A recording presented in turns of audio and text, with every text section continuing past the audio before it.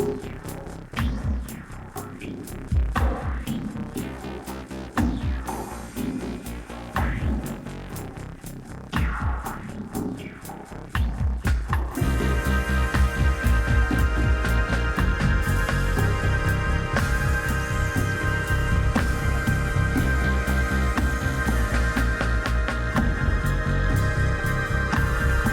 all we do.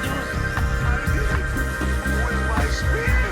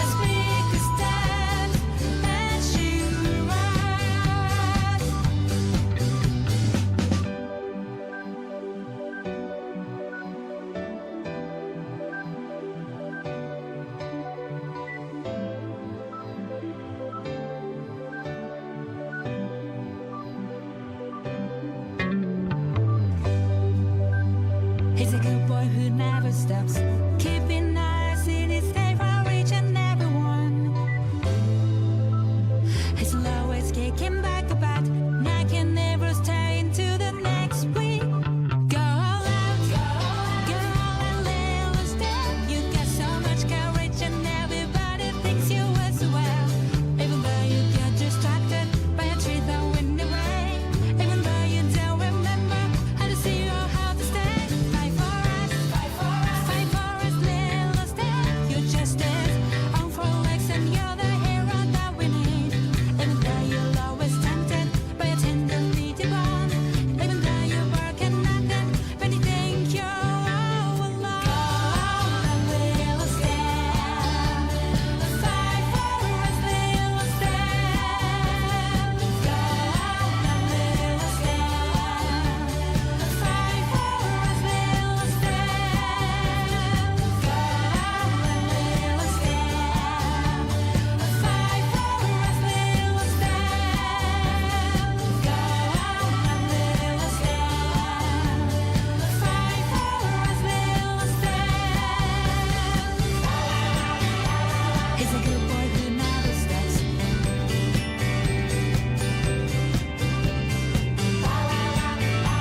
He's always kicking back about.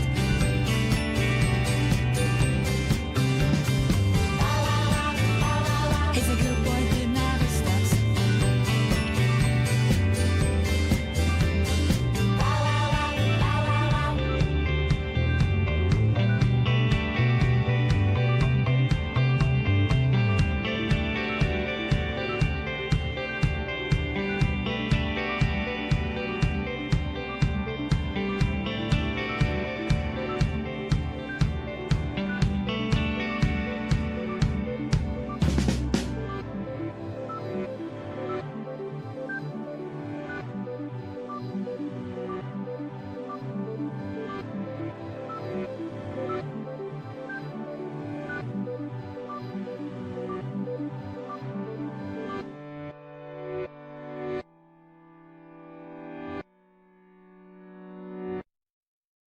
Hello, I've returned. What I actually wanted to play, it was my favourite dungeoning music. It's this one. It's uncovered. This one, from the Drod soundtrack. This is my favourite dungeoning music because it's a theme specifically for all the little things in the dungeon that are trivial, specifically cockroaches, or the little life forms, or the life that goes on when the adventure's over, or even when it's going on, under your feet. Uncovered. Oh, you wouldn't believe me. 23 months of power. Oh. Yeah, Janice, the SNES Eye of the Beholder music's pretty good. We're not playing Eye of the Beholder today, though. Maybe one day. Excuse me? I think you're confused. What is this?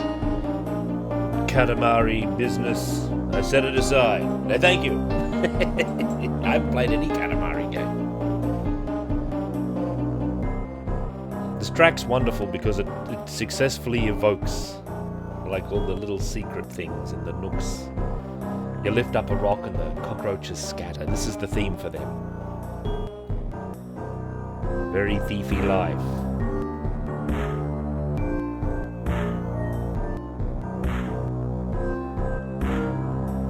Great casual dungeoning music. Why wouldn't you, Janice? That's right. They're designed to be liked. Oh, hang on.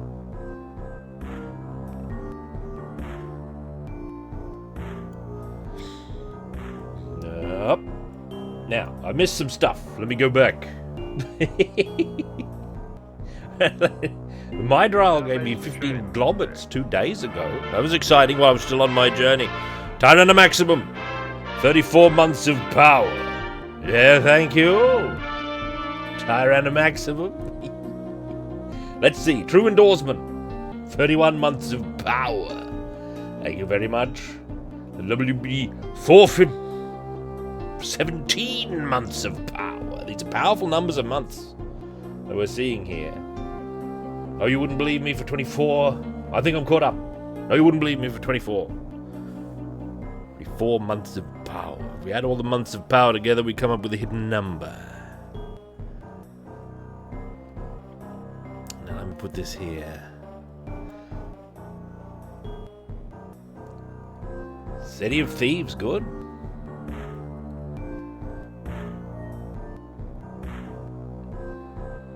Some things transcend the strange gaps of age. Right, dungeoning this day. Excuse me. I've been on a journey. I've returned. I'm semi-recovered. I'm recovered enough to stream. But that just means I've got to power up. Just means I've got to power up. Hang on. Set aside the music for the moment. I've got to power up with... We're going to be playing a mystery game. That's soon enough. A mystery game soon enough. We're going to power up with Raston. I need to return my Raston skills to their former sharpness. They've been dulled. They've been dulled by battle. I mean, dulled by lack of battle, I think. I popped into a Tyrannamaximum stream secretly one night. Before going to... I watched a little bit of that Silent Hill game. I don't know, man. That new Silent Hill game. It looks like a warrior game to me. Let's play Raston. Here we go. Dulled by too much pie. The lion has the right of it there, I have to admit. The Mydralian brigands have all appeared. 4 of them. Not all. There are more than that. But 4 have appeared. 4 called from their hidden dwellings in the mountains. Perhaps these very mountains through which Rastan adventures right now. They secretly wanted to make a big action game. Not that Silent Hill has ever really not had a bit of action thrown in. It's got bosses and everything, right?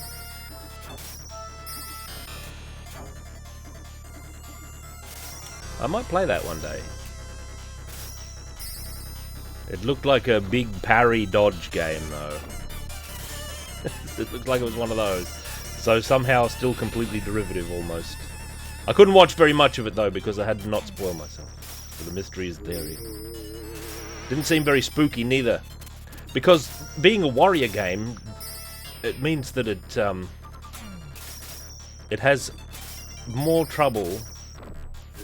Oh, see, this, I don't know how to express this properly. I have to think about it for a bit. I have to think about it.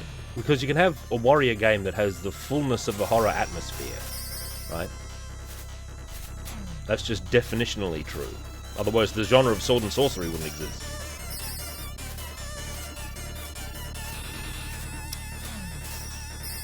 But by focusing on the warrior skills of a principal character, if indeed it does, as it appears to, that becomes the focus. It doesn't sacrifice being a good game for atmosphere, as some do, including pen and paper games. There we go. Which is a bad trade, in my opinion. Does it maintain the atmosphere? I don't know. Yeah. But I worry that the main character still acts helpless, right? I think because she's like this girl, I think she might still act helpless despite having warrior skills, the fullness of which may compete with Warrior Queen Conley.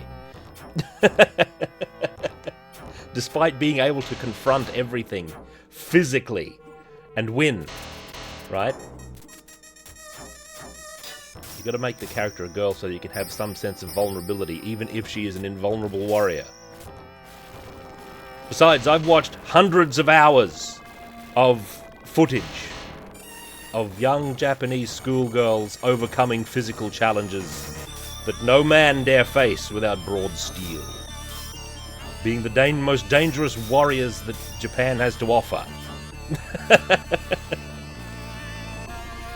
If you watch Sukuban Deka, for example, right, this is just one against many. When it comes to battle, all the girls are just better. They're just better than all the boys and anyone else. Hundreds of hours is a bit hyperbolic. Hundreds, thousands, tens of thousands of minutes.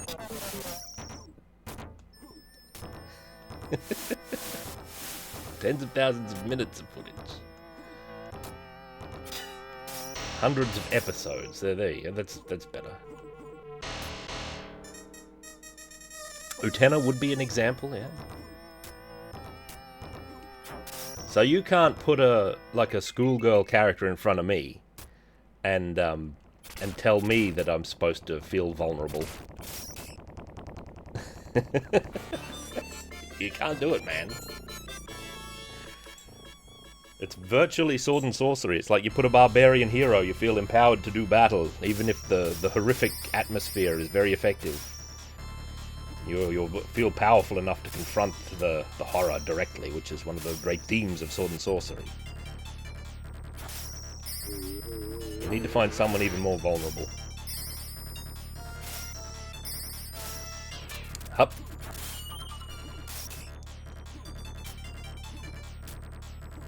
It's probably very talky, wordy, and long and boring as well. It probably has huge gaps between the fight scenes.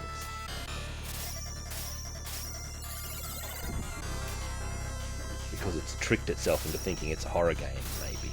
Despite being actually designed as a mega battle game. I mean, look, Stellar Blade was a mega battle game and it still had massive gaps between the action-adventure. A lot of the time. Big problem.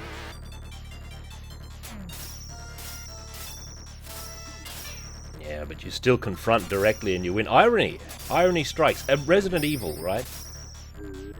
Still was a game of strategic avoidance of enemies. Which is pretty good. You didn't go and fight everything.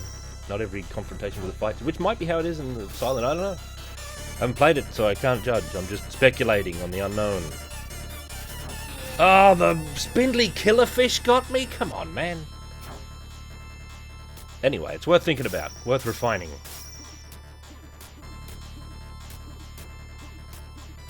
Mega Break. Oh. Yeah, I'm back from Mega Break. Back from my journeys into the unknown. Ooh, what's rare? I made a move there that I don't normally make. I leapt before fully confronting the Hornet.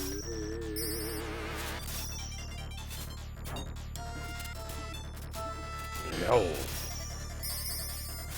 Would Silent Hill F be significantly different if the protagonist was, say, like Wolverine? There's a fleece, I'm going to collect it, despite not really needing.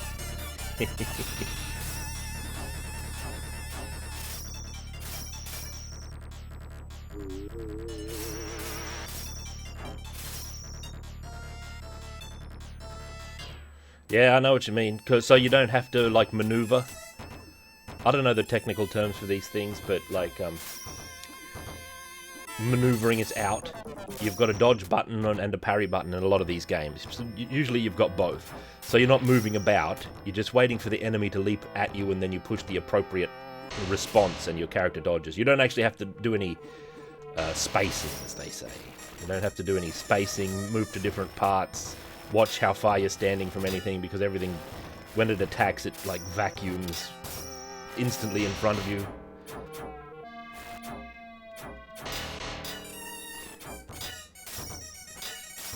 This is bad. Look at this sorcerer. I'm gonna make my move now.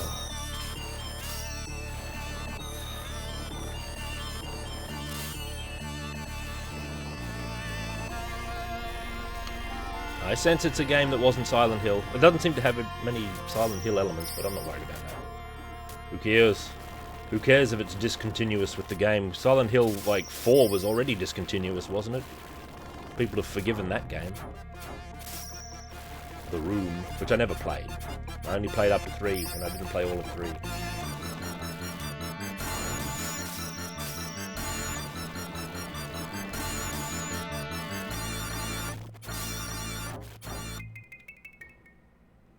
Alright. This is the vampire. The second sorcerer is also a vampire. It makes me think of If. The F. Makes me think of Shin Megami Tensei If. Which is a really great cover, if you look for the box art. It's got a really interesting cover. Oh, I got an extra life! Yep. Rastanian body.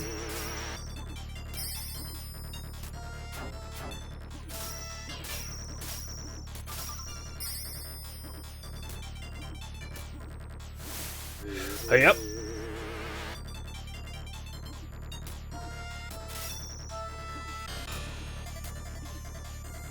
Oh, look at Rastan's precise agility there. Leaping between the projectiles of his enemy. Oh god, and then getting blasted. Oh, Rastan, we failed to downstab.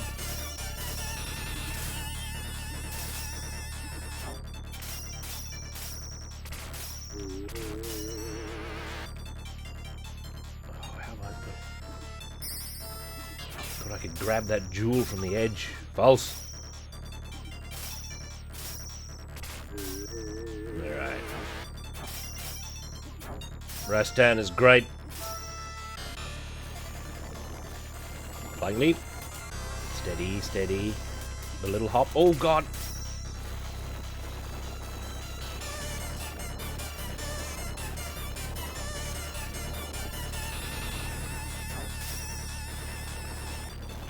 Hey up.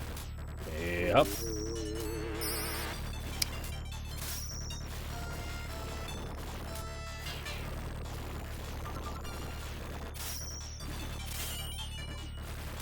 Magic sword.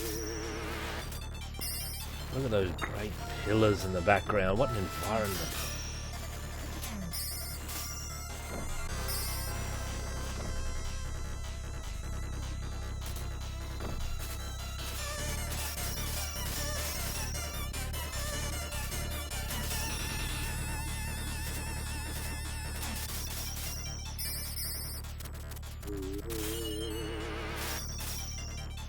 Yeah, like that.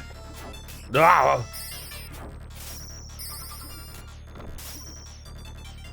I wonder how hard it would be to create new levels for Rastan, if you had a mind to do so. I don't refuse to play. I just played House of the Dead last week. I didn't play it for Halloween though. I played it for myself, for my own pleasure. Speaking of which, I still haven't unlocked the machine gun. Even though I've got a pretty good idea of how to do it. I think I've got to not lose anybody during a run. At least I'm sure that's part of it. Maybe we should have powered up with that. Nah, what am I talking about? What am I talking about? I'd be exhausted with all that clicking I gotta do.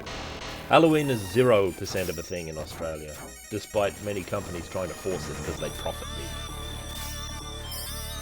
They'd profit big if it was, but no one wants to do it. We think it's a stupid thing. Right, it's an American thing. We have no reason to have it. Like, America's got a history with it, right? There's some past there. We'd just be copycatting it. You know, it wouldn't have any meaning to us, except as a direct cultural import that we'd just be doing for big consumer reasons, right? There's no reason for it. Oh, damn, I didn't leap. Oh, I'm going to take damage here. I meant to do a flying leap there. Here comes the magic.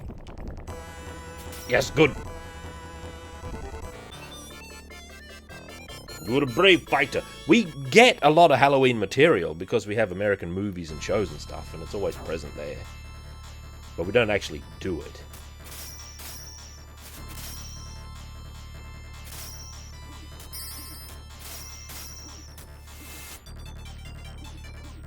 So,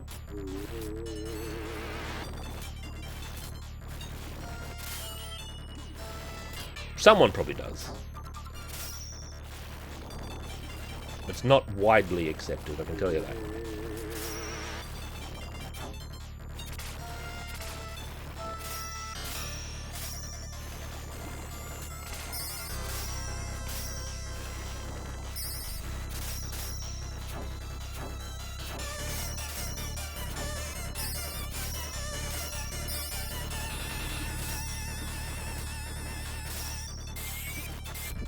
Uh-oh. Damn it, that was unwise. There's a Gorgon here immediately. Ah. Yeah, this is big time Rastan gaming here. Repowering up after a big journey. I'm going to do a little bit of extra powering up after this as well. Because there's something I want to scope out that I didn't scope out. And it's thematically appropriate to the day. And then we're going to play a mystery game.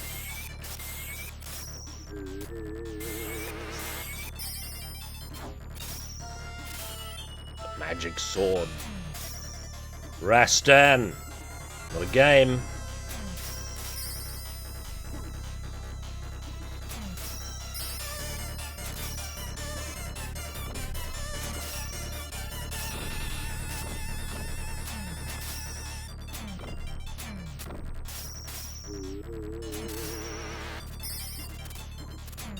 I like House of the Dead 1 significantly more than House of the Dead 2. And I've played House of the Dead 2 a lot because I had it on Dreamcast. I think I just like the setting better, but you see, I also like the setting better before it turns into a laboratory. Like, I like the house, the gothic house setting. I kind of wish it had stuck with that, or at least more. You get to the laboratory stuff pretty damn quick. Oh, new Age of Barbarian. Oh, Age of Barbarian Chronicles, for which we've been waiting for 100 years.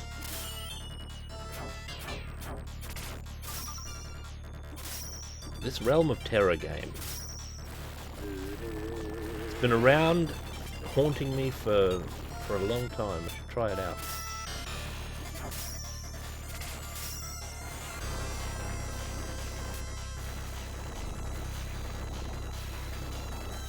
Up.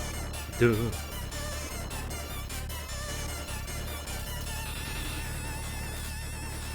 Oh, that little hop. I'm glad I've learned about that little hop, because it means falling off the slopes isn't chance-based anymore. There's actually something I can do.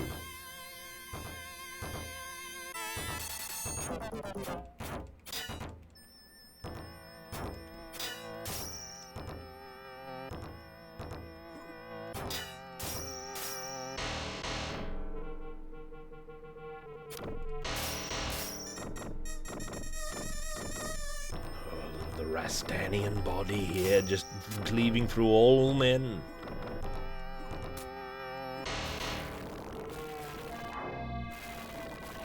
Might play Cauldron for Halloween, yeah. It's a good idea. Put that a ticket in that for a future stream. Even if it's Cauldron Power Up, followed by Cauldron 2 8-hour learn how to play the bloody thing extravagant. Ah, what am I doing? Damn it.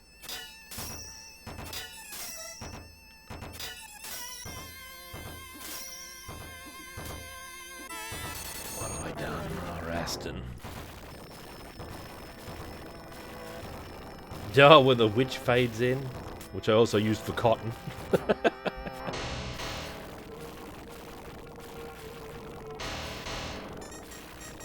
The Cauldron 2 is just a matter of learning, like, getting used to the control and knowing which maneuver to use from which position.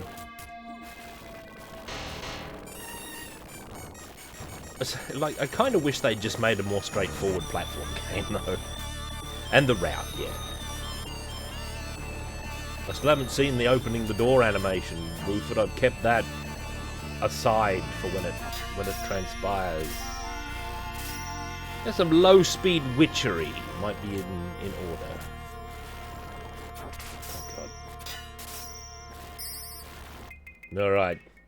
The fourth sorcerer. The most feared one. Oh, Rastan. Oh, and an extra life into the bargain. You're a brave fighter to have cleared such a difficult stage.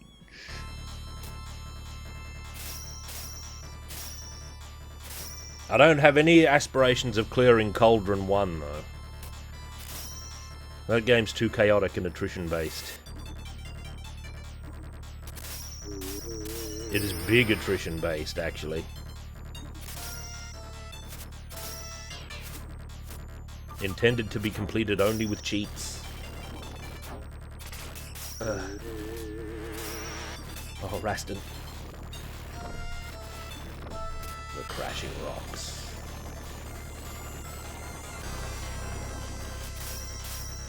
The witchy flying animation is really good. That's one of my favourite sprites, the witch. She's a bit of an oaf, though.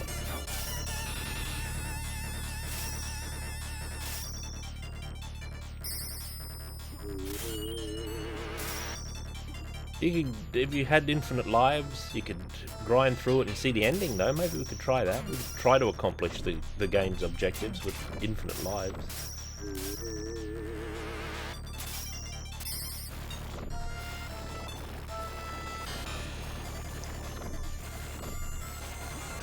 Oh. Ye god! Ah! Alright, Rasta, I messed up there. Shouldn't have made that move. This looks good, though. Oh, crikey, I didn't mean to dismount the vine so quickly.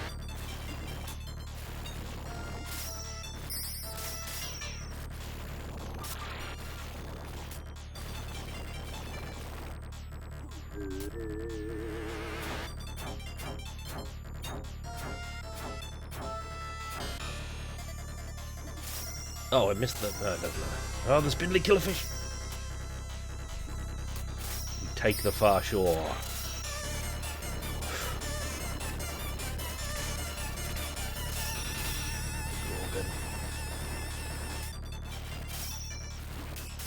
Oh, this is rough. A sliver of health is my reward. No further reward needed. Oh, God. Oh no, the worst part of the game. The opposite shore is absolutely filled with no goods. Ah, Raston.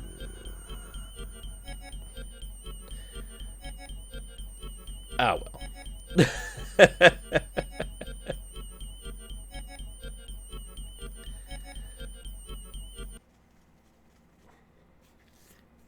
That's alright. I slew them, that's right. I used to be a thief and a murderer. Those were the days, eh? Rastan blown back. Yeah. Yeah. The wizard. I told him I had more quarters. Good work, Janice.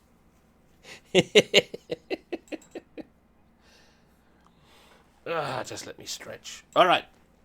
My second power-up that I wanted to do was going to play Dungeon. Dungeon Magic again. Except look at the other characters. Not the elf girl run of Dungeon Magic. She might be the worst character, man. I don't know. She might be the worst. Like, what if she is?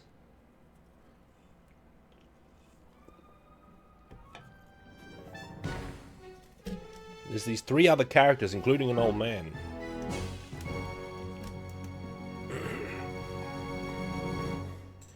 Dungeon Magic. Dungeon Magic.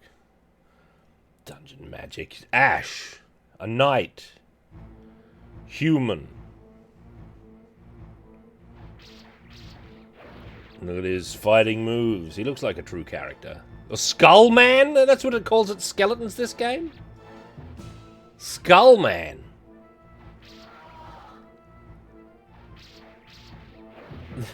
That's pretty good. Wonder how far in the game this is, these tombs. Oh, he's got a...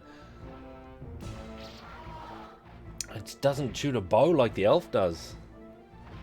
He does a rising maneuver.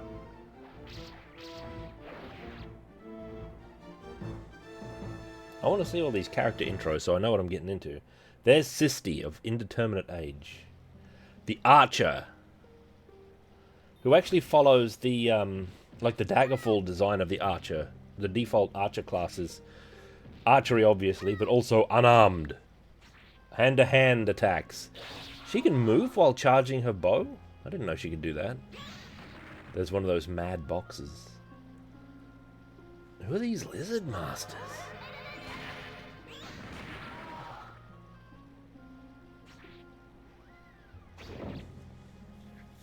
I always get hit whenever I try to shoot anything with the bow. Because she has all this recovery attached to it. Look at this girl battle going on here. Designated girl fight like in movies. Osteo-oaths. Calcite slash. Oh, we're getting full tutorial.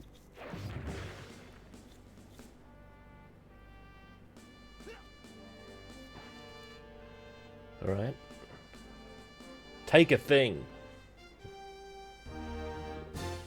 And pick a card. Whoa, look at the swordsmanship. That's his magic, eh? Bodily powers. Some good phrases are coming out of this game. Never watched all this. Look at that ram's head shield or dragon head shield he had there. Game over. Look at that photographic castle back there. Photogenic princess. Her tears make the foundation for the next scene. So there's some sort of ninja warrior. By the looks, a giant ninja and an old man. I'm hoping to get the demo for them. What's the old man gonna do? Oh, he's fighter! Excuse me, not even a ninja. He's 29, which is ancient in Japan years. It's basically retired.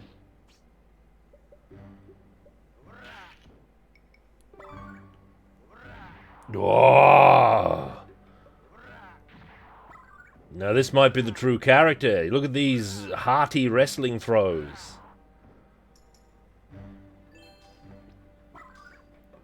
I was watching one of my favourite streams last night, Jiggy's Beat 'em Up Watch series, where he takes note of upcoming beat 'em ups. And I forget what it was called. But there was a game very interesting visually, but it's got a wrestler character and there was 0 wrestling moves in the game. It was baffling. Like, it was a demo, it's unfinished. I forget what... Oh, the Mad King. Something Mad King. Oh, here we are. 88-year-old wizard. That's good. Look at him. Oh, the magic. A little twinkle of magic there. Just powered up. A rod of flame? Seems to do a lot of holding the button, the wizard. Maybe that's his main move. Yeah, that's a teenager in wizard. Whoa! Well, maybe the wizard's the true character. At least he doesn't go around just hitting things with his staff like the wizard in the game I was talking about just now. I was so excited because I saw the art style and everything. It looked great.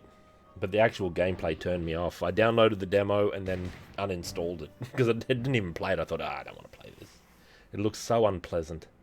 Alright, I think we've seen all the characters. There's the high score fairies.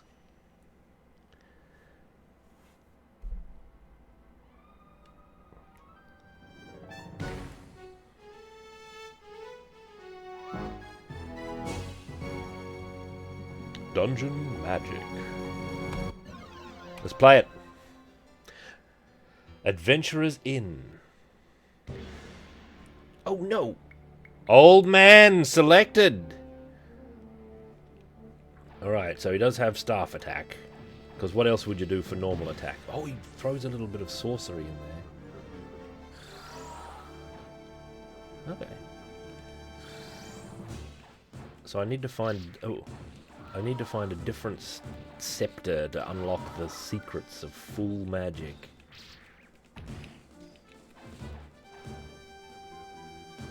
Let me hold the button a long time.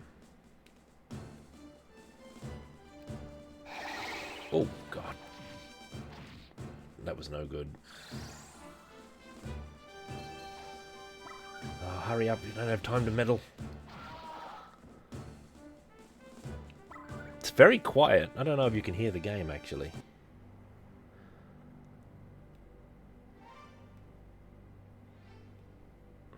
It's isometric, and it's a dungeon beat 'em up. So every stage is like a dungeon. So if I walk around charging my magic, right, and then I go ha. Oh, come on! I didn't even get a chance to go ha! Look at them, they're in a big clump. That's ideal magic. Oh, he's got a lot of warm-up when he does his... Wizard, what are you doing? I don't know what's happening. So his throw is other magic?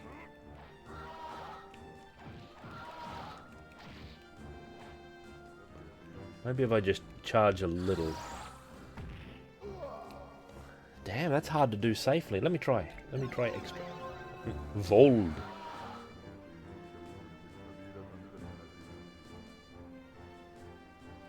The wizard might get better when he has a different scepter as well. Oh, that was a big fireball I just threw.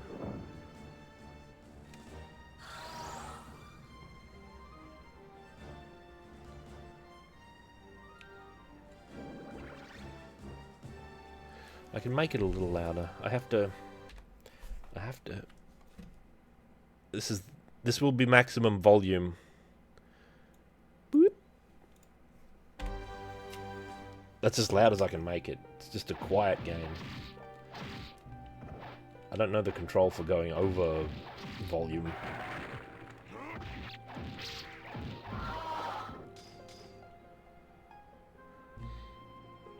Press F2, really? Alright.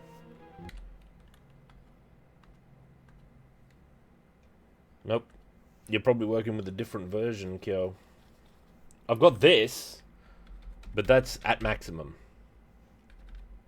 Oh, hello. No, we've got specific speaker settings.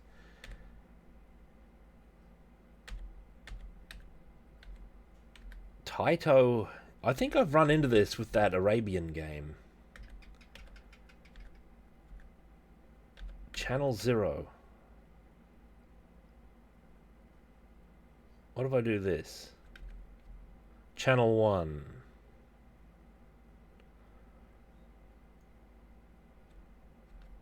What about this?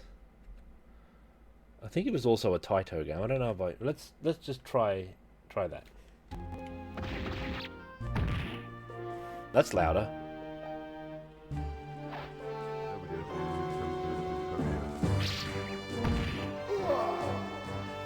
No, that's a normal volume.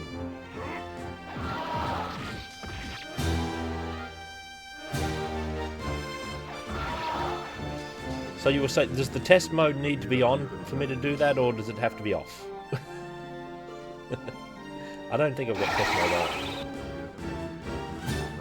Oh, he's got so much warm-up with his magic, this dungeon magic.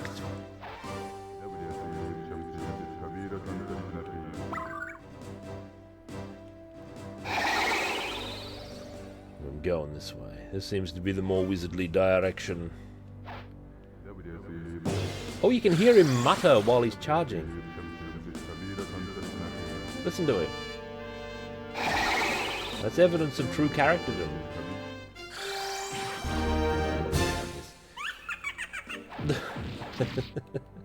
Maybe we should just fight them, wizard.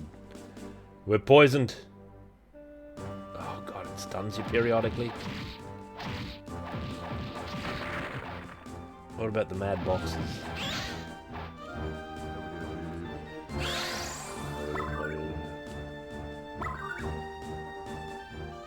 Very grandiose robes. What's over here, I wonder?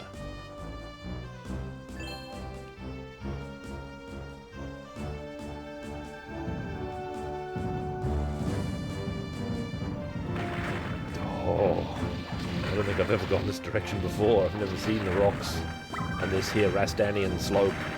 Oi!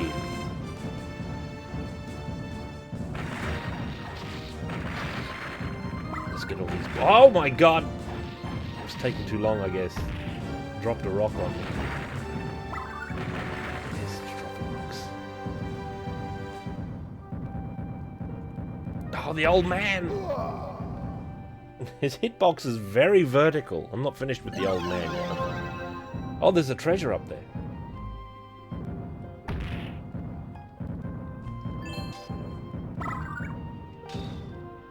Oh, Harpy, what do you want?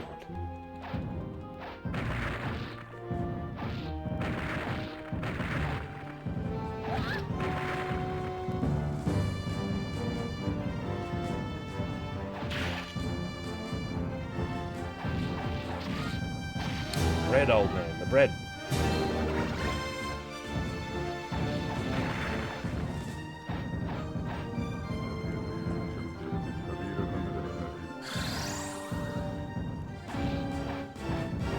don't know.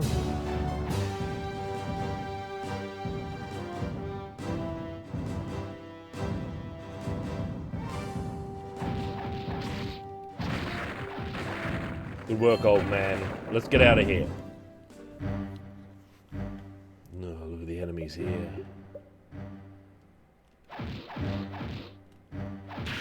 Oh, that's right. It's got weird rules for grabbing. Like you do grab enemies by walking into them, but it's not always something you can actually do.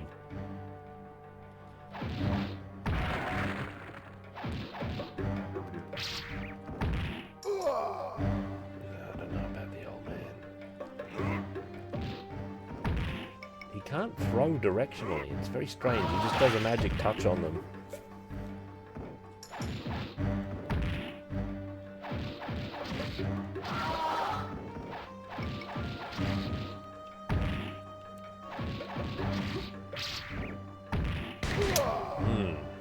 There's some tricks to the old man. Vold. See, that's his throw.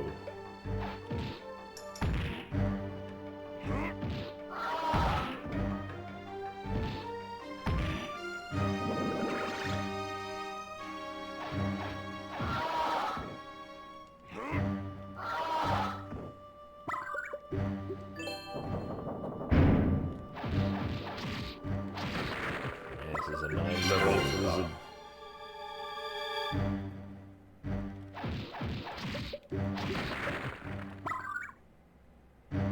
I choose the axe. Oh, Tafufa. 15 months of power. Well met to you.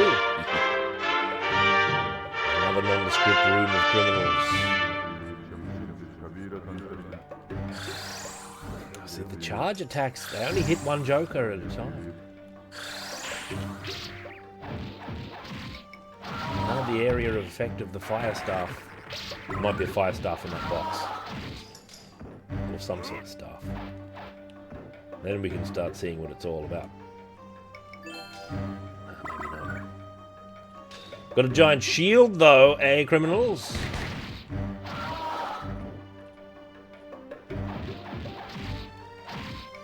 Isometrics means you've got to worry about enemies doing attacks on these diagonals. That's unusual for beat 'em ups. This might be better if it was more conventional. Only one direction available for the wizard. There's the wine. Oh, we're so deep in the dungeon at the moment, man.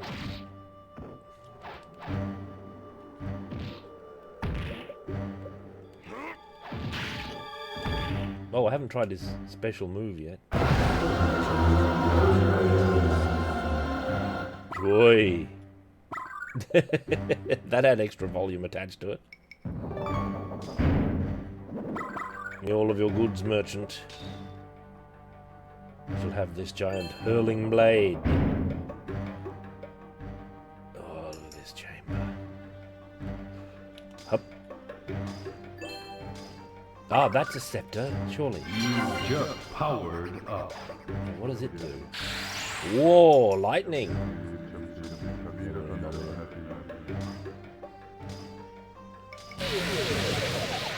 Look at that. Oh, bloody old man.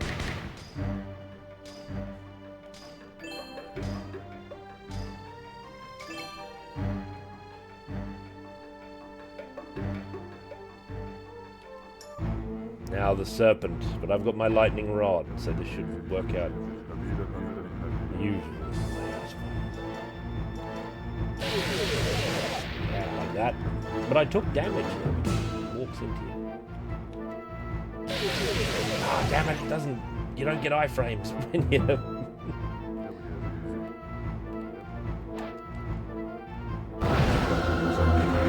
Whoa, look what Meteor does to the giant snake. It's finished. No match. Good work, old man. Well used spells there. The old man might be the true character. Do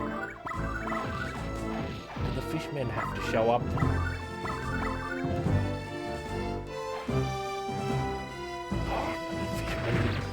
leapt into me so that I'd grab him. Ah, now the Flail Master's the actual boss. We are the Room Guarders. They don't know about the powers of the old man.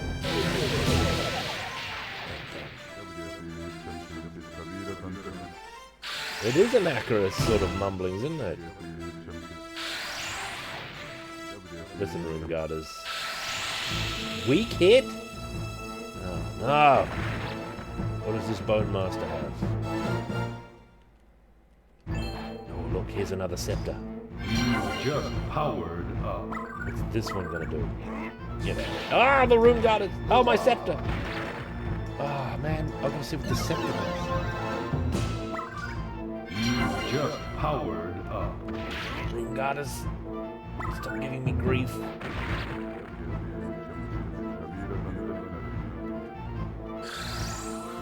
Okay, I don't know what that does. Oh, okay, big ice. Zone of cold. Let's get full power and then see what it does.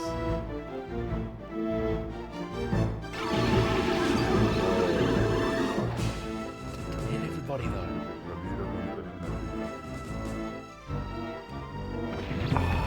Bloody startup frames.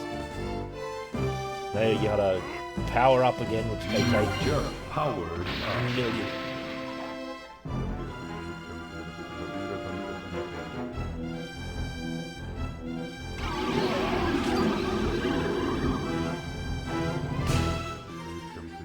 Why wouldn't that hit every enemy? It looked like it would. Yeah, gotta be closer, I guess. Hop. Yeah, big closeness. The old man, once mastered, might be the true character. How could the old man be a true character over the elf girl? Oh, that's got boss written on it. So I haven't faced the true boss yet. I gotta recharge my magic.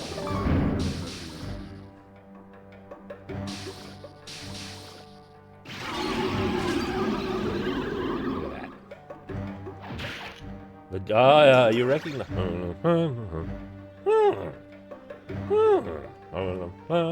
That's the Johnny Castaway mumble.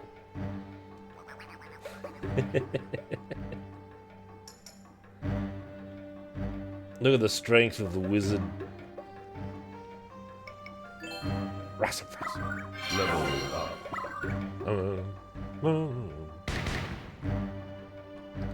Johnny Castaway was a big deal during his brief period back in the day. Yeah, he saved your screen. You owe him big. He saved the hell out of your screen, Rufus. Ah, the attrition bat's interrupting my sorcery.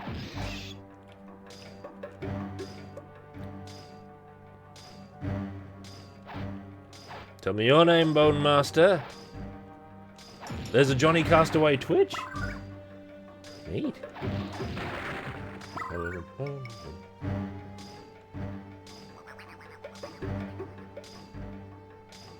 Better subscribe, Rufus.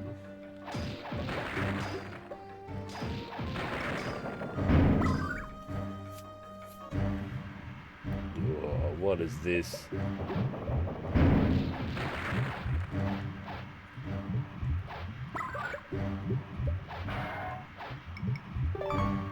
Listen, devil.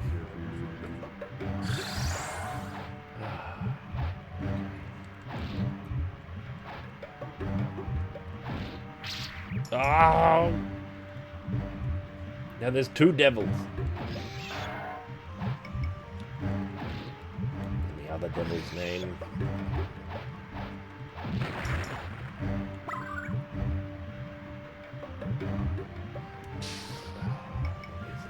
Oh, the wizard!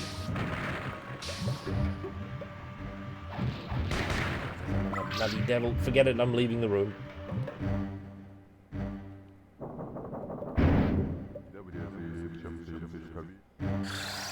I wonder if I'm better off not trying to do diagonal moves like this all the time. But just treat it as a normal planar beat 'em up, except for, you know, the enemy moves.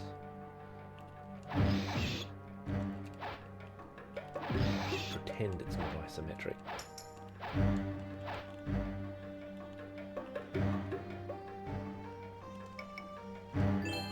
Oh, that's a... You just powered up. Oh, you can't just switch between them.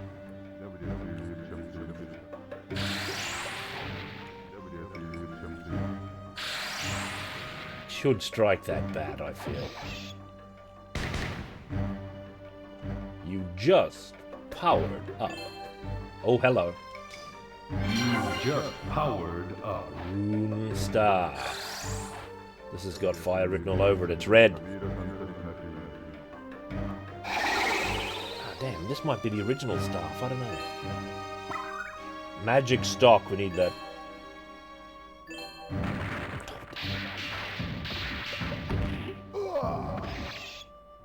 What's that spear coming down from the top? There's more old man research I've got to do. Where's the boss? It's miles away. We're never going to get to the boss at this rate. Old man. This is very low-grade magic.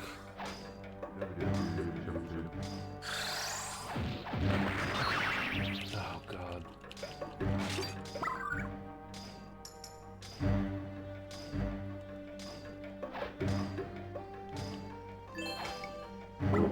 Now that's got fire stuff written all over it. Rod of Phoenix.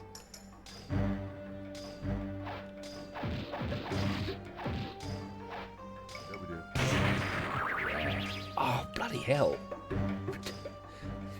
Why are the things trapped?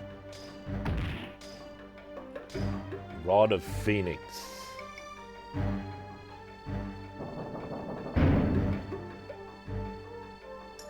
None dare argue with the old man. The old man, why didn't you just step on the thing? There's a devil that we can't hit.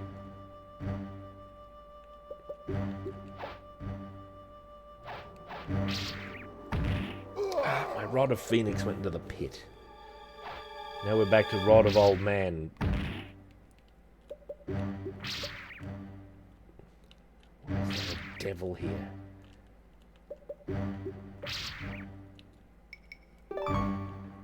It rises again? Where?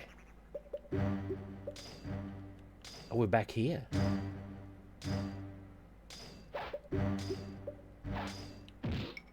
Oh, I see. I thought it respawned. How do I open that door? Maybe by battering this. Yes. This is a game of many mysteries.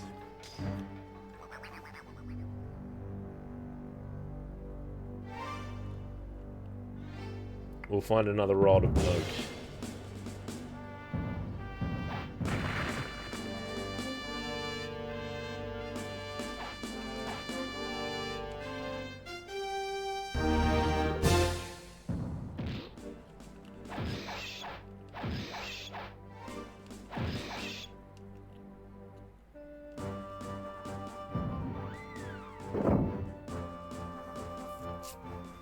Oh, big lizard master.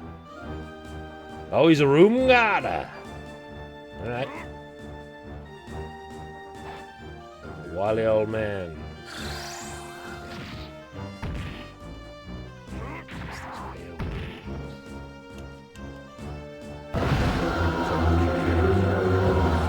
Pop a bit of that big sorcery.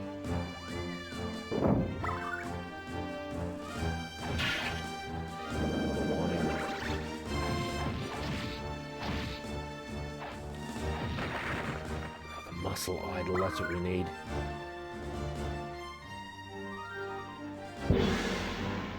Alright, what are we dealing with here? More of these warriors?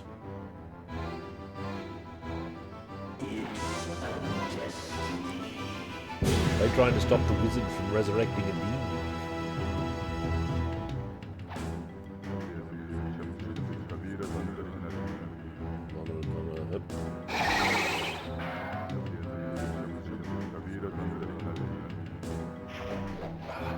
Sword, but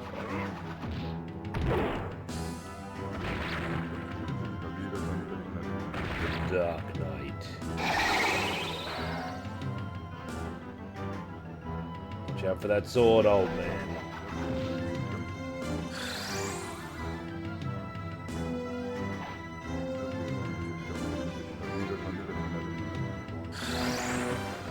Ah!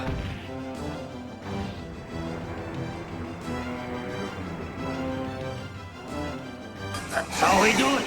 I did it. Just With my absorbs spear. magic. Infidel art has appeared. 23 months of power. I don't know about this. Without a more potent rod, we might have to just rely on Vegas sorcery.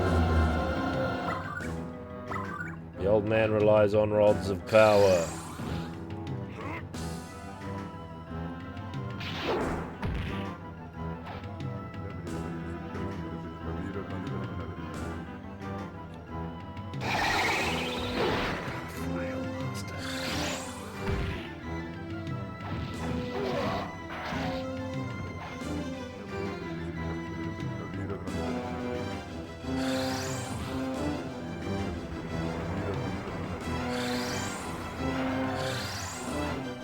Got him figured out. 15 coins and a potion is yours. Hey, thank you. My drow. I will need potion, you're right. Need big potion where we're going.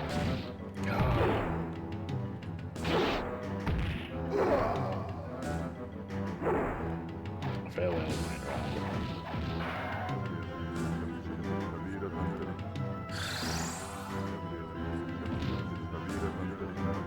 Yeah, mumble, mumble. Oh, it has limited range. The Dark Knight, get in range, please. Oh god. Here's the sound.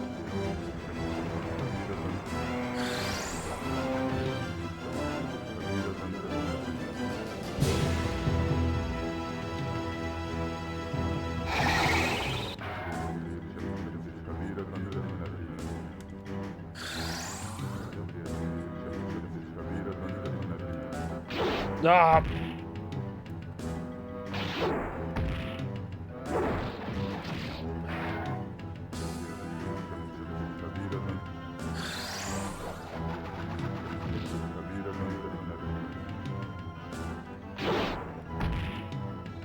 Try and just finish him off with magic.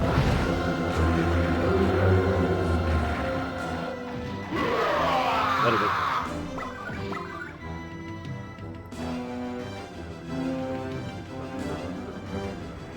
What on earth was I doing? Oh, well, look at this. You must continue to work for me.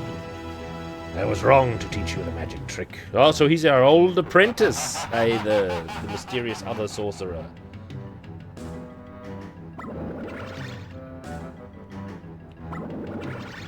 Give me a mega rod. Lack of rod. Go to the next scenario. Temple of the Fontaine. There'll be a mega rod in this chest.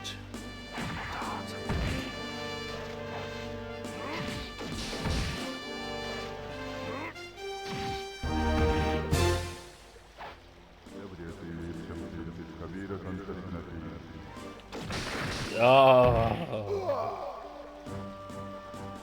I don't know about the old man. I'm gonna try this, the knight. He was no doubt better at warrioring than any other. Except the fighter, mate. So let's see. Yeah, that's his special move. Effective.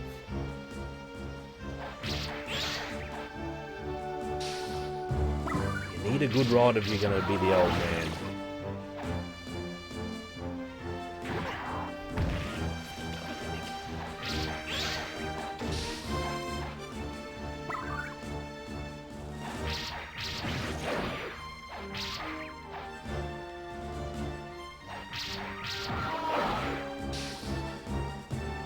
Straight up the steps, forget about it. Forget that orc. Here we are in the tavern. immediate rampage. Maybe it's not a tavern. There are tables, but no chairs. Oh, look how effective this warrior is. What is throws like?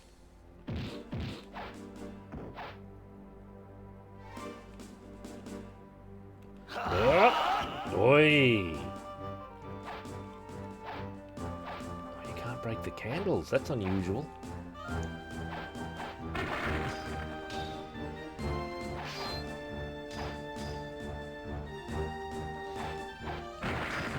Well, we don't know what they are. They're goblinoid, whatever it be.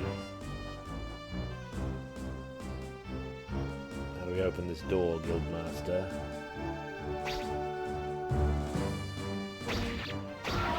These are orcs, according to the text. Oh, Lizard Master. Serpents, oi. He only does 2 hits when he's got them grabbed normally.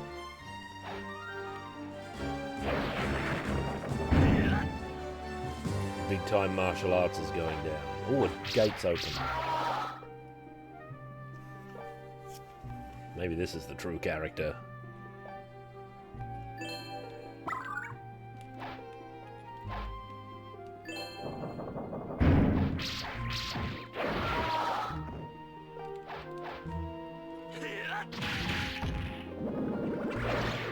Oh, what? Ah, the wine.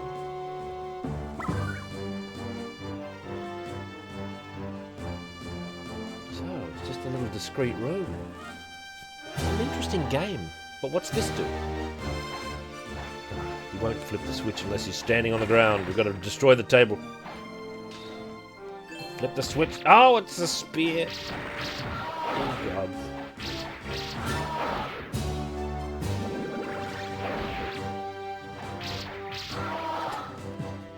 That didn't even knock it down. It's just waiting for me when I land. I question the rising blow. Maybe it's got to be the full rising blow.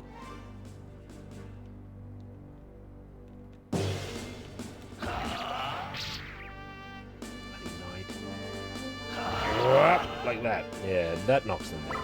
Probably when you get a different sword, it's better as well. This is the default sword. The dogmen. As is tradition during this period. I'm a big fan of the dogmen model of Kobold. Hurry up to where? The door won't open. It must be attached to one of these tables. Yeah, there we go. You have to destroy the table to open the door. All this and all that. They were described as having dog-like faces in the old man's game. So when the Japanese translation came round... Oh, there's a princess! Oh, damn it, I skipped the dialogue. Sorry, princess. They became dogmen. So in Japanese games, they're often dogmen. Instead of the lizardy critters. They yap like dogs. I'm not finished with the wine.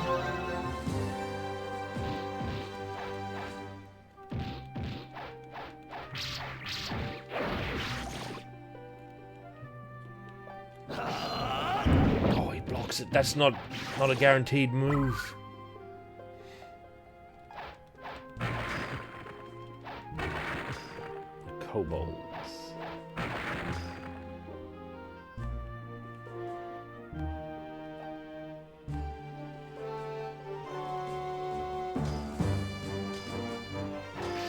Treasure box. Oh, they was holding down a switch.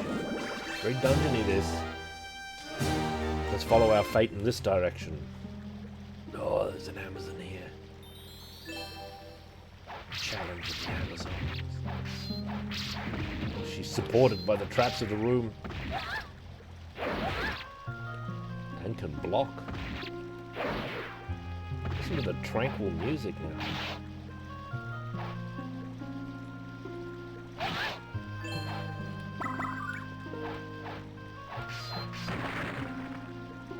Look at these amazing designs here. Look at the two heads underneath this beast.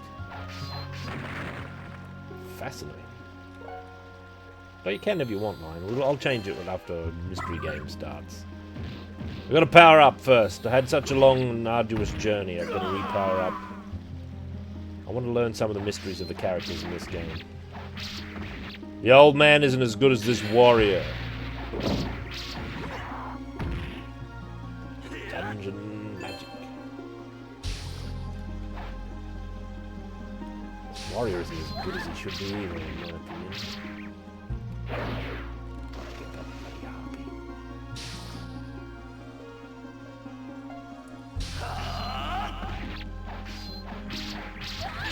Ah! Don't stand on the things. Yeah, I had extra derusting with Raston. Alright, it's time to try the last character, Gren, the fighter. How do I do all of his wrestling moves that were shown in the demo? Wow, like that. Backbreaker.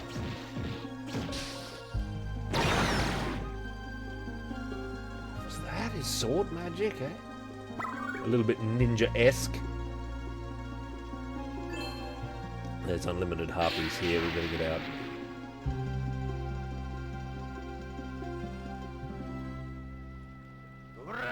Oh, the suplex.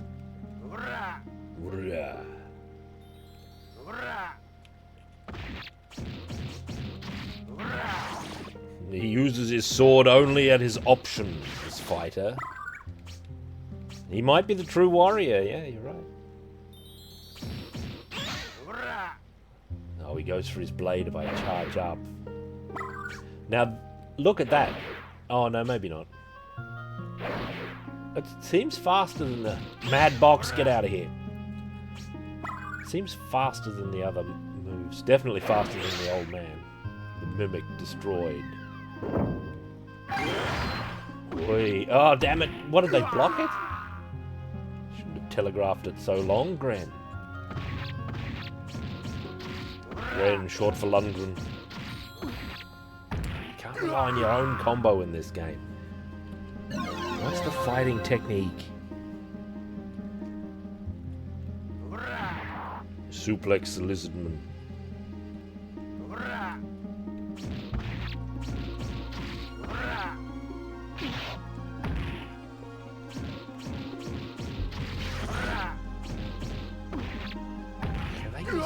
They seem to just be able to break out of your standard attack. Maybe that's particular to these lizard men, though.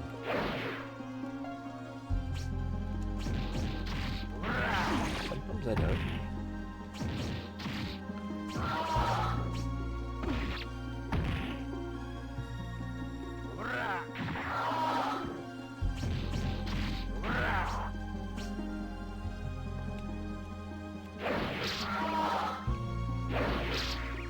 Got good range on his charge attack. That's good.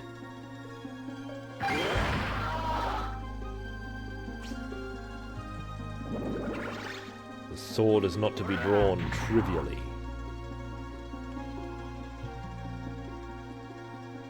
The backbreaker doesn't do much damage, though.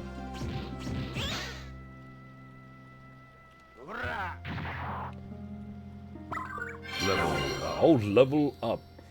Level up? That's the first level up I think I've gotten.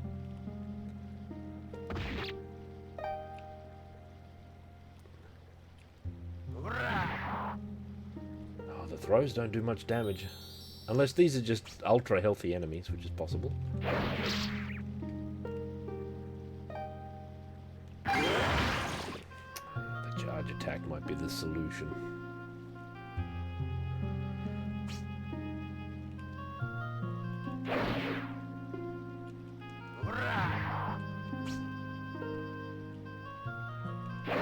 That's a good question. If we get this a pile driver or something similar, I'll isolate this enemy. No, you can't jump. It's not an option.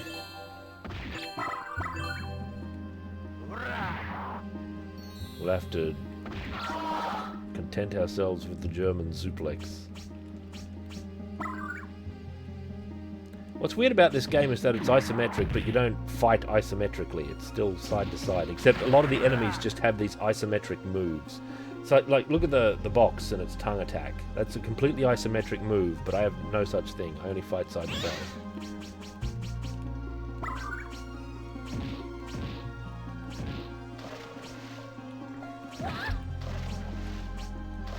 And, like, your hitbox isn't quite isometric either.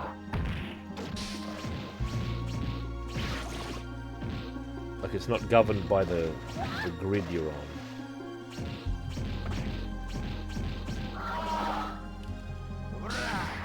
Uria. Suplexed out of the dungeon there.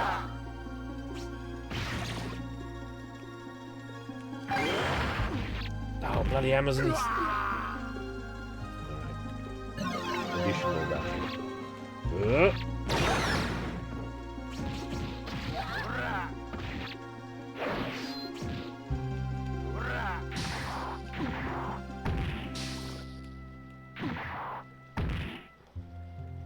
Quite chaotic and it's not real good, I have to say. Like, I don't like it very much. But it's interesting, I'll give it that. King Viper? What on earth is happening off screen? Where is King Viper? Oh god, look at his shadow. This is a dramatic revealing of the boss. There he is.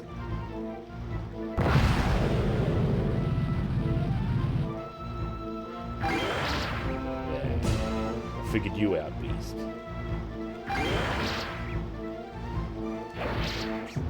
Typical Rastan move, actually. Ah! The water's not safe. Oh, he's got Frog Masters as his allies.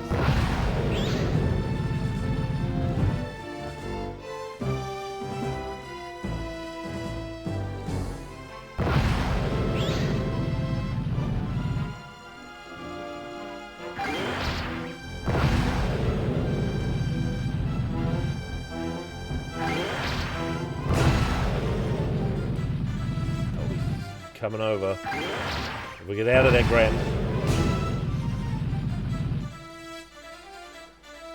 Just gonna breathe in. Oh god. Ah. Snake.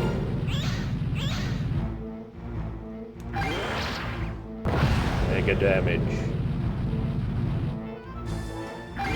Oh.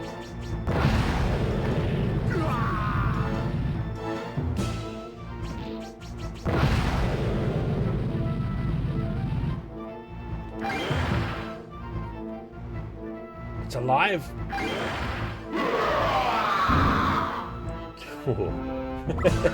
What a death. Oh, a dead end room? So it appears. Oh, it's an ice chamber with ice physics, just what this game needed.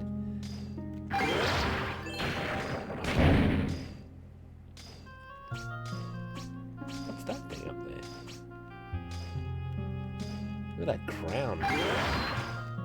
Mad Orc, you can just block your most powerful blow. Oh, enemies and beat 'em ups that block it. Just the worst.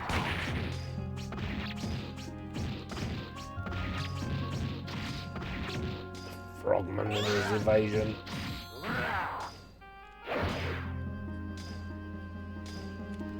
Mad Orc disposed of. The crown is gone, princess. Are vulnerable to this ice. What? What'd she say? Just powered Oh, that's a up. weapon. The monsters in this temple are vulnerable to this weapon. Weapon of ice. Just powered up. So we've got ice gauntlets, eh? What doubts about this?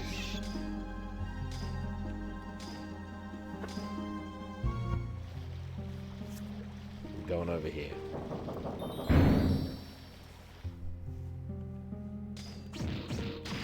Bit weak. These ones aren't vulnerable to ice. Although they did crumble pretty quick. Maybe hit weak is wrong.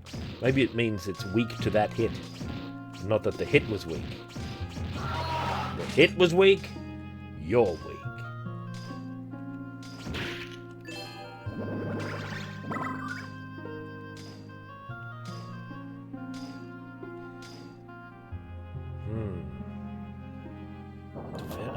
Losing the story doesn't give me enough time to read it.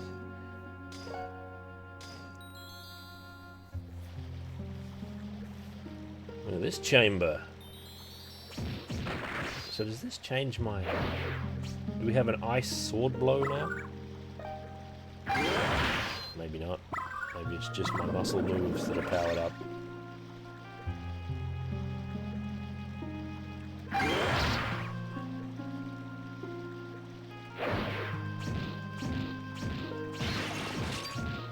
Dinosaur!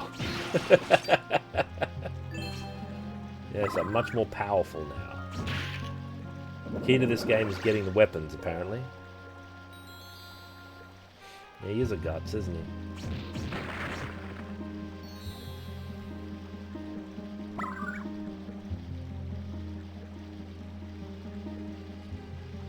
Alright. It's connected to this pillar.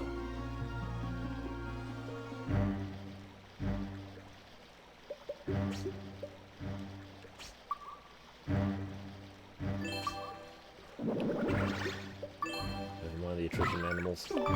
Ugh.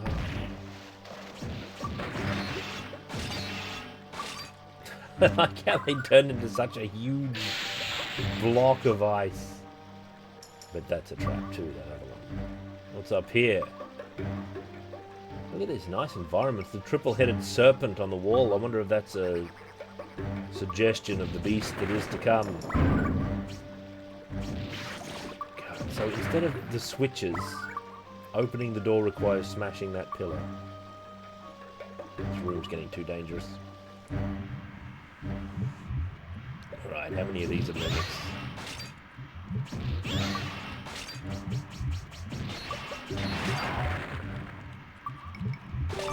These are ice masters.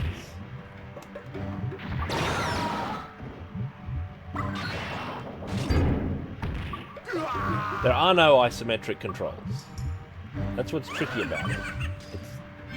It's like a... Your man controls like a linear normal beat 'em up. Alright? Poisoned or something terrible like that. You don't attack on any of the diagonal angles. You attack left and right. And you move up and down.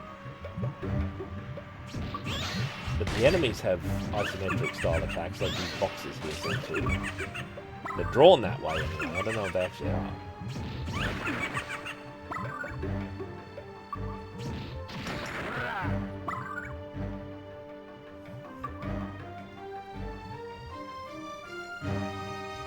More of the Ice Masters. Ice Dog. Hey, it's Ice Dog.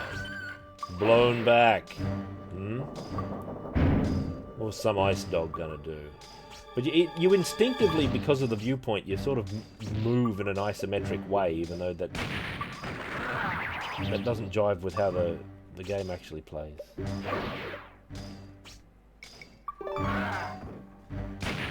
So orcs, like these orcs, will fight like linearly, like normal, but they'll also do like isometric jump attacks, which aren't a thing in regular beat-em-ups. So it's like, takes you off guard repeatedly. You learn how to play this game specifically if you're going to play it. Ah, this Ice Kingdom is furious. I'm getting out of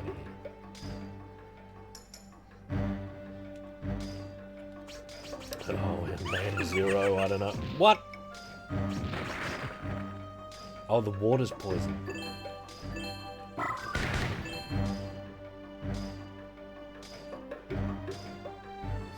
Trap chamber and a half. Oh god. I've got to keep going. I've got to see the boss of this stage at least. I don't want to change characters because I'll lose my powered up gauntlets.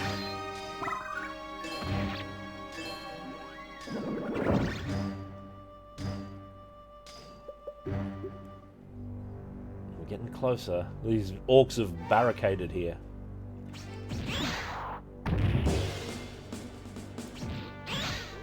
The Mad Box.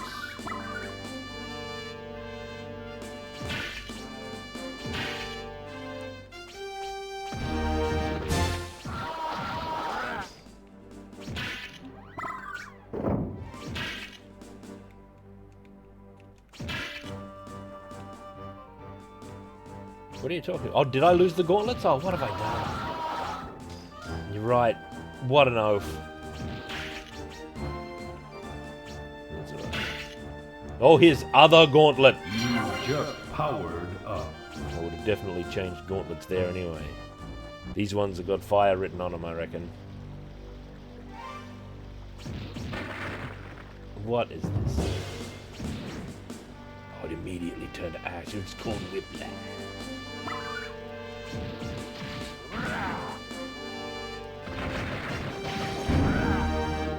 Fire gauntlets. There's something to be said. A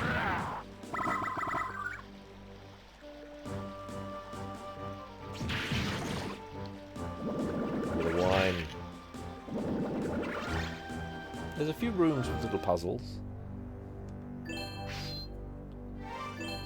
This looks puzzly. Those pillars are hidden switches there. Those faces on the floor are switches. Oh, God.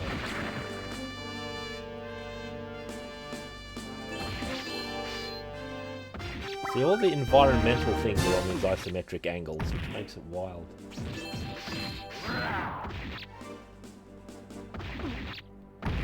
guys. Now I've got to pick up my gauntlet again. You just powered up. Blech.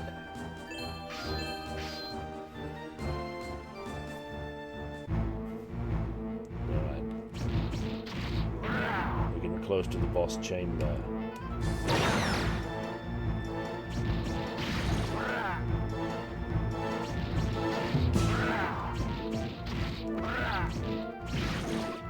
Fighting man. Free in the world with his fire gauntlets. Reveal the princess to me.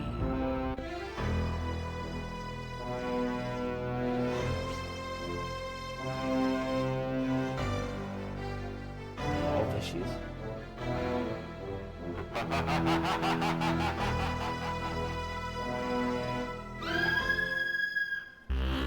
I'll have to review it before I give proper opinion. I've got to say I don't remember it clear. It's got a great Boris Vallejo cover, if I remember correctly, Amazon. What am I up against here?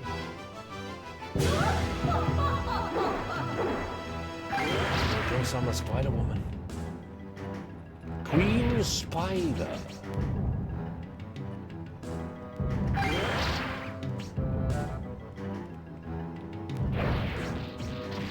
Oh, it's a straightforward boss. Looks like she's weak. Oh, she's got her children have been unleashed. And this is the first appearance of the Bone Masters as well.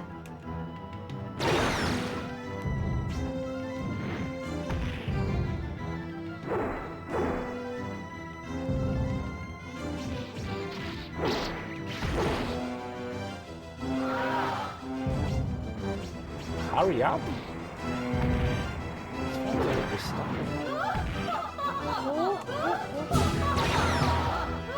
is the best boss so far. She's got a kabuki hair attack and everything. Oh, not even the Bone Masters are immune to wrestling. Pick up your weapon, Ren. You just powered up. That's too long, that power-up animation. That speech.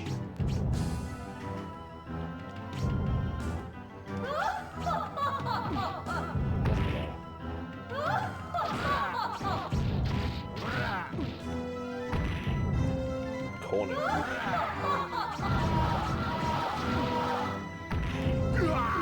Getting cornered like that is also kind of unique in beat-em-ups as well. You're in like the literal corner of the room. Just powered up. Got rid of this witch.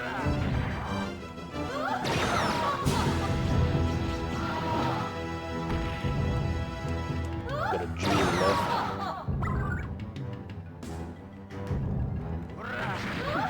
Stupid stupid isometric room shape, making it hard to square up with her.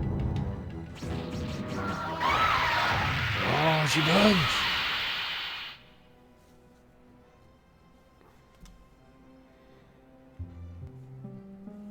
My force was misused. Oh, princess.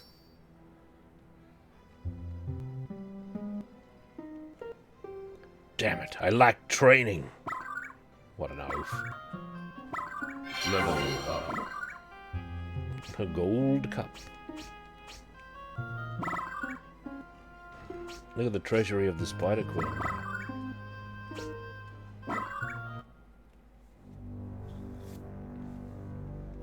There's an old man nearby. What are these new enemies? Oh, they burrow the skeletons. Directly named. Oh, you can wrestle the dogs after all. Blown back. Reveal your secrets, old man. They took her in. Please help her. Leave it to me.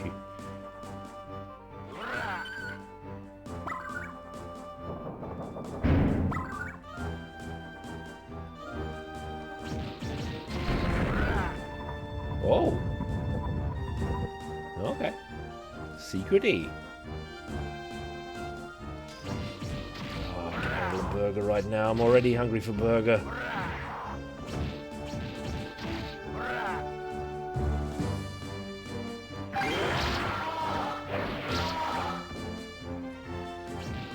This is probably a really good game if you can get into it and like get used to its weirdo quirks. And if you can get good enough to retain like a good weapon.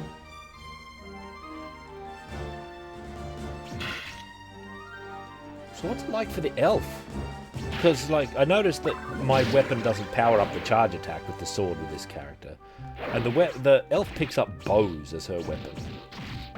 So does only her charge attack get powered up then?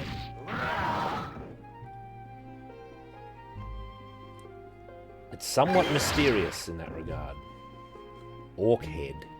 These must be the chiefs of their tribes here gathered.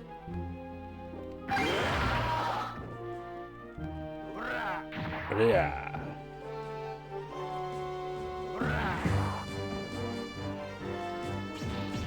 I will not suffer any orc chiefs in this realm. Fire gauntlets will be the end of them. God. Look at the number of them, Gren. Verdammt! It's pretty good. It's hard to get used to the isometric room shapes and stuff because it throws you off. It's not like properly planar. It means every environment has these sloped edges which clash with your linear movement.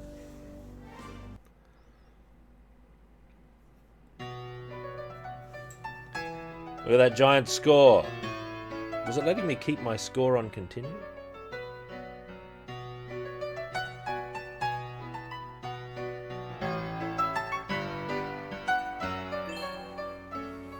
Graham, what an oaf. Alright, enough of this. I need to take a brief break. But I'm going to be back for some true dungeon gaming. With a mystery game. I shall return shortly. Oh, we need a hint. We need a hint. We're going to be playing a game. We're going to be playing one of the true classics of dungeoning. Full of traps and peril. And falling into death. Dying in horror. Crawling away from enemies, all wounded.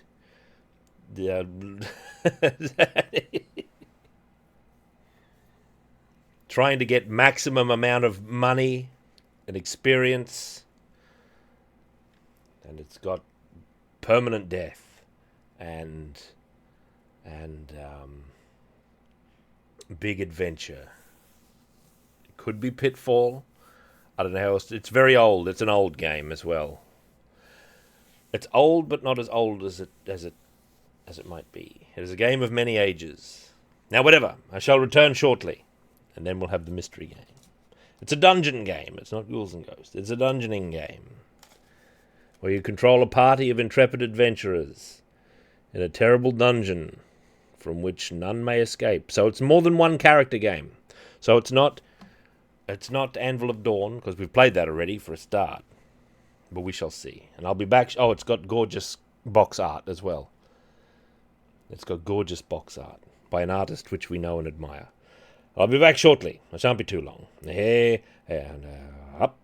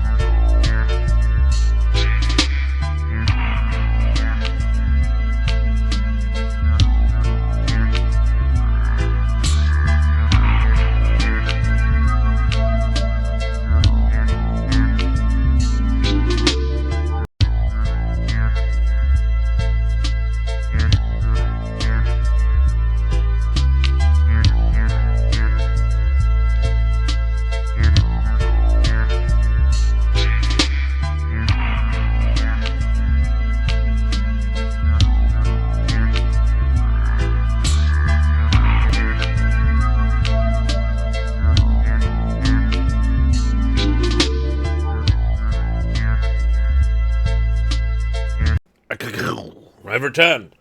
Right. Ready to go into uncharted territory? Into the darkness of the unknown? We're going to move into the strangest realms. Let's see. Stand ready. All right. Time for a reveal. Rickety reveal with Gothmog. Prepare for yea another mystery game.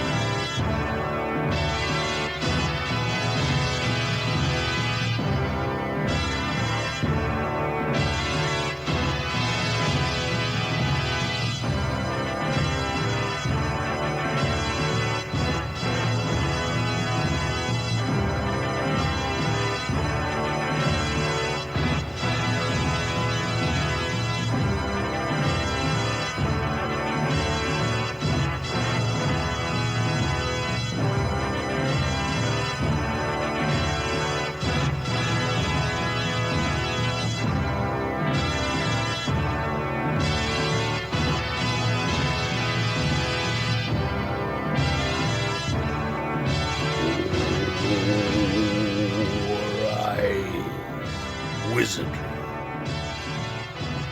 Specifically the PlayStation version. Right? The so-called Hulgaman Saga. Hulgaman, excuse me, the Hulgaman Saga. In the manner of the Welsh. Wizardry. So it's not the original version, it's a remake. No, apathy, Jesus, what have I done to you? Yeah, that wizardry gacha, it's legitimately a good game. It's a problem. It's very unusual in the realm of gacha. I was saying Lion the other day, where it's like the cash shop stuff is basically hidden. It's hard to find. It's got such beautiful presentation, and unlike every other gacha that I've seen, it seems determined to be difficult. Determined to be a difficult game instead of easy and then hard for a bit, and then you get over the hardness, like the hump, so to speak, and then it's too easy, and then it's boring. And it hasn't ruined itself yet, but it'll probably be it'll probably get there, like in the late stages. It'll probably turn into a big mess. Like I know there's lots of stuff that I haven't unlocked. I don't know what Bond things are, and it's going to be a huge mess. It'll ruin the game. So I'm in the mood for some classic wizardry, and it doesn't get much more classic than this. We're playing the Hulgaman Saga. I don't know how to pronounce it properly. Someone tried to teach me. I don't remember who it was. They was trying to teach me how to. This is the original version by Surtech, adapted to the to the PlayStation. I have a physical copy. We're running this off the disc, which is as close to real hardware as we get aside from PC games. Famously, it has artwork by Jun Suemi, whose art we've looked at several times, and it's some of the best wizardry artwork there is. This is the cover art, which doesn't fully fit on a jewel case PlayStation box, so they made it fit. They put the whole thing in and then just left a black space next to it and artfully put the title on there so they get the full artwork. And I want to play this version because it also has all the monster designs by Jun Suemi as well, which is the chief reason to play this one is aesthetics. I was thinking about maybe playing the original Apple II versions, but firstly, they're not visually very interesting stream-wise. Okay. And but the attractive thing is you can import your party between up until Wizardry 6, I think. You can take them all the way through the series practically. This, what we're about to play, collects the first 3 scenarios, which is the original Wizardry, the Proving Grounds of the Mad Overlord, the Knight of Diamonds, and the Legacy of Hulgaman. So, yeah, we can, assuming we play through this game, I believe, I don't know for sure because I haven't played it, but I understand it's a little easier than the original version, which is good, because if we take to it, I don't know about this as a stream game, we're going to try it out. If we take to it, if we were playing like the original version, it potentially takes hundreds of hours to complete, because there's a lot, it's almost a roguelike in the sense that you're supposed to keep trying. Like, the chances of success are remote by design. Like, it's a thing you can work your way through over a long time. Now, being that I have the physical version, this was never released in the West, of course, it's only a Japanese version. The manual's all in Japanese. I don't have a manual for this. However, I do have a version of the original manual, preserved, or recreated, I should say, by some wizardry archive somewhere. If I can find it. Wizardry archive. So we can look at the original manual for the game rules. Right? Vengeance for Tea Leaf. 4 is the reverse one, where you play as Werdner and you fight up out of the dungeon. You play as the villain, basically. And I find it less satisfying because you don't get anything for all the battles. Like, the battles are just something that you have to endure and survive, and you advance when you clear the levels at predetermined points. So, anyway, this artwork, this is the cover art, which I believe was in Jun Suemi's Haku art book, which we looked at in detail once. Had several of his wizardry artworks in there. It's absolutely gorgeous. Look at it. Jun Suemi is a top-level artist whom I admire greatly. And he's responsible for some of the chief wizardry artwork of our time. If you watched my first discussion about Warhammer with Dr. Blaxel, I had a bit of a side wheel about wizardry. And we talked about one of his artworks. One of the best ones. Probably my favourite bit of wizardry art. Let's see if I even have it here. I thought I did. Yeah, here we are. Is this one. This is proof that not only is he a good artist, he understands the material. This art's too small. This painting here, this wonderful painting, which encapsulates the wizardry experience extremely well. There's a lot to it, but this is a tremendous piece of work. This is one of the chief ones. This is such a... only someone who actually played wizardry would know to paint this. So either he was under heavy direction, or he actually is a veteran of wizardry. It captures the abject misery of dungeon adventure, right? Look how sad everyone is. Everyone's sort of sad and downcast because their friend is dead, right? There he is with an axe in his back. One of the fighters has died. And there's a box left over, just a treasure box, which the cleric is casting the spell of getting rid of the trap from the chest, I believe. This elven cleric, such beautiful, somber sort of artwork. Now they've got to haul their friend all the way back to the temple, you know. His blood is all over the box, yeah. May have died by treachery. Maybe he tried to flee because he's got this giant axe wound in his back. Who knows how that happened? There's no sign of the enemies. Right? Unless he was one of the enemies. Unlikely, though. Because there's parties of 6. Look how sad the halfling is. Who apparently isn't a thief. Otherwise he'd be working on the box, right? Or he might be a thief. I don't know. He's back there, though. The cleric's taken this into... The cleric wears a flail, mason chain, this day. And she might qualify as a cute elf girl. Should we have an elf girl in our party? That's up to debate.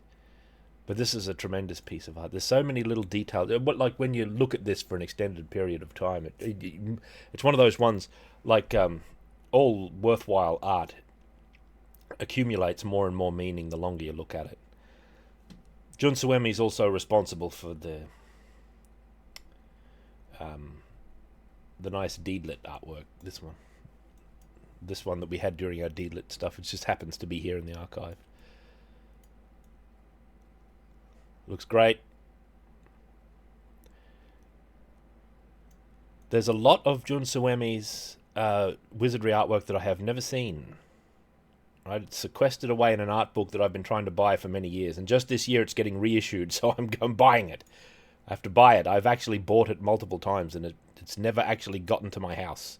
Some disaster always befalls it before it gets here. He might be a squire, yeah. That's a good interpretation.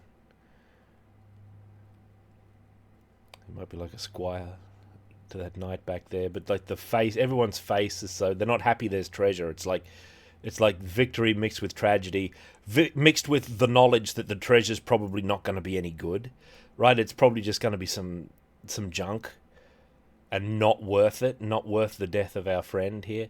But the death of your party is expected. Like in the way the original wizardry is designed, it's expected that your parties will perish, right? If I remember correctly, and I'm no veteran of wizardry, mind you, I've played some of the game, but I've never gotten into the original, like, earliest scenarios. If you suffer complete party death, there's no reloading, right? You can't reload from town and try again. That's the end of the party, and you're expected to start over.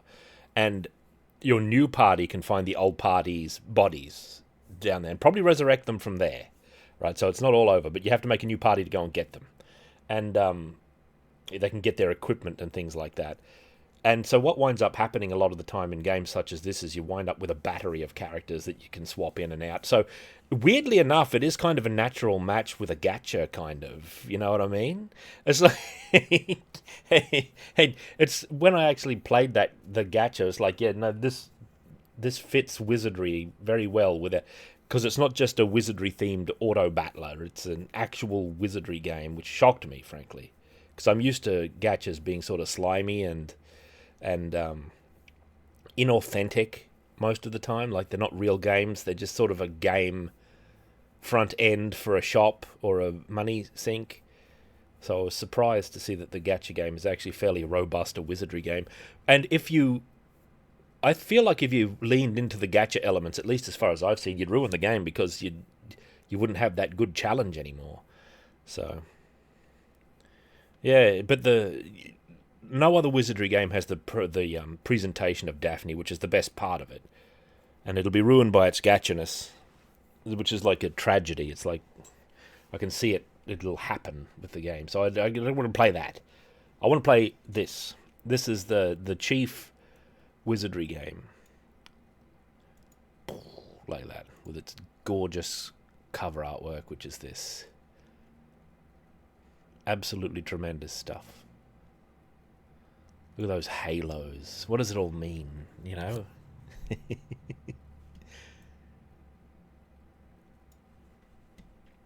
This is also a wizardry work of art by Jun Suemi. The fullness of which I don't understand. It depicts an angel, though. With a serpentine stole, it almost looks like. It looks like a stole that's become a serpent. Mm-hmm. Oh, the fishtail pommel, yeah. This was definitely in Haku, like most of his stuff was in Haku. This is not wizard. At least I don't think this is wizardry. This is another Junsuemi painting that I like. This sort of succubus sitting on a pile of skulls, almost like a distaff version of the Red Arima or Red Arima, or the devil from Ghosts and Goblins. And of course, Junsuemi also illustrated Conan. The Japanese Conan releases there for a while, amongst a bunch of other illustrators. What do you think of his interpretation of Conan? Pretty good. We should get into it. Here we are. Conan Series 1.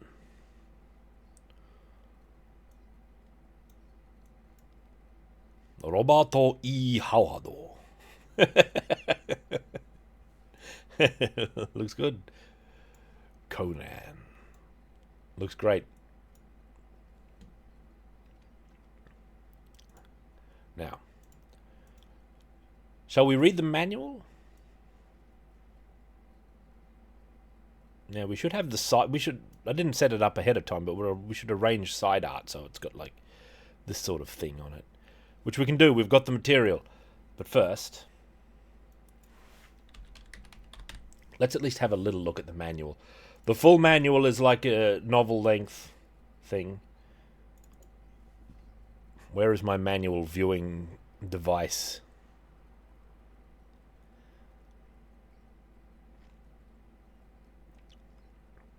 Let me find it here. It's here somewhere.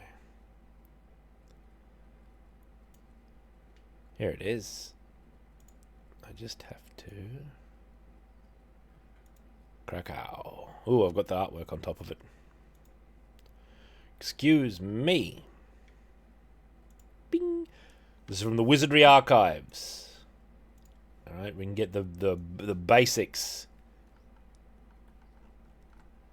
Look at this. By the way, the cover art of the original Wizardry is really good. I don't think I've got a copy in the archives. Let me see if I can find it.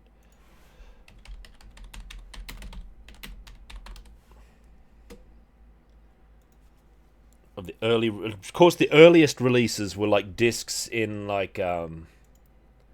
sandwich bags.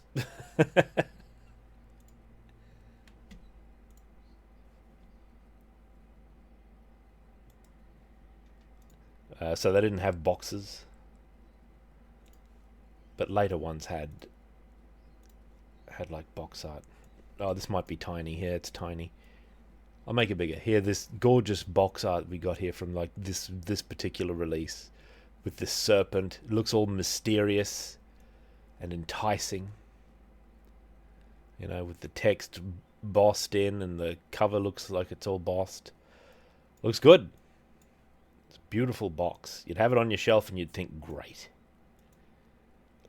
Like an old tome of mysteries. Right? Sparks the imagination. Get out of here, Gothmog. That's the stuff you want. Ultima 1 also released in sandwich bags, as was a Colobeth, aka Ultima 0. This game is from 1981 originally, so it's as old hat as you can get, basically. We're playing a remake, which is a little bit more visual and I think a little bit more merciful. And it's got an auto map feature, the new one, which is okay.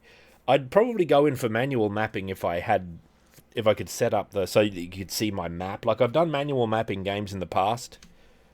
Dragons of Flame, not the least.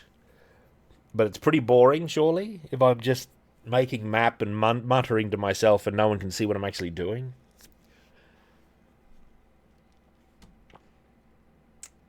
Now, this is a combination manual that goes all the way up to Heart of the Mouth. No, Bane of the Cosmic Foot. No, Crusaders of the Dark Savant. Way up there. So this is a long manual, but we only need the first part.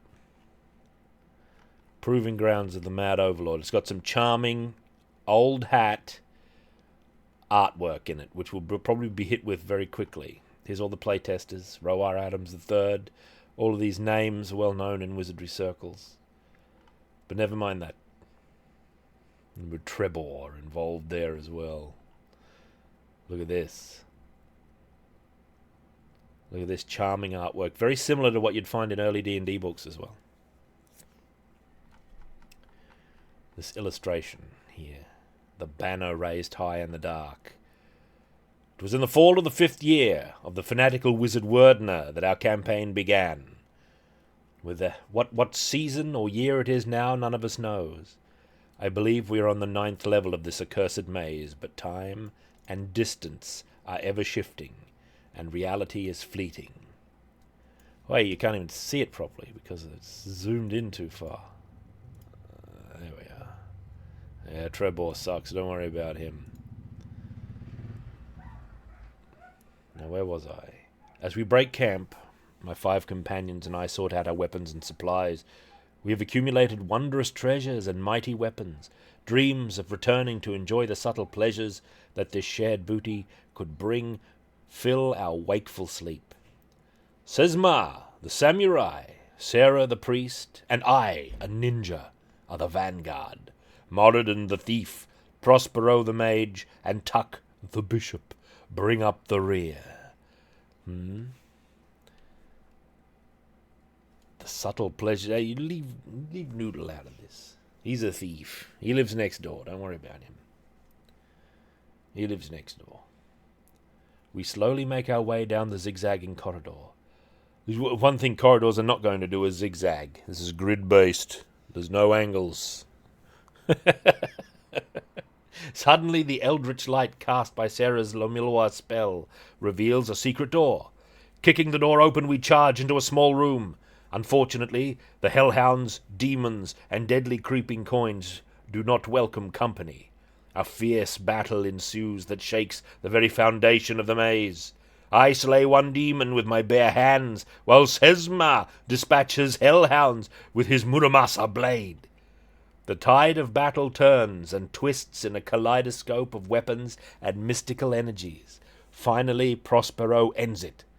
While Sarah shields us behind a meporphic spell, Prospero casts the dreaded Tilt-A-Wait. We are victorious. Tilt-A-Wait's the most dreaded of all magics.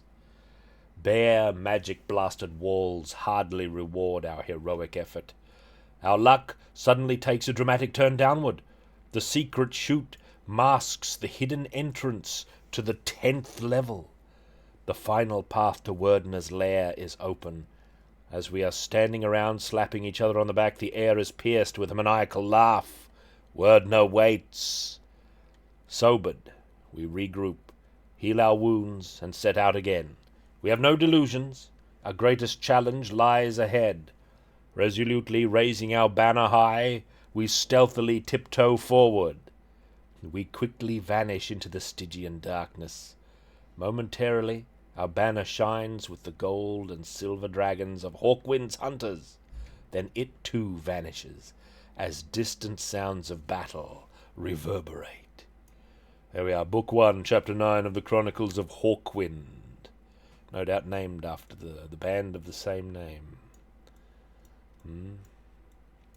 What about Hawkwind or Marillion? Proving Grounds of the Mad Overlord. Here we are. The wizardry program is truly magical. It allows your computer to open a portal to a world far removed from today's high-tech living. There, brave warriors do battle with evil wizards and fearsome monsters for riches beyond compare. It is a place where careful planning and strategy are more important than mere reflexes. Oh, if only that stayed true. You remember when RPGs were primarily for thinking men? That used to be the case. Now you've got to have a parry button and a dodge. Oh, it never ends. You will be able to create and captain a party of stalwart adventurers about whose adventures the troubadours will sing epics for years hence. Proving Lounge of the Mad Overlord is only the main module of an extensive series of scenarios. Each scenario will take you deeper into the legend and lore of the wizardry world. Nowadays, if you type in RPG into Steam, oh, you Witcher 3, and anything that has levels in it, anything with levels or any kind of advancement, which is every game. So it's like, oh, God. You have to be more specific. to find RPGs of the old model. Luckily, you can be more specific, and they're all there. There's plenty. There's more than you would believe. Now, where are we? Each scenario will take you deeper into the legend and lore of the wizardry world. The characters and skills that you develop in Proving Grounds will carry forward into other programs. So hone your talents well. Your talents well, as Knight of Diamonds, Legacy of Hulgaman. What a word. Excuse me. And the Return of Werdner, Heart of the Maelstrom, and Bane of the Cosmic Forge, and Crusade of the Dark Spot. And Wizardry Gold await. Excuse me, I got an itchy nose for no good reason. No mention of Wizardry 8, though. Wizardry 8 is a true game. In times to come, many other new scenarios will enrich your wizardry experience and challenge your leadership skills. Wizardry is not just a single game to play and put away. It is fantasy role-playing at its finest with years of campaigning ahead of you. So this is the ultimate long game. Years. Years. Journey now to wizardry and let your imagination flow through the screen into a world of magic and adventure. And here it is. This battle strategy is expected. The wizardry games, the early ones, have a bit of a light-hearted atmosphere. There's a lot of jokes, especially in Wizardry 4. I remember there's lots of these jokes with the blade Cuisinarts and Hawkwind eating sushi halfway through the battle. I think the PlayStation version is a bit more serious, hopefully. There's a couple of jokes. There's a bit of irony in there. And they put all their friends in, and they were all into New Age spiritual mysticism, and they wedged all that into Wizardry 4. You had to know, you had to be in on and know, like, your chakras and your Kabbalah and all of that ahead of time to complete the game. I'm playing the PlayStation adaptation of the first game, which is what I'm going to get stuck into here momentarily. I'm playing this just so that we know what things do, all right? Because that's all the same. Well, the controls are all different, but this stuff here is what we should look at. So, statistics. Yeah, we know what they are. Strength affects your skill in combat. IQ and piety influence your ability to cast and resist spells. Look at this important law. Vitality affects your ability to withstand damage. Agility helps you avoid attacks and open treasure chests. And the classic move of developers, luck, comes to your aid in many mysterious ways. So you have no idea if it's worth putting points in luck. There's just no idea. You don't know. I don't know. No one knows. It's a mystery. So this stat might as well not exist. Right? You might as well just not have it. It's true to life, yeah. True to life. Rare is the game that's upfront about what a luck stat does. Might as well have it hidden like in real life as well. Right?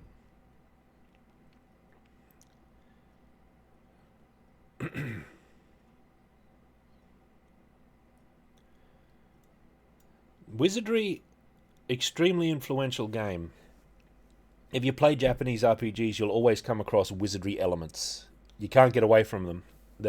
Even today, like I was thinking the other day, if you play Final Fantasy XIV, it's full of wizardry stuff that's just got into Final Fantasy very early and never left. For example, the classes. What's the class progression? Even in Final Fantasy XIV, if you're a ninja, you start as thief, you go thief, and then ninja, right? That's still in there. Thief, ninjas and samurai being in JRPGs is basically a wizardry thing. I used to think it's because the Japanese made these games and they just putting their own cultural heroes in. It's not really. It's I think it's got more to do with the samurai and ninjas and the like being in wizardry, and wizardry struck a chord in Japan. All right, it struck a chord, and the guys who played wizardry and loved it made the games that came after, and they put ninjas and samurai in. And their ninjas and samurai are in wizardry because it came out in 1981, which is right at the the ground zero of the 80s ninja craze. It's the same year Enter the Ninja came out, which as far as movies go was the Flashpoint. Okay, there's earlier stuff. There's the You Only Live Twice, of course.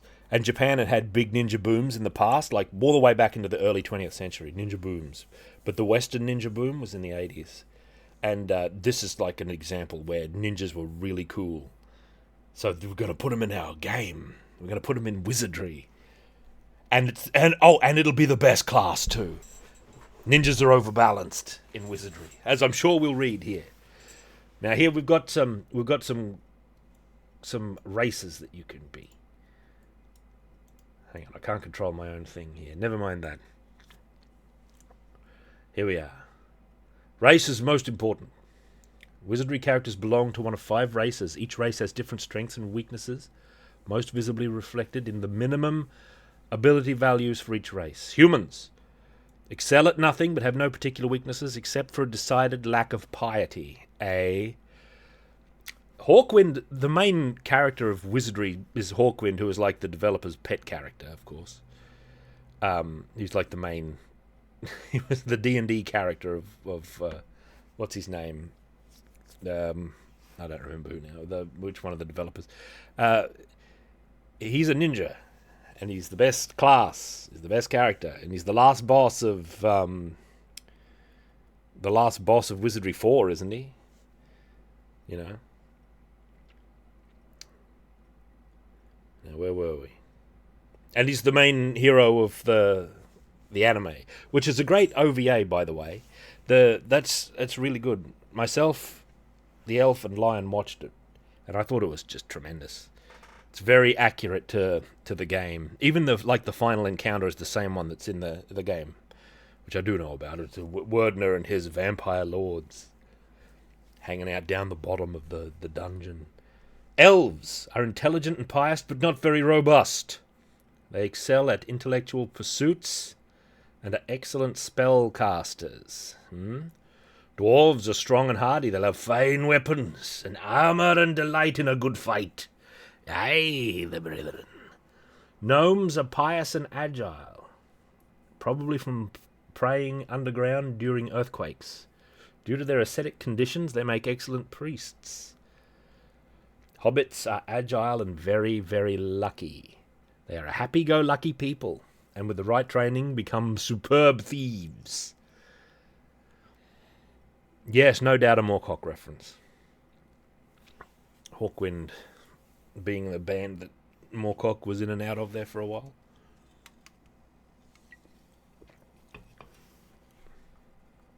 Alignment describes your character's ethical outlook. Good characters are really good. They go out of their way to help old ladies cross the street. This is your alignment. It's important. Neutral characters take life as it comes. They would help an old lady across the street if they were travelling in the same direction. Evil characters are not really evil when compared to some of the things they fight in the maze. They are self-centered and always want to know what's in it for them. All right? Evil characters help old ladies cross the street for a small fee. This is an old hat game enough that you can't mix good and evil characters in the same party, by the way. And like the ninja... Do we get into the classes here somewhere? Here's an illustration of how armor works. This is how it works. This is a variation of the Wounded Man. Do you know the Wounded Man artwork? It's very famous medieval. I bet it's in the archive. Uh-oh, it might not be in the archive. Here it is, the Wounded Man. The Wounded Man, where it shows like, it's an anatomical illustration where it shows like all the different wounds you can have, right, and these various points on the body here. This is a variation of the Wounded Man. It's the Armored Man, right? Here's all the different blows you can take and deflect with your armor. Although it looks like they're actually magnetizing to him, which might be the joke. I don't know. It does say zap there, which is kind of a magnet sound effect. The Wounded Man. There it is. And whiz. It also says whiz. Because that mace is whizzing through the air toward his knee there. For good or ill. Let's see if it matches up. What's he got on his shoulder? Blade? No, maybe it doesn't match up. He's got a hammer on the shoulder there. Flail. Spear in the side. No. Doesn't quite match up. Except perhaps for the ball in the shin there that the wounded man has. The wounded man might match up with the mace a little bit. I don't know. That's a little bit. It's a little bit sideways. I've lost my chat box. I don't know why it keeps vanishing. There we go. Experience. I know about experience. Class. Here we are. I hope I know about experience. A character's class is a sort of job description. It describes what the character has trained himself to be. A character always belongs to one class, and under certain circumstances can change his class. Characters start their careers in one of the basic classes and usually choose an elite profession when they become more powerful.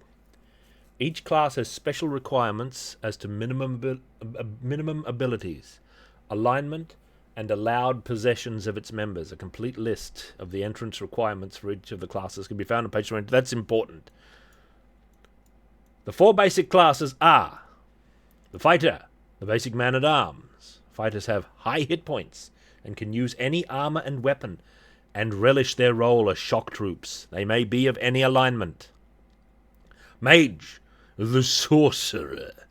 Mages have poor hit points and can only use daggers and staffs as weapons, and can wear no armor except for robes. They can cast mage spells and be of any alignment. Priest, the Holy One. Priests have fairly high hit points and, although they cannot wear helmets, they use almost any armor and shield. Priests do not fare as well in combat as fighters and must use specially consecrated weapons such as maces and flails. Priests have unusual abilities, however. In addition to casting priest spells, they can dispel the undead. Skeletons and zombies, for example. I agree, Jarek Storm, the classics.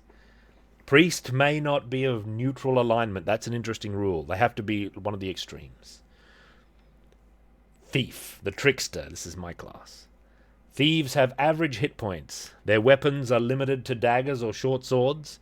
They can wear leather armor and use a shield. Thieves are very good at circumventing the noxious treasure chest traps, which often lie between a party of adventurers and their hard-earned loot. They may not be of good alignment. This game is also one where there is no ranged weapons. Interestingly enough, there's just the magic, so there's no bows or crossbows or anything like that. They come later. Unless they grandfather them into this conversion, which I guess might be true, but I wouldn't bet on it. It might be a thing, I don't know. I'm not sure. Here is a handsome portrait, just so you know what we're talking about here. Look at the reputable thief, the noble fighter, who looks like Sturm a little bit. The mysterious mage, who also looks even more like Sturm, actually, with his downturned mustache. And a priest. See? And by McLean. The 4 elite classes, right? Pay attention to this. The 4 elite classes. Bishop. The 4 elite classes are Bishop, a combination of priest and mage, with some advantages and disadvantages of both. Bishops have average hit points, can wear leather armor and use priest's weapons. They can cast both mage and priest spells, although they do not learn them as quickly as the other classes do. The Bishop.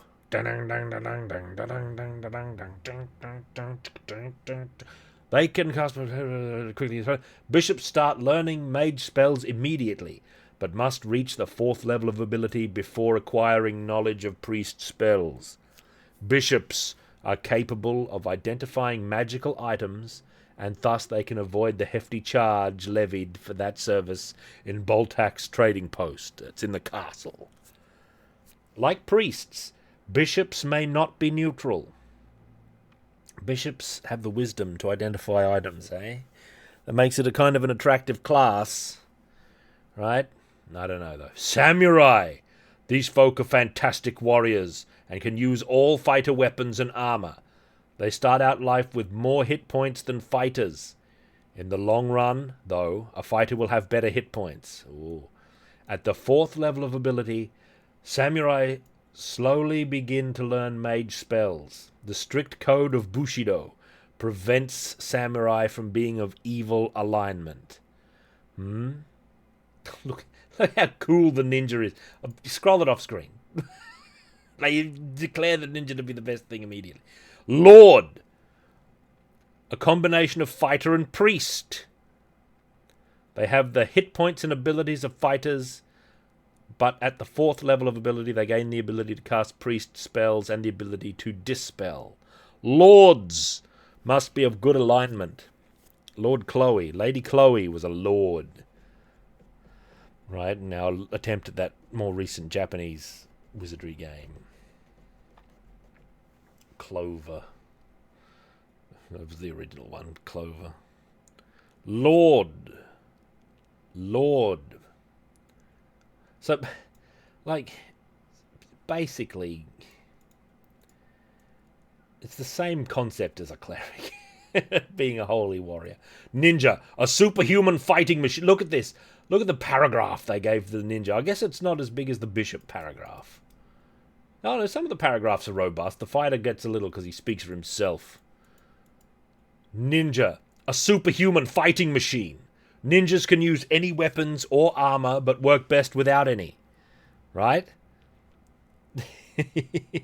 They can use any weapons or armor, but they just don't want to. They don't need to. They're so good. They don't need to. When fighting with their bare hands, they can wreak havoc and destruction, sometimes killing the strongest opponent with a single blow. This is later called the decapitation in other games. Ninjas routinely have the decapitation power, where they just have a chance to instantly kill the enemy. That's how cool they are. As long as they disdain armor, their great training gives them lower and lower armor class as they reach higher and higher levels of ability. Ninjas earn hit points as does a thief and learn no spells. Finally, they must be evil because they're so badass. Need the badass. And if you have a good party, you're not allowed to have any ninjas. You're blocked. Right? Ninjas must be evil. They must be evil in accordance with the definition of evil in this game, which means self-centered. Like, if we go back up to the alignment chart. Here. What's it say? They're self-centered and always want to know what's in it for them, which attaches itself strongly to the idea of a ninja as kind of a specialized spy mercenary kind of a character. Alright, they don't do things trivially. There's always a reason. The goodness of their own heart, they're detached from their own desires, in a sense. Possessions. Ninja Zero, yeah. How do you become a ninja? Can you become ninja via thief? Like, it doesn't specifically say the ninja has thief skills. But I remember... Oh, sorry, I thought I missed that. Besmirch the noble... Shinobi are not noble by definition, Korra. If they were noble, they'd be samurai.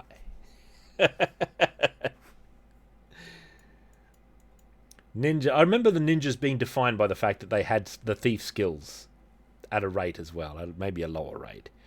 Thieves can't be good, yeah, so ninjas must be evil. Spells, oh man. Look at this. All the spells have weirdo names in this. You just get used to them over time. I might need to refer to a chart because I don't have them all memorized. I know Mahalito, though. Right? That's like a multi-target fire spell. Oh, Lord Samurai...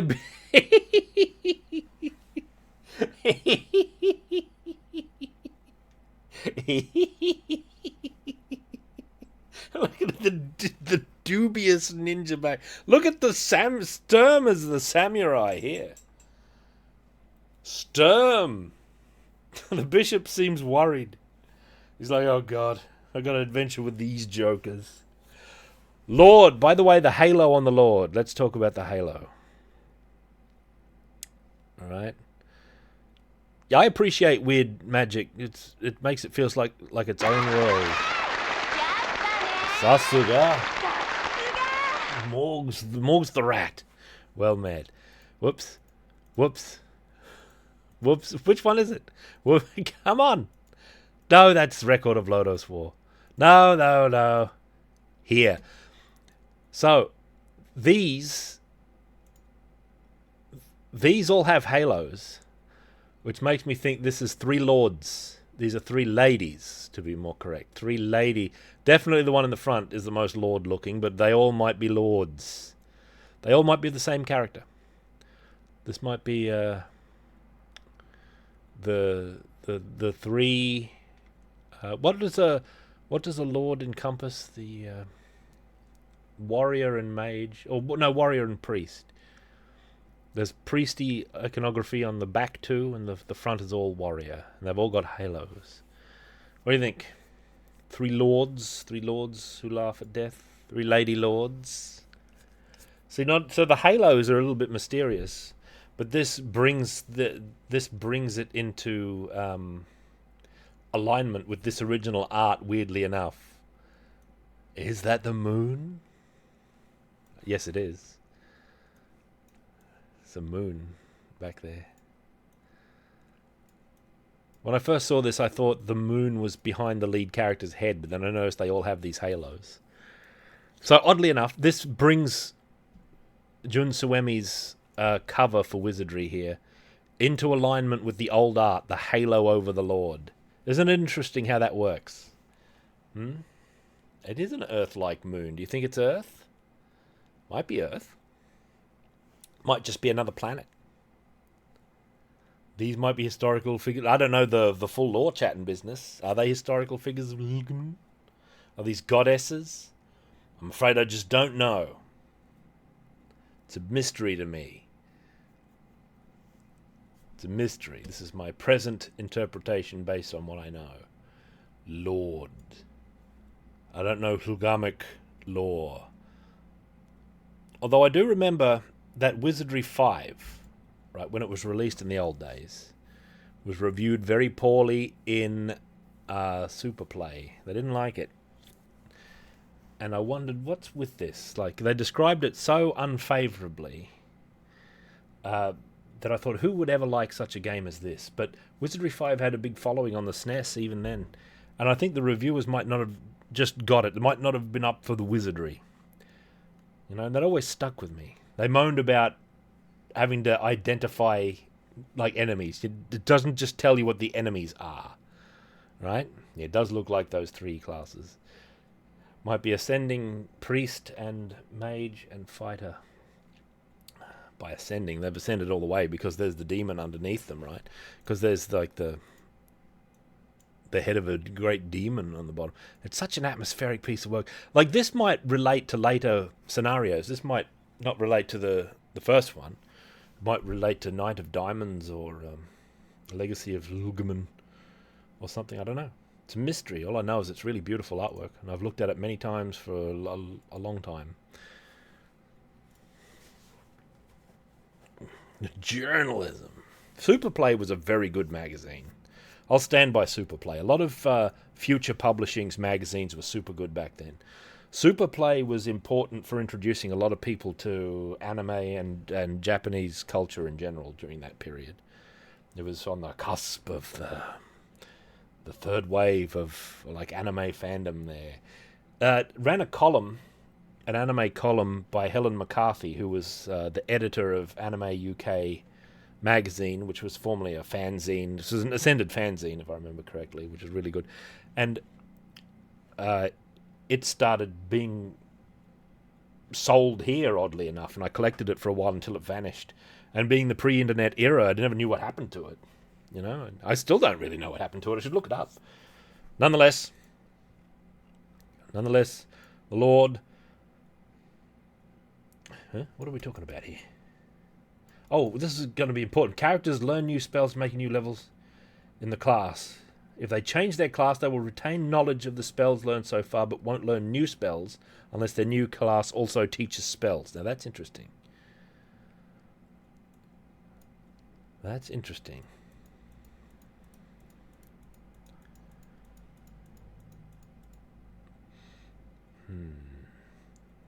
So this is complicated factors that aren't going to come into play at the start. Your adventurers spend their time in one of two places: the castle or the maze. Right? The castle is a safe haven where your adventurers can train, rest, and lick their wounds, be ripped off by the shopkeeper, or even resurrected from the grave, which is a chancy business. Right? The castle encompasses... That's another thing that the gacha does, is that it's got permadeath. Although, I think it might actually be pretty hard to permadeath a character. So you can have your super rare character that you've drawn out of the bones, and they can die, and then you can try to resurrect them, and then they'll turn to ash. I think that's possible, but I'm not actually sure of the rules, because it's very merciful as far as you dying. Like, you've got a certain number of lives, and if your allies die in a battle, you can bring them back with your time-reversing power. It's kind of merciful, but apparently deep in there, that does have a permadeath function. But I'm not sure how hard it is to actually make contact with this permadeath function. And it's got the same day. Look, I'm ranting about the gacha, okay? It's got the same daily garbage that's in everything, where you have to spend like 5 or 10 minutes just doing busy work clicking, where it puts you into like a battle against like a selection of enemies that all die in one hit, and the menus take forever to click through. It's just something you've got to do. If it didn't have that, it'd be way better. You know, you do it supposedly for rewards, but just give me the reward if there's no chance of failure. You know, just whatever. That's a whole other matter. It's like gachas are full of these terrible things. Like, I don't mind very long-term games that have elements of chance. Like if it was just a normal game where you can collect adventurers or something by chance and send them on missions and play through it that way. I'd enjoy that, like if it was a long-term game like that. There's games that are like that. But gachas have that, and they ruin themselves as well. Anyway, that's a whole other matter. Where were we? Training grounds? Gilgamesh's Tavern, Boltak's Trading Post, the Temple of Kant, and the Adventurer's Inn.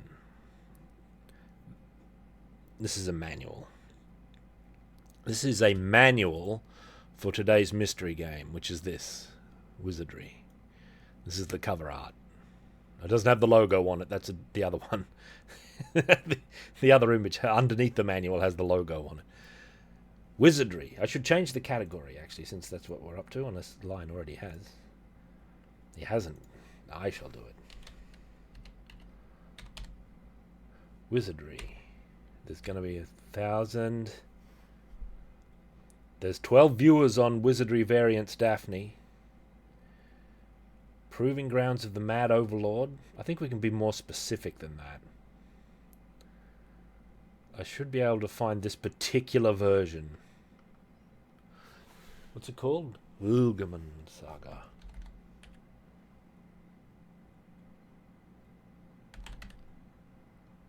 Oh, no, I can't. Proving Grounds of the Mad Overlord. And not the remake. There was a recent re-release of this that I thought looked really poxy. I'm more interested... Well, I guess it didn't look that bad. But I'm more interested in the Jun Suemi artwork, because he was art director for this game. Or at least he designed the monsters, or some whatever. I guess I don't really know the specifics. But he sure did the artwork. He did the artwork. And if we kept on going down that way, we would have gone straight to the castle. Training grounds. What do you do there? Oh, you create your characters there. And you inspect veteran characters who are standing around shouting encouragement and other things to the novices. All right. So what about the tavern? Small groups of adventurers talk in low tones around deeply scarred wooden tables. Here is where you hope to find a team capable of surviving the arduous rigors of the maze. Post no bills. Here on the castle. Boltak's Trading Post is the commercial centre of the castle. It is owned and operated by a friendly dwarf named Boltak. Like all dwarves, Boltak likes gold and will sell you your own arms. Not your armaments, your arms, if you can get away with it. Here the spoils from 100 forays find their dubious way on sale. So the scenario here is that there's a giant maze and there's a wizard in it who's up to no good. It's very simple. But it's like when you start the game, it's been this way for a long time, right? And people have been trying to solve the maze for years. And adventurers have been going down and coming back and not coming back, and all this treasure's been coming out of it because it's this ancient, mysterious place. Like in the old D&D scenarios or the old D&D campaigns where there was a real atmosphere of difference between the normal world where you come from and the sort of the underworld where you're going, where the laws of reality don't quite apply in the same way, and it's all mysterious and magical. And that doesn't often happen in D&D since like the mid-period. But it used to be that way. And a lot of the old D&D campaigns would run basically around one really huge dungeon that you'd return to time and time again. And you'd probably start occupying floors. You'd start living in there. You'd start occupying like the first 2 or 3 floors. And you'd be at war with the lower floors and all that sort of stuff. Yes, that's another point I made once on stream recently, I think, was that a lot of the anime, like the isekais and things like Goblin Slayer, really strongly take after wizardry, where they have this sort of arrangement of the world, where there's like an adventurers guild or something, there's a tavern, and there's adventurers all over the place, and there's a board with missions on it, and they take jobs, and they behave like a wizardry game, okay? Because that's how they are. They have town, and then there's adventure. Adventurers are like a class of person in this world, and they form groups, and their various levels. In the Wizardry OVA, right at the start, they're even talking about it. They're sitting in the tavern going like, what level should we go to today? I say we go down and fight the demons of level 7. And stuff like that. It's very... and a lot of the time in these things, that characters don't have names, they're just called by their class. That's like a Goblin Slayer, is that, isn't it? It's like... all the characters are just called their class name, which is kind of interesting. Dungeon Meshi is one of these as well. It's very wizardry-like. It's another good example.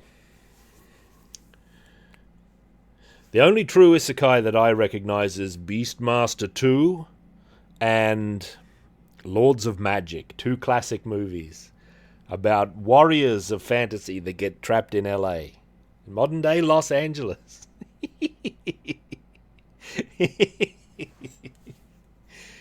You are what you do, like Quato said. We are what we do, remember? Masters of the Universe is a dubious example, all right? Because I detect very little difference between Eternia of the film and modern-day Los Angeles. Both are chaotic wastelands, as far as I can see. Although I like Gwildor. I'm putting Gwildor in. It's played by Billy Barty. You know? Yeah.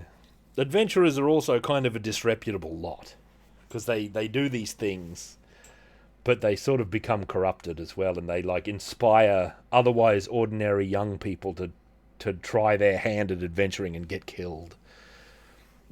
Noble adventurers are so rare, there's a class for them, right? The Lord, or the Paladin.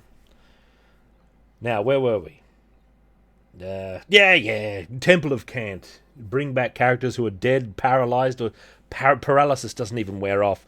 This is a horrifying concept to modern RPG players, or at least ones who like 4th edition, that a status effect could persist outside of the battle. It's like, oh my god, what do I do? You're paralyzed, you have to go all the way out of the dungeon. And by the way, if you're in the dungeon in this game, there's no quick way out. You've got to go all the way out. You have to be kind of crazy to be an adventurer. That's why they're very strange, extreme characters a lot of the time.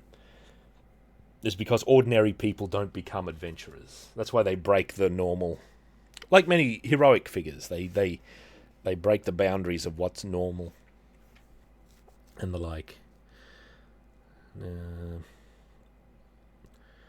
Poisoned characters are automatically cured when they return to the castle from the maze. Okay.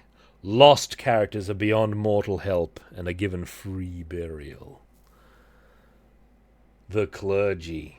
By the way, I like the priestess in the temple in the gacha game in Daphne, because she doesn't like adventurers. She thinks they're oaf by the looks of it. Adventurers Inn offers several important amenities. Staying overnight or longer can help you. By the way, this game is something that let's see if it's even listed here. Don't do cheat programs. By the way, cheat programs are unreliable and may damage your files. They destroy much of the challenge of the game. In the long run, it isn't much fun to play with a set of characters that simply cannot be hurt. And we're always making changes and improvements to the Wizardry game. And the cheat programs may not work with future versions of Wizardry. See this early, patches breaking mods warning here. Here's a map. This is more important. The edge of town, you can go to the training grounds, you can quit the game, or you can go to the maze. Which in this illustration looks like it's right under the castle, which fits perfectly with Wizardry 4, where the castle, this is the last stage of Wizardry 4, because your Wordner coming up from the maze. Right? Yeah, cheat programs. Not just changing a text file. So here we can get an idea of where everything is. I think you don't wander around the city. I think it's just a text menu in the original game, and I don't know about the remake we're about to play, but I think it is. Let's see. This is the old graphics. This is what it looks like. Look at it. Oh,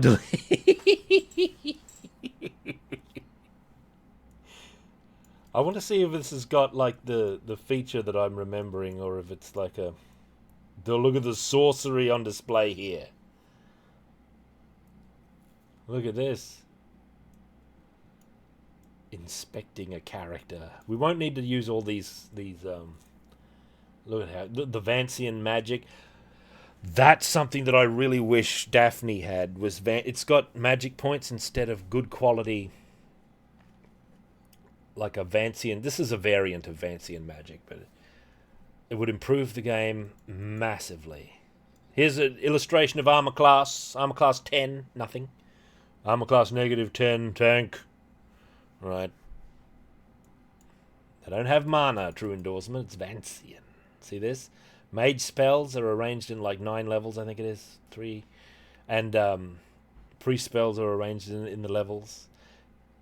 And you get to cast a certain number of spells from each level. So it's kind of like the 3rd edition sorcerer, a little bit. Right? I think Vancian's better for video games as well, Vorpal Anvil. I think, and it's not just a style thing. I usually talk about how it's stylistically like better and more interesting, but I think it's better in general because you don't get to that position where you won't use some spells because it'll take mana points, and it's like you won't use your minor spells, because if you use the minor spells then you won't be able to cast the big spell because they're all coming from the same pool.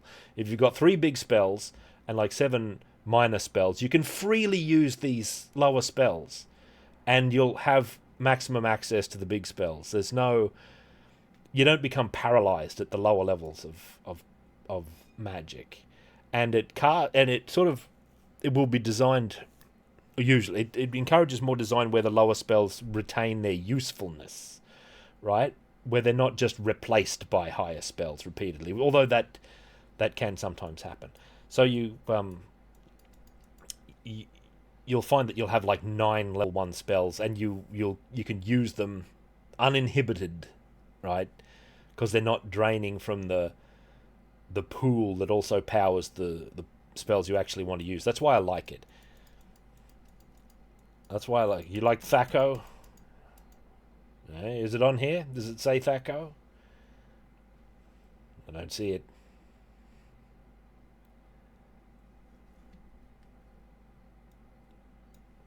Yeah, that too, that shot. Yeah, that's an excellent idea as well. I don't see Thaco on here by name. EP age 15, very young.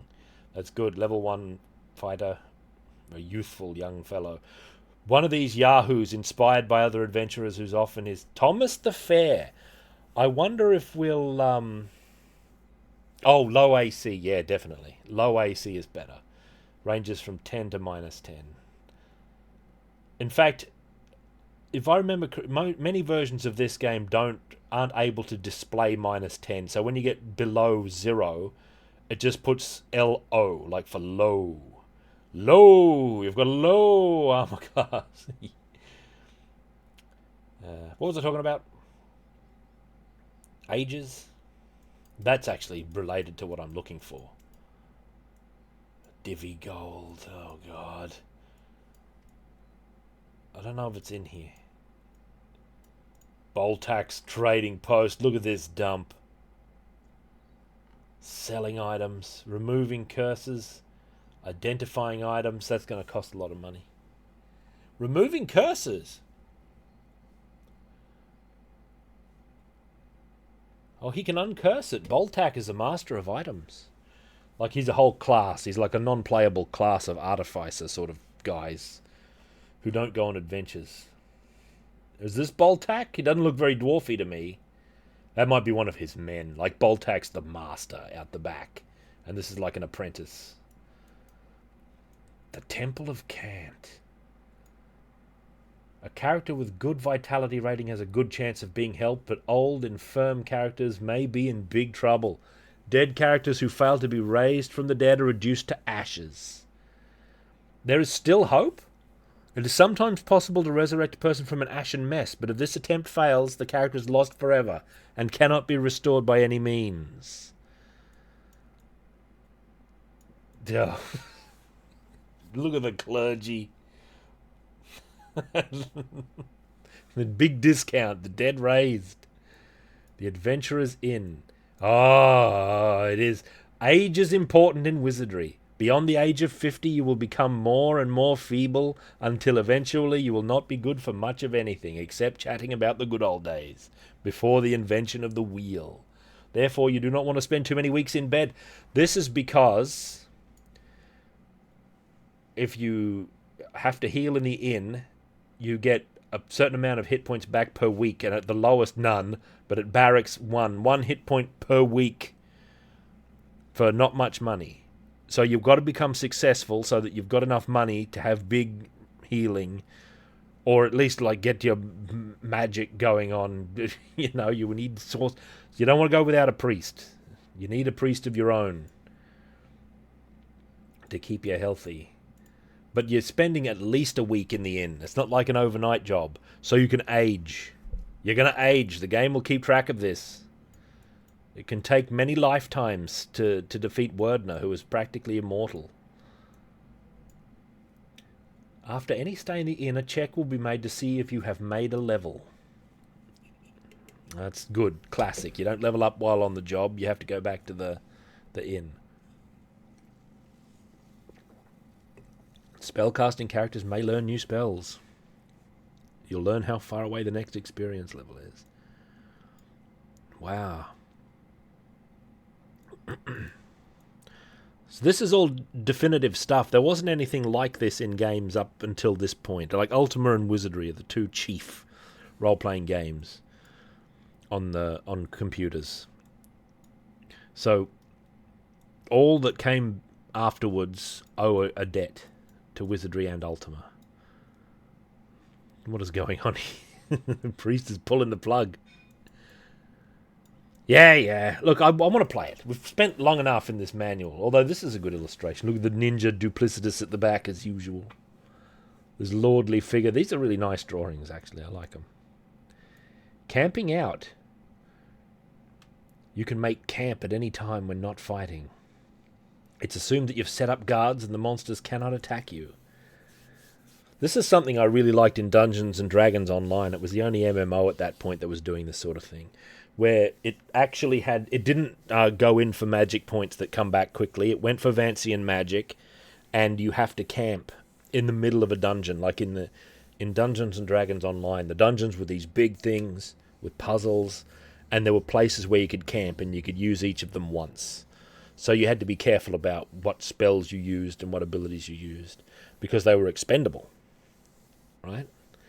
So it was unlike many other games. It wasn't as permissive as World of Warcraft, which is, of course, the chief game of that period, where you could just regenerate all of your resources and all of your abilities had cooldowns, which would come back in a reasonable time. It was not so in Dungeons and Dragons Online. It took its source material a lot more seriously and reproduced it fairly faithfully, as far as the format would allow. And it was a pretty good game as well, with a good soundtrack, much of which made its way into Lord of the Rings Online, if I remember correctly. Camping in EverQuest meant you quit. You're quitting the game. /camp, which also works in World of Warcraft, /camp. Here's the controls. WADX. It's almost a WASD. So, like, using those keys, WASD, except in this case it's got X instead of S, goes back a long way, all the way to 1981 at least. Right? Pretty good. Because a lot of keyboards back then, I don't know what the Apple keyboard was like, didn't have like the cruciform arrow keys. I know my Commodore 64 had 2 keys that had up, down, left and right on them, and you had to use the shift key to toggle between them. So that would have been a real pain. So they used the numeric keys for movement. Perfect. Let's play it. Oh, this is what it looks like. Look at this. There's a hole here to the level above that you can fall through. Mapping aids. Oh, the mapping spells. These are light spells. Milwa and Lomilwa light spells, which expand the view as far, like how far you can see. And Duma Pick is the map spell that gives you your coordinates, so that you can map better. Duma Pick. Okay, you cast that spell and it'll tell you where you are and what direction you're facing, if I remember correctly.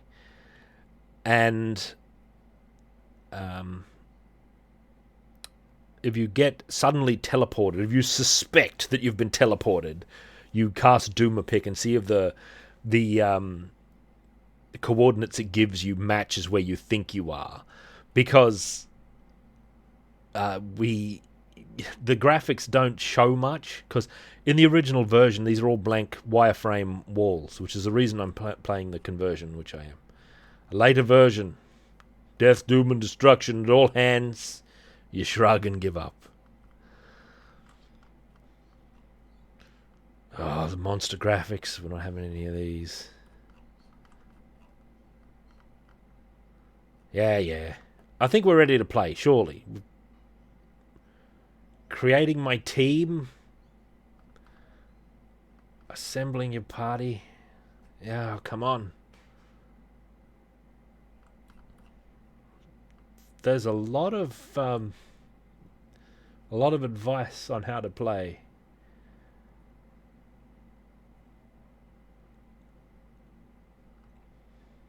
All right.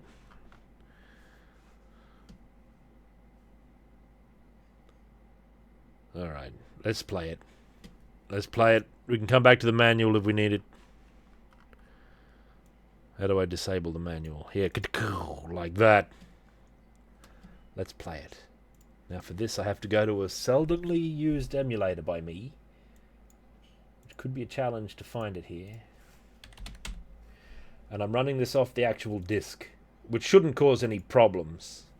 We better not. We better not, or I'll be mad about it. Start disc.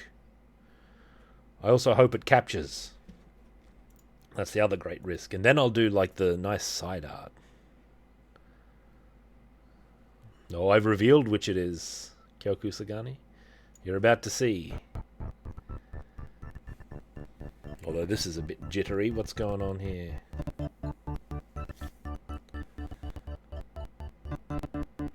Why is this so jittery?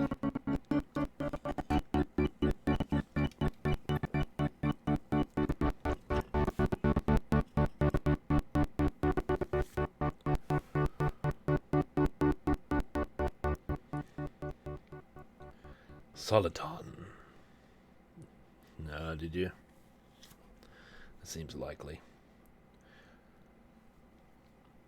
1981 to 1998. Hulgaman Saga.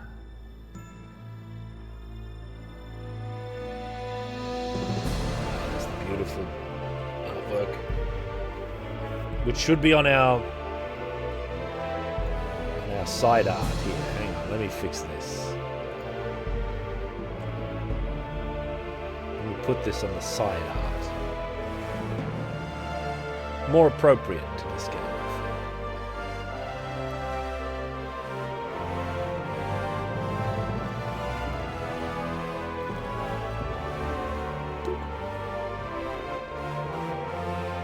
Oh, it's backwards. They had the dwarfs.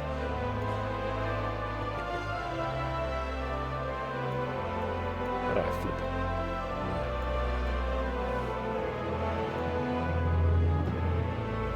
Now, what should we have on the side art? Should we have, like, worried adventurers, the elf girl? It's Jun Suemi's amazing.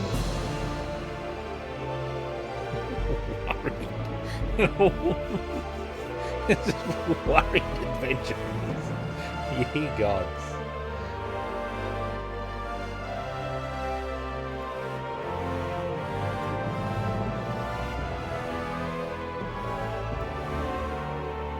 And we'll have the somber priestess on this side. Look at that. Somber gaming is going on. But we could have both the priestess and the mage, like if we combine them.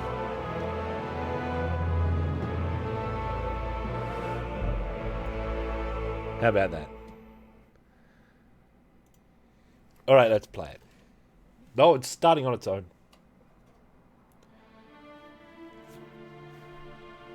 Story of Scenario 1. Alright, this might be a problem because it's in Japanese. I wonder if it'll change this when I change the language. Because this version is robustly... God, low frame rate cutscene.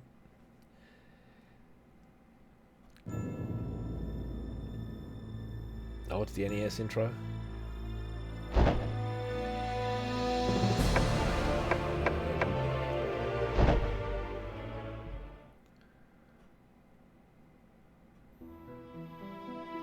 So you can select, see your Museum of Monsters. Museum of Items. So it's got the first 3 scenarios here. It's a very attractive package.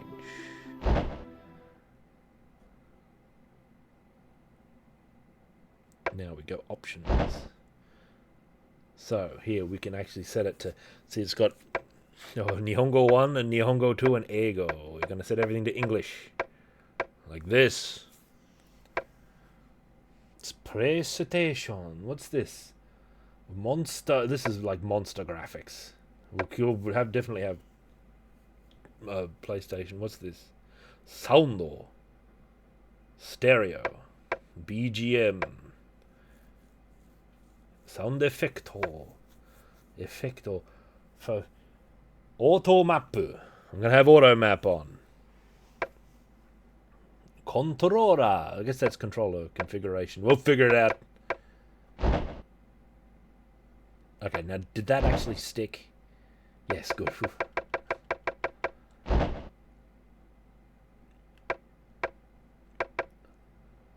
There's another bit of Junsuemi artwork in the background there, which I don't have in the archive, just like a digital version. I think that one's in my art book, though. Yeah, by all means, Kyokusugan. Is this the script to the intro? Do I have to reset the game to look at the intro?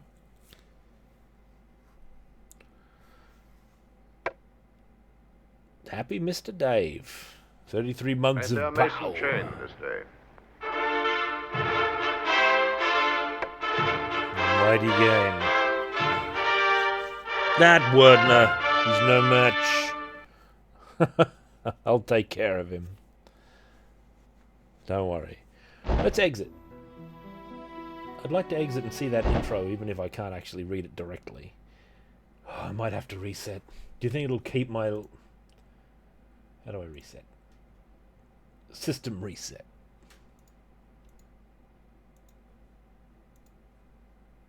Commence.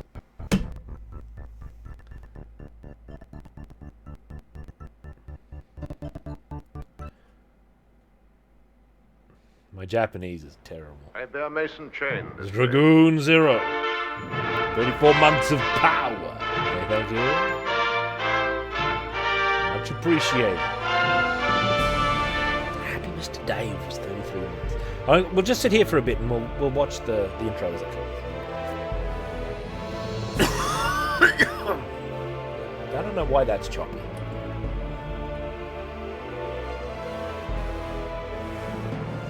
As usual, non-pirated versions of games are worse than pirated games. This is non-pirated. I'm running it from the disc.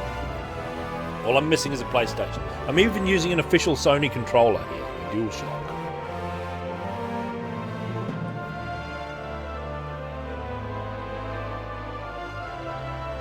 So compared to like Wizardry Variants Daphne's title screen, this isn't as good. I haven't seen presentation like that in a Wizardry game within any memory that I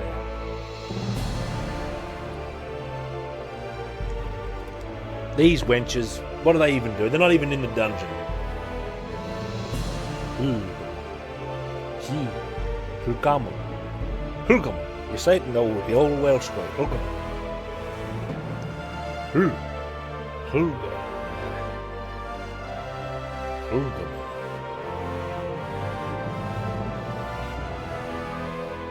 Still try. Any Welsh speakers out there? It's an old Welsh word from the old Welsh. Hulgaman.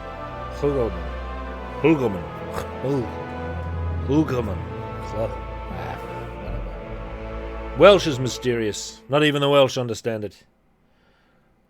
Oh, here we go. We can at least look at the Hulgaman. Proving grounds of the Mad Overlord.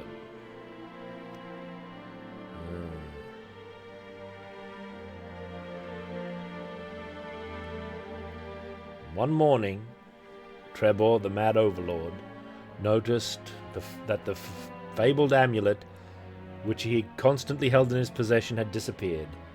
Realizing his ultimate fear come true, he uttered, "It must have been stolen while I slept."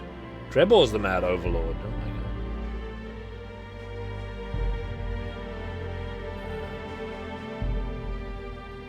Foolish Trebor, I did not think I could take the amulet this easily.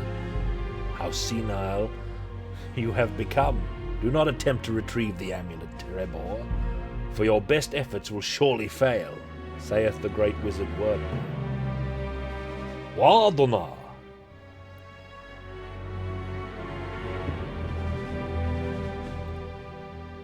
Looks great. When Trebor finished reading the letter, it burst into flames and burned to ashes. This doesn't match the footage we're seeing. Must be a different intro on this NES. Some LARPers getting crammed in there. Look at Wordner, that's him. The angered Trebor sent notices throughout the countryside and gathered soldiers to recover the amulet. Here we go. Trebor, get him out of here. Oh, here come some demons.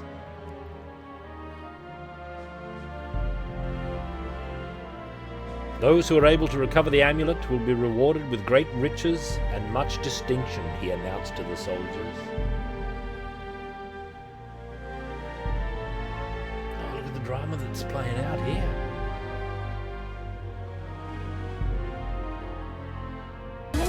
Whoa, my god. Dragoon Zero. 1,000 kilometers. Atmosphere. Perfect. Those. Bye, Chloe. Thank you, Dragoon Zero. Those who are able to recover the amulet will reward with much distinction. The answer to the soldiers. Yeah, good.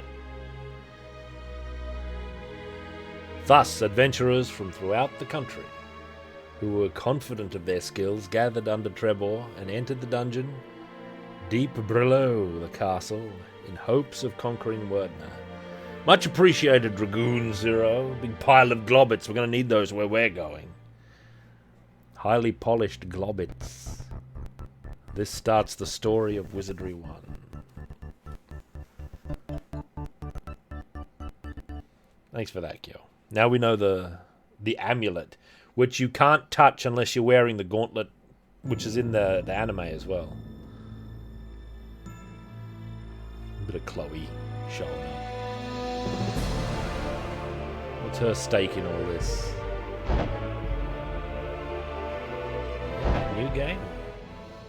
Better check my options. I don't know. I didn't make it like a save. Scenario 1. We got to create characters and everything. English. Exato. Starto. Woof, here we are. Gilgamesh's tavern on the edge of town. We've got no characters. Add.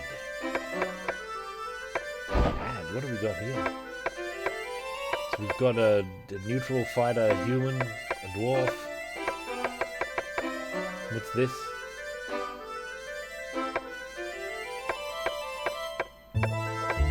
Never mind any of. They're all level 3. We've got to start as. We've got to start at level 1. That's the only lawful way. Never mind these characters. These aren't true characters. Leave. We're going to the edge of town. To the training grounds.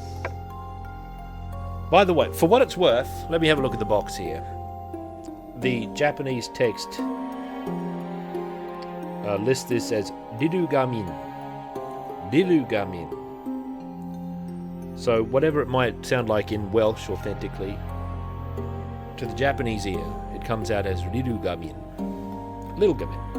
So we can say it. Training grounds. The training grounds. Create. New name. English name. Oh, damn it. Can we not do English names? How many spaces do we get? Or not as many as of old.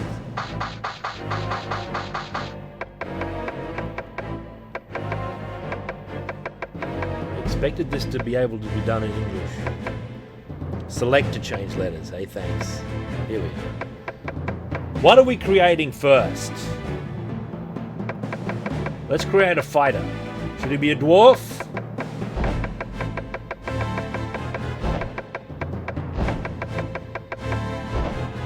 Bold. All caps.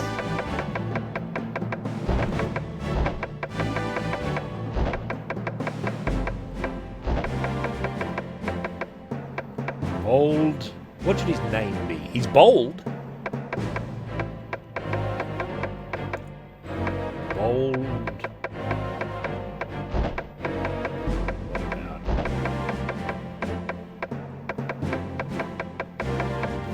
I'll put in VA.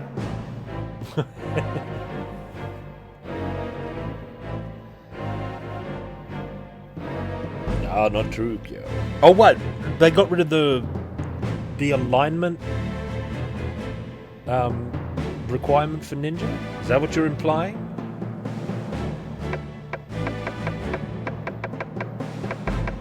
Far off.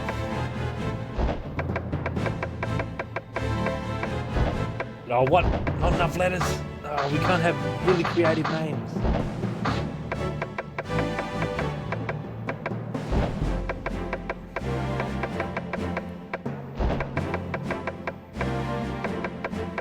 Oh, I see.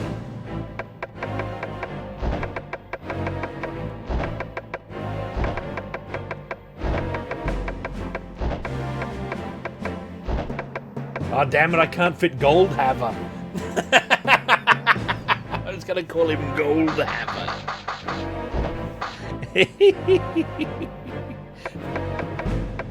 He could be Goldsmith.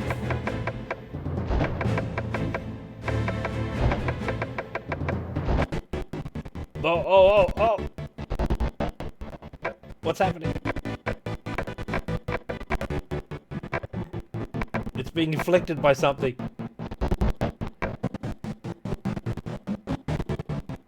Uh-oh. What does this mean?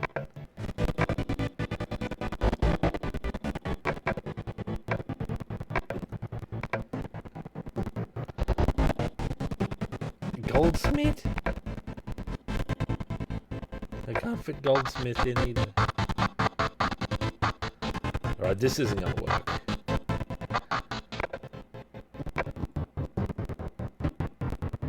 This isn't going to work. This says Duck Station, Kyokusagani.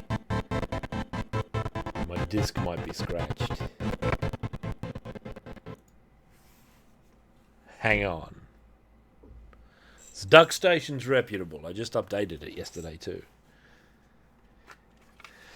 Yeah, playing it off the disc might have been a bad idea, brothers. I might have to secretly collect a mystery version after all. Let me just inspect this disc. Oh, yeah.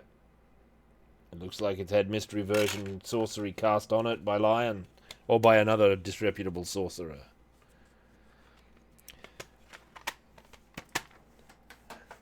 I can play off the disc in spirit. Alright, hang on. Get out of here. Oh, the game will probably crash. That's alright, that's acceptable. That's acceptable. Hang on, we won't need GOG. We can play the SNES version if need be. We won't need GOG. All we need is a little patience, elbow grease, and mystery goings on.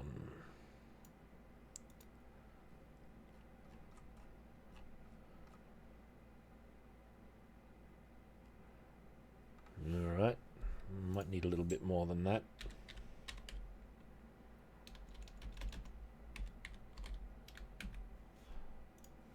Might need a little bit more than the normal amount of elbow grease.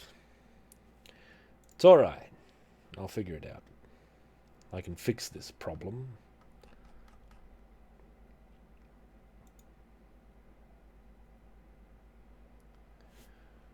And a bit of that.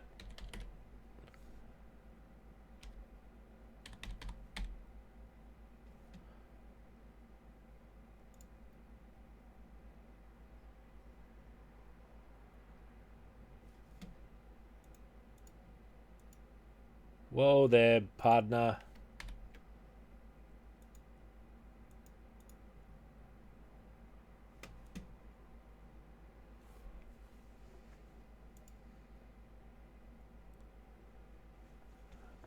Alright. Won't be long.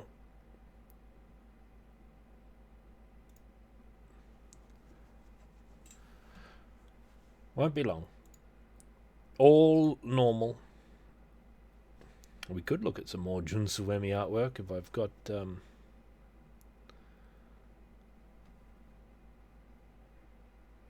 oh, wizardry and rights hell. How did this happen? Now let's see, what else have I got?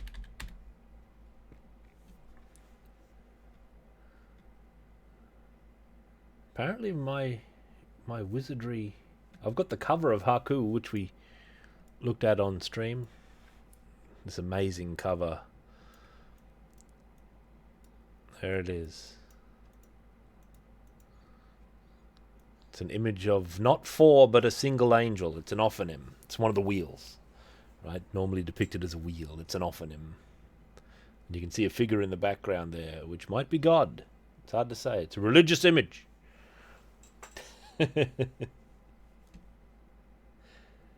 How did Six dodge all this mystery goings on? That was a great art book. This is one of the chief streams that I wanted to save from when they purged the VODs from Twitch. My Junsuemi Haku art book. Hang on. All right. I should be right there.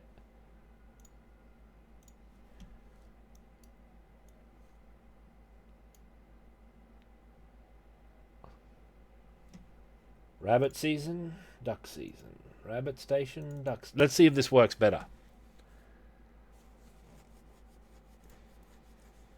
Oh, it might not.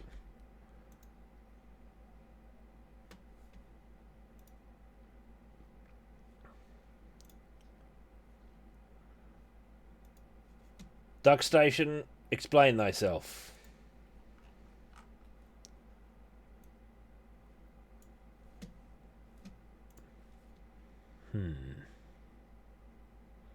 Yo, yeah, the Nosferatu cover art. That's right.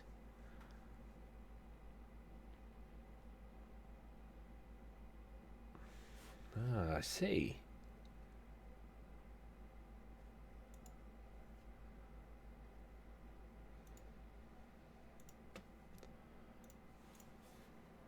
Uh-oh.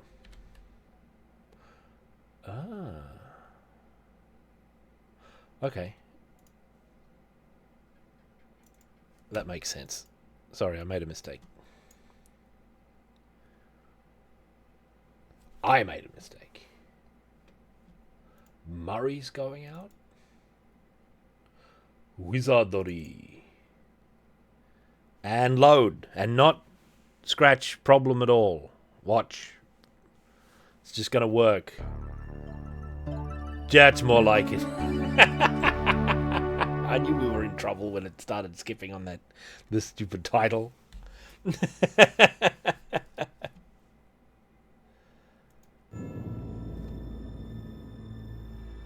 Oh, the Japanese got those. There's a whole subgenre of Japanese wizardry games, which really look interesting. And then there's the lost mystery of Wizardry Online.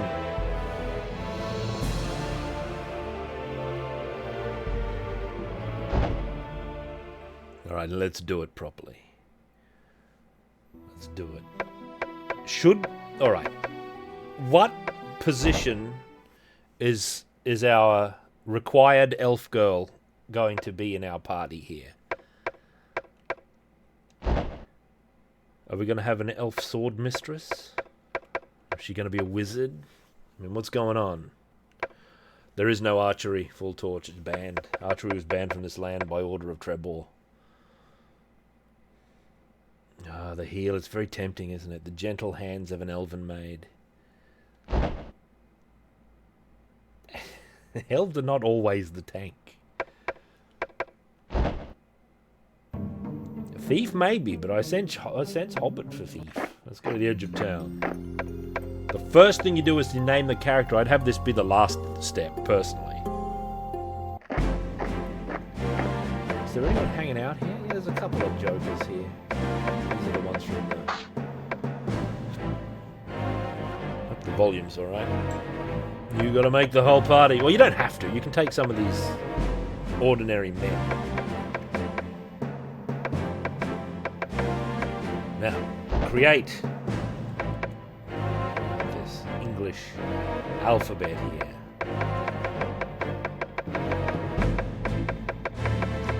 You're gonna be a dwarf. M for mighty. Space. At great risk, limited letters. Mighty big space. How many spaces do we need? Mighty Mighty Crumb.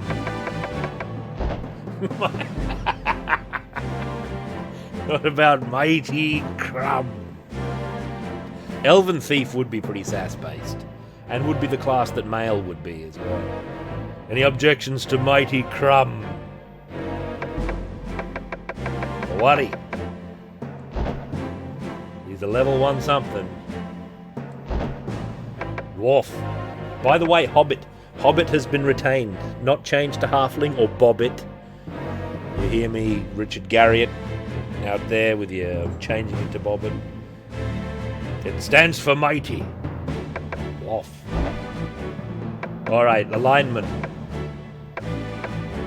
Good or neutral or evil? What is he? Ah, he's good. He's good. This looks good to me. 18 strength, big vitality. You need some agility there, dwarf. How about that? What do you think of that set of points? Yeah, 16 is oddly high. Fighter. That's enough vitality. What about agility? I don't think I can medal. I can't reduce these. Yeah, agility's quite important. 13 and 10. 13's an unlucky number, though. Ah, but you gotta have... Ah, but you can't have an unlucky number. But he's a dwarf! Right? How about that? 12 and 11. Oh, we don't have lucky 7. That's alright, dwarfs don't mind. They get a +1, so they got secret 7 for luck. Oh, you say that until the steel flies. Grass purges. Looks good. Each score is okay. Select class, fighter. Yes. What's our next warrior? We need 2 warriors. Mighty Crumb is in the party already.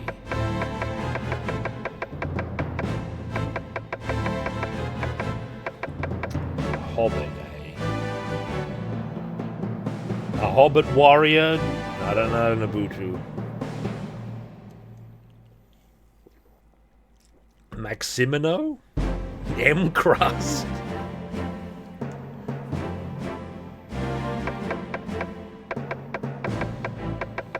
Mighty Crumb. The Biltro, the Hobbit Samurai. I don't know about this Biltro.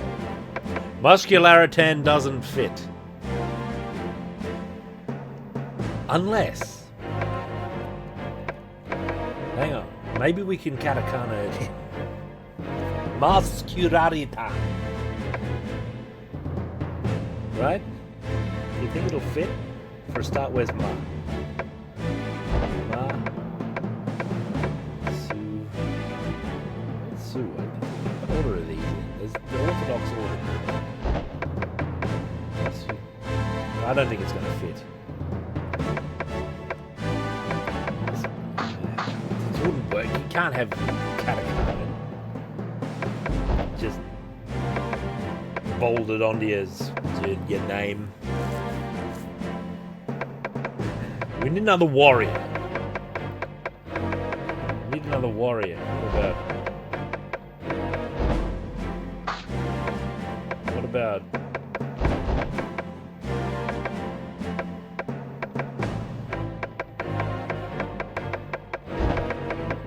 Font? G-Burgle. Should it be another dwarf? Do we need 2 dwarfs in our party to emulate the party over there on the side art?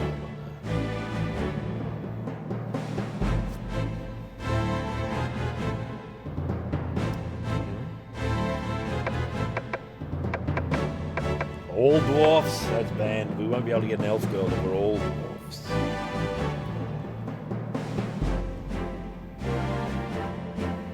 Elvish warriors might be... I'm kind of inclined to have an elvish swordsman here, actually.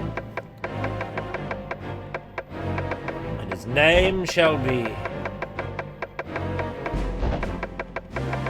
Suncrow. Suncrow. It kind of works, actually. Suncrow. And we will see if the dwarf or the elf are the chief. Suncrow's a bit neutral, though. This guy's Suncrow. Look at his no good points. 5? Way worse than the dwarf. The dwarf was walking around with like 16. Suncrow's an oaf. X rerolls? Not on my watch. Or triangle. That doesn't do anything either. Square doesn't do anything. We're stuck with 5. Makes a noise. This is is all correct. X is cancel. Circle's finish. But we're not finished. We don't even qualify for fighter unless we put all of our points into strength. I'm starting to think that Sun Crow isn't a fighter. You could be a mage.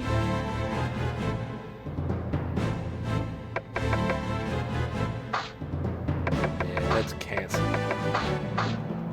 I don't think, yeah, this isn't a... Sun Crow is an oath. Sun Crow. This is an unplayable character. How do I get out of here?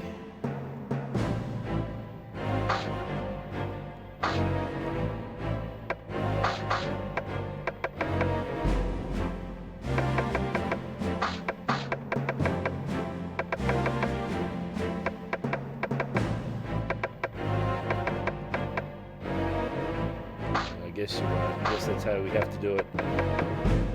We're not qualified.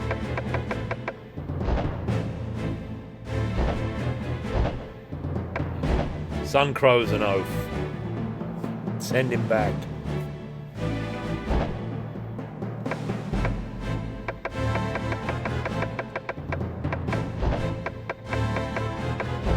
This is one of Sun Crow's men.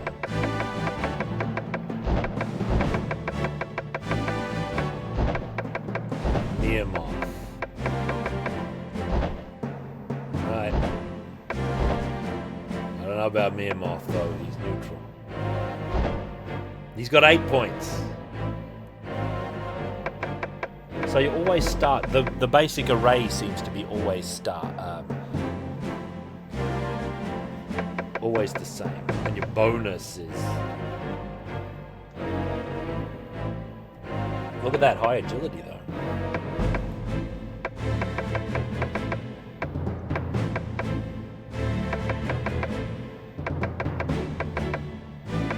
He could be one of our wizards, Meermoth.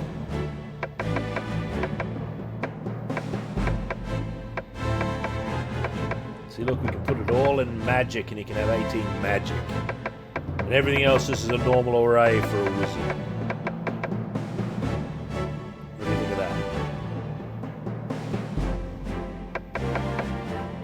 that? That's not bad. We'll create it. But we can create as many as we like and just make our party out of the best ones.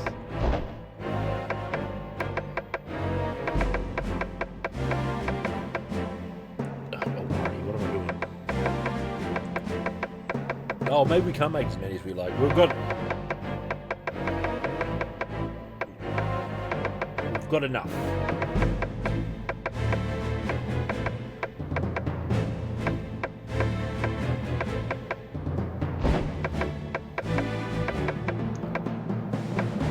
Party of 6, actually.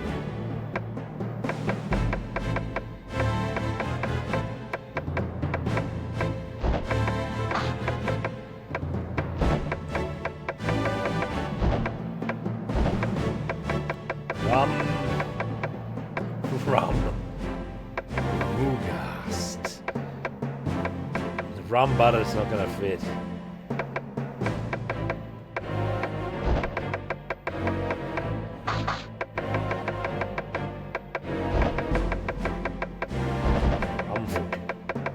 This is a Hobbit name if ever there was one.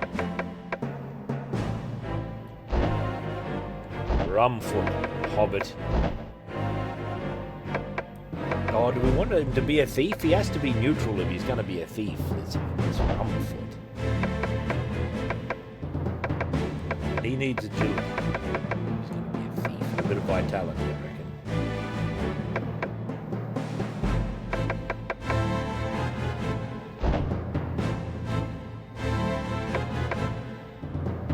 That's a thief. That's Rumfoot.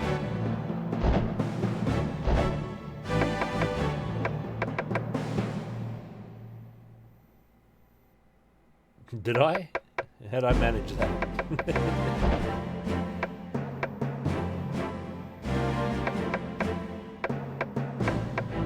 Oh, low luck, eh? Gotta watch out for that. What if we summon Mail into this adventure? What if we just create her? What were the gods like? She's an elf. Yeah, I'm starting to think male's evil though, which means she can't be in the party. She's neutral at best. Is she a fighter though? Or she can be thief or fighter. Kind of low vitality male. Strength 11. That's about right.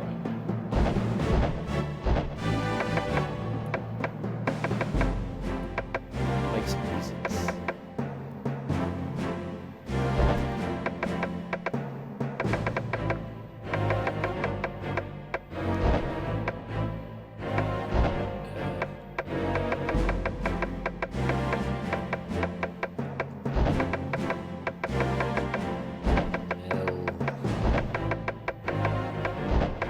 Melto.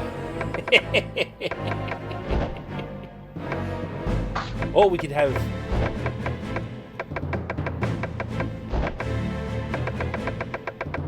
Meltina, a fiery sorceress called Meltina. Let's try it. That could only be a human.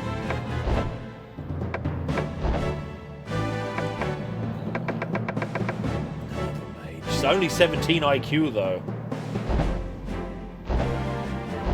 Tina, I don't know about this.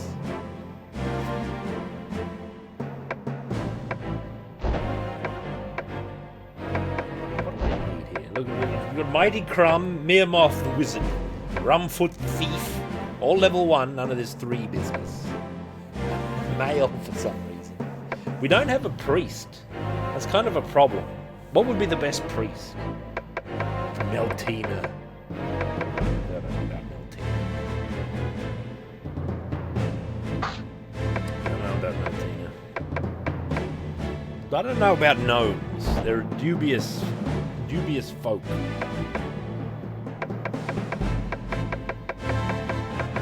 What's a good gnome priest name called this more?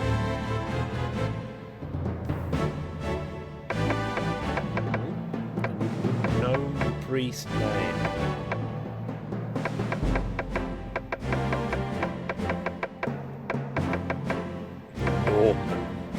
Gilly, alright. That's an appealing name.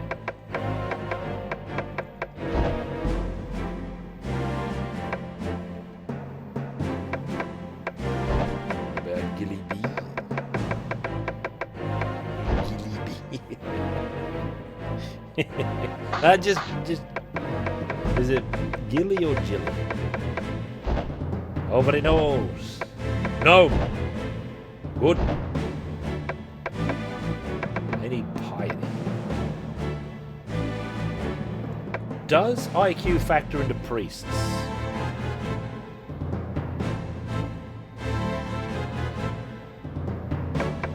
Oh, Kyo says rejected to Gilly.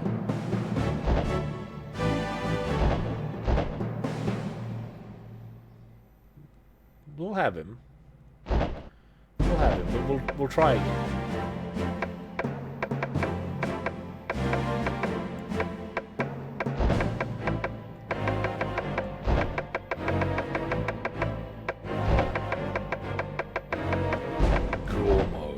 Most oaf name we've had so far. This is also a gnome. Whoa, only 5 bonus? What an oaf. No, Gormo is out. Gormo's out.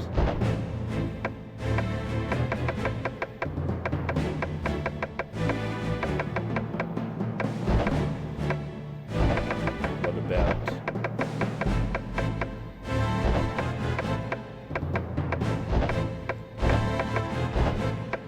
about Brew. That's a good name. He's a dwarf, though.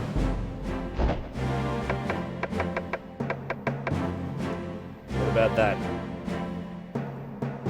Is that a good enough priest? Wind. of like Windu the priest.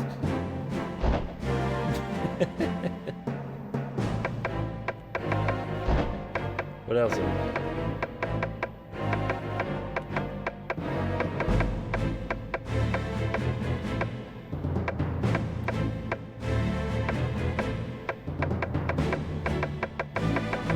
Do we have our cute elf girl yet? What should she be called?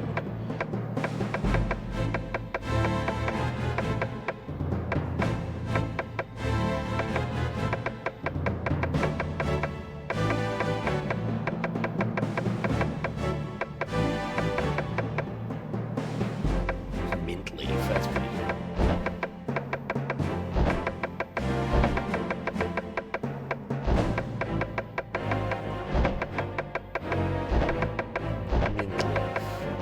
Downside to this controller-based game is you can't just type things.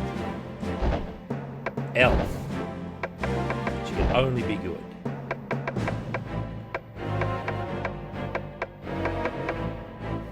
I kind of want to be a swordsman.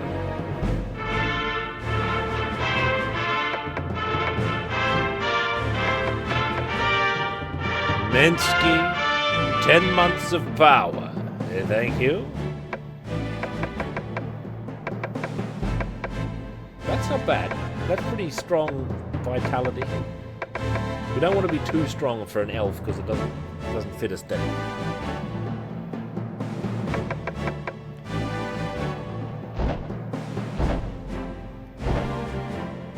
Yeah, mint leaf.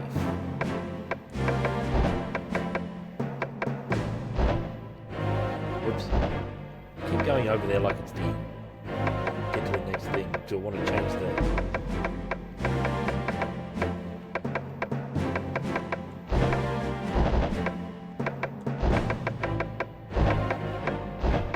Afghar.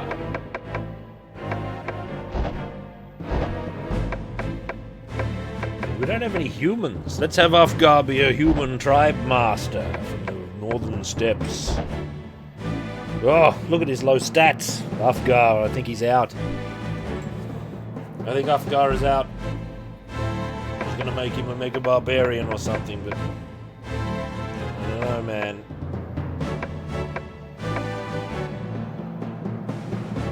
Turn it down a little bit, actually. That might be better, Nabutu. I think Afghar is out.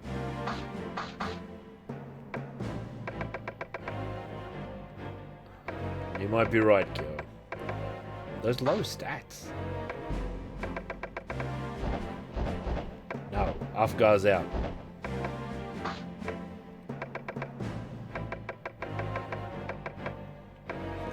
Doing this.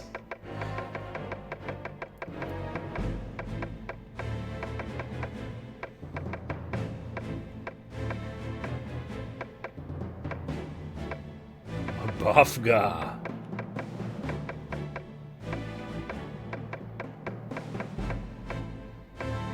Afghar.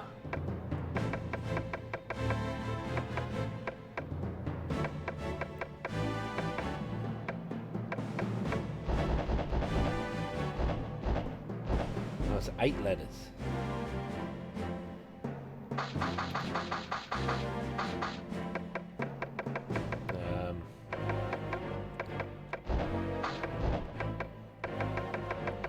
Big.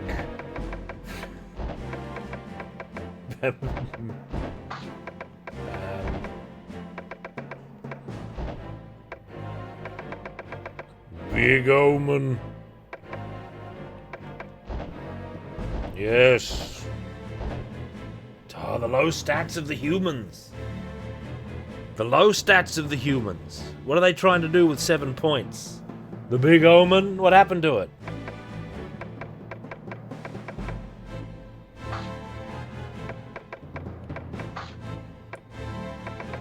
False Omen. No.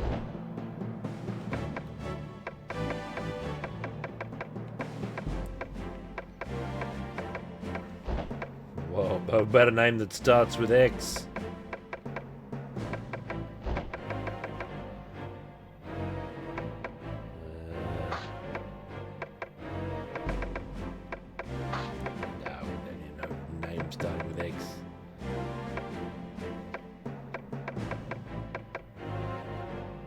Zaxby. Alright.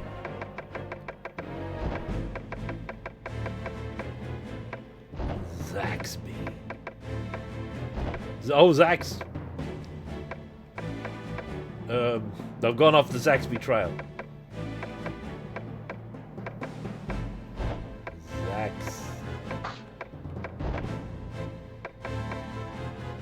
Zaxdew.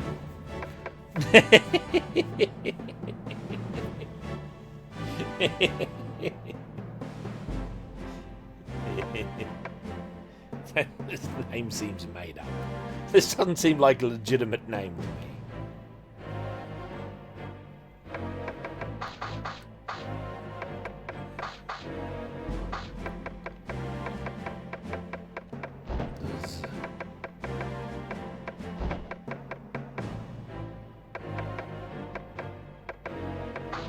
Zaxxon. That's the town in Lodos War. There's a town called Zaxxon.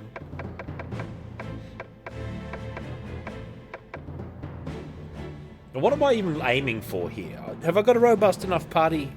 I think I need another wizard. I think I need another wizard. We need a good sorceress name. Zaxoff. Zaxxon, Zaxoff. That might be a bit ill-omened name, Shadow Stitch. Jianyu. Yensid.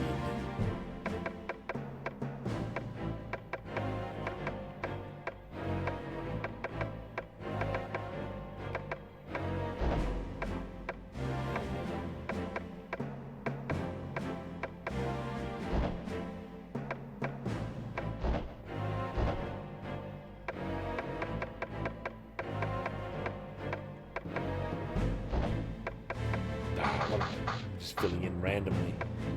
We need a good fighting name. We need a good name because a good name will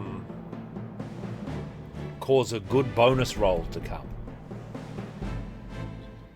If it's a mage, it should be another elf, shouldn't it? It should need an elven name. An elven name.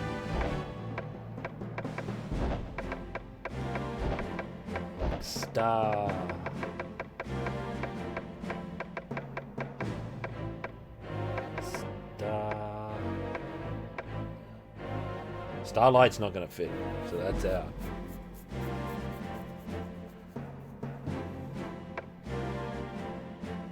Starwipe.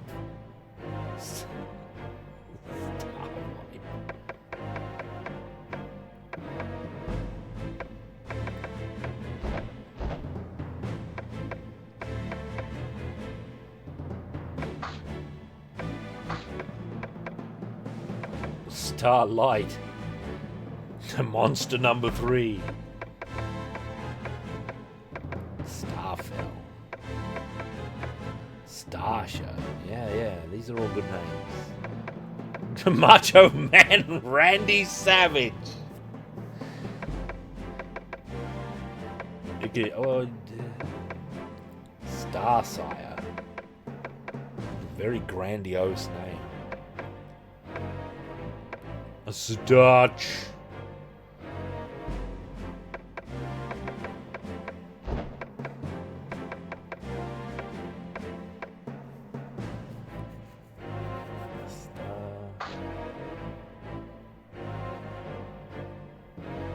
Starglade is good, but it won't fit. We're gonna be Star Moon.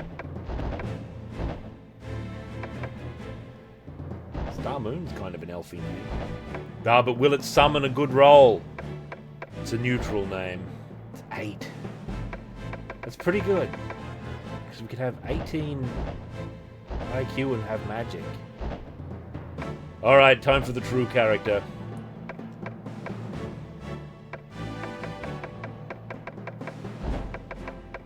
I should put dots.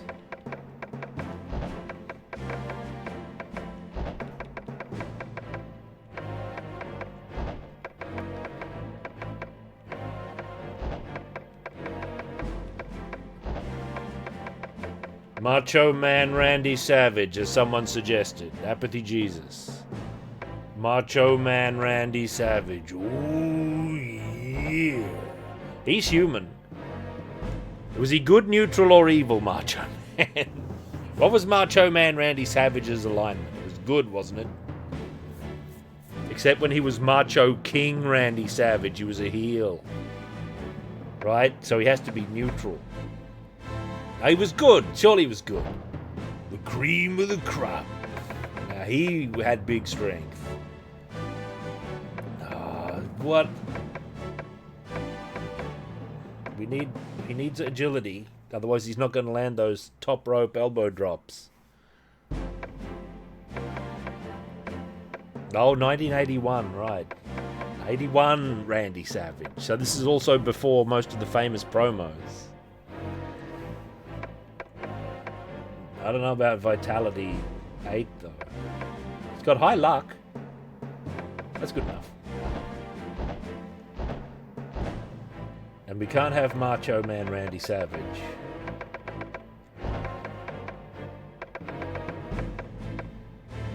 without his brother Lanny. No, we should have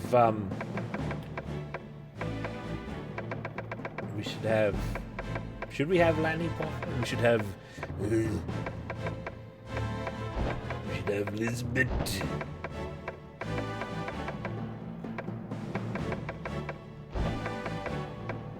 Elizabeth. How should we spell it? Miss Elizabeth. It fits. Elizabeth isn't going to fit. Elizabeth. A Poffo. Elizabeth, yeah. That's a much better way of doing it.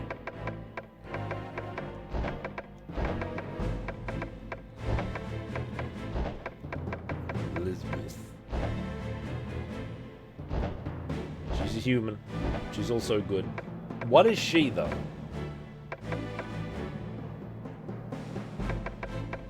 She's a high luck, high agility. We've only got one thief. I guess she can't be a thief. She's good.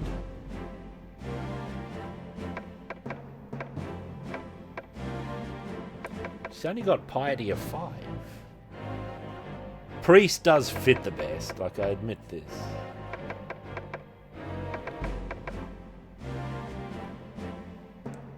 I don't know. Everything into piety, do you think?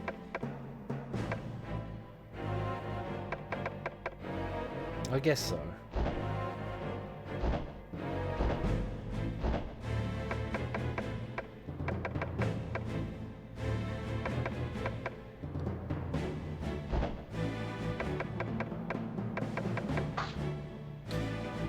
Yeah, that's a good point. I'm not sure of the rules. I should have looked at that in the manual. The rules for organising your party. Is it the first 3 spots are basically equal, or is the front spot more front than the second? I'm planning on 2 mages. Yeah, the first 3 are the front, but are they all equally in front? Or is there who is first is more likely to be struck? Okay.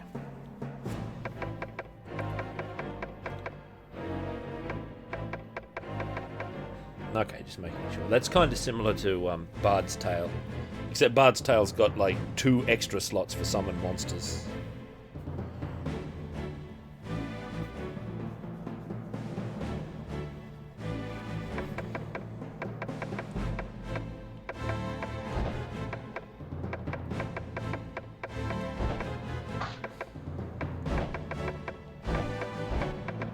Ulwin. Ulwin with 2 N's or 1 N? Ulwin. Ulwin. And is this a lady's name, Ulwin? Becomes more of one if you have Ulwin. Ulwin. Yes. What is Ulwin? Another human? We haven't got enough humans. I'm afraid Ulwin's not looking too good with only a bonus of 5 there.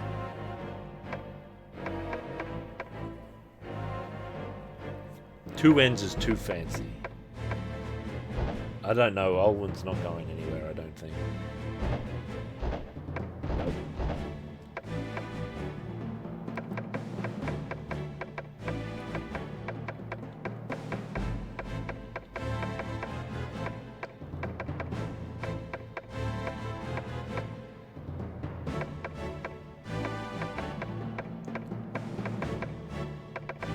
Oathwin is more like. What about Ralph Moeller?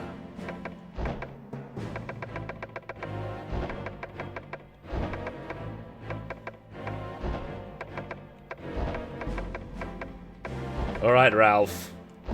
This is your big chance. Ralph Moeller is good. 6 bonus? That's not enough, Ralph. It's not enough. That's not enough. No, Ralph Moeller's blown back. Maybe we can get Corella. Lion will appreciate it. Corella. She is a woman. Good. 8. I don't know if we can make something good with 8 with these stats. Luck at 9 is pretty hefty though. Moeller. He's got another chance, Ralph Moeller.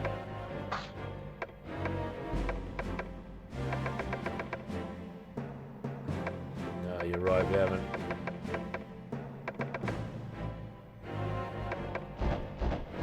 No. Moeller 5th. It has to be a dot.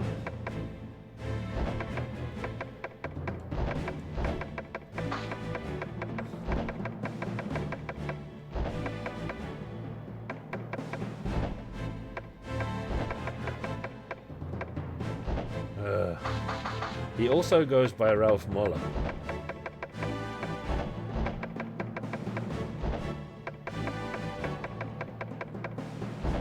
Ralph Moeller.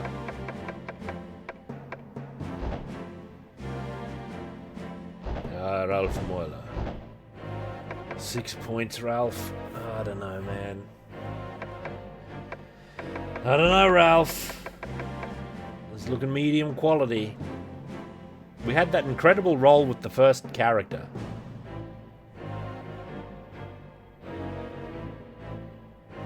No, we didn't accept him.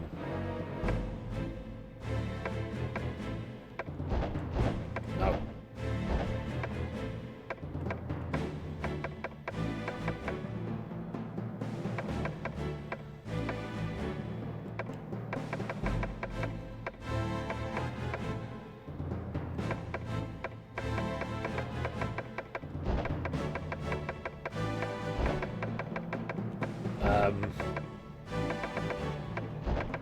What about Oxblade?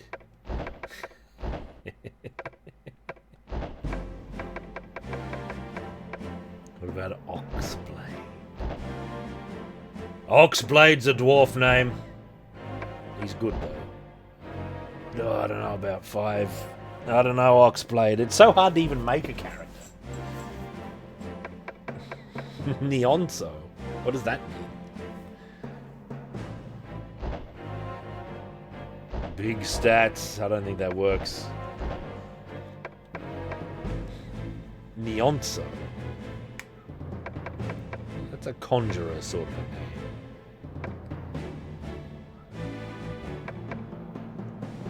name. Neon 2.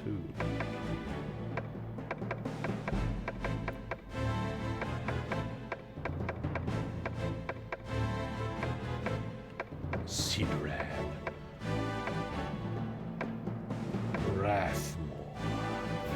Rathmore. That sounds like a legitimate that someone would have in adventure such as this.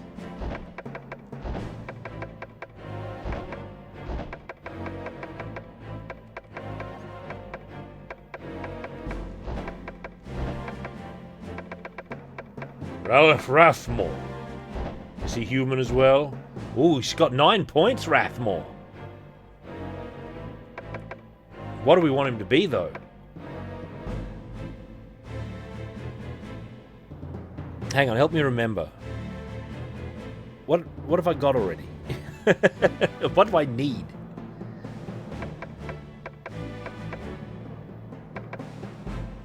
Do I need another warrior? He can't be a thief, he's good.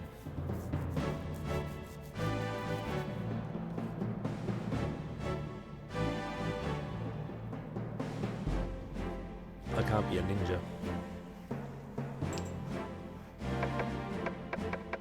Piety. I've got a priest, don't I?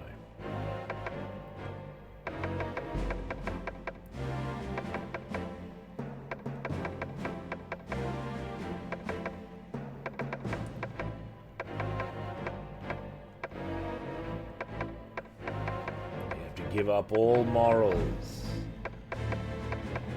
I don't know what Rathmore is. Do I need another warrior or should I make him a mage? Or a big luck thief? I don't know, you only need one thief. I'm pretty sure we've got a good thief. Yeah, pretty physically good for a mage. I'll put him in the mage box for the minute. Created. Let's create one more. Let's get one more good one. Alright? Let's make one more good one. Let's make...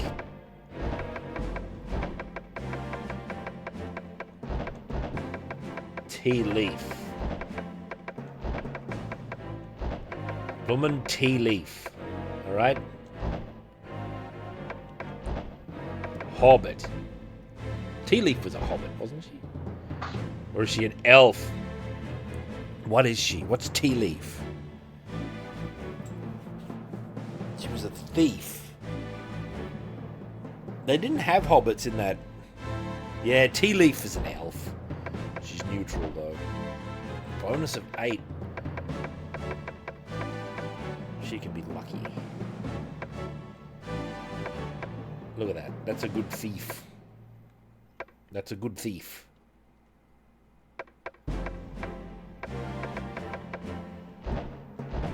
That's good enough. Create this character. Alright, good enough. Right, we've got good characters. Alright. Now we go to the tavern and we add... M. Crumb is going in. He's our main man. Mighty Crumb. Who do we want? Who are these people? Do we want Macho Man Randy Savage in our team?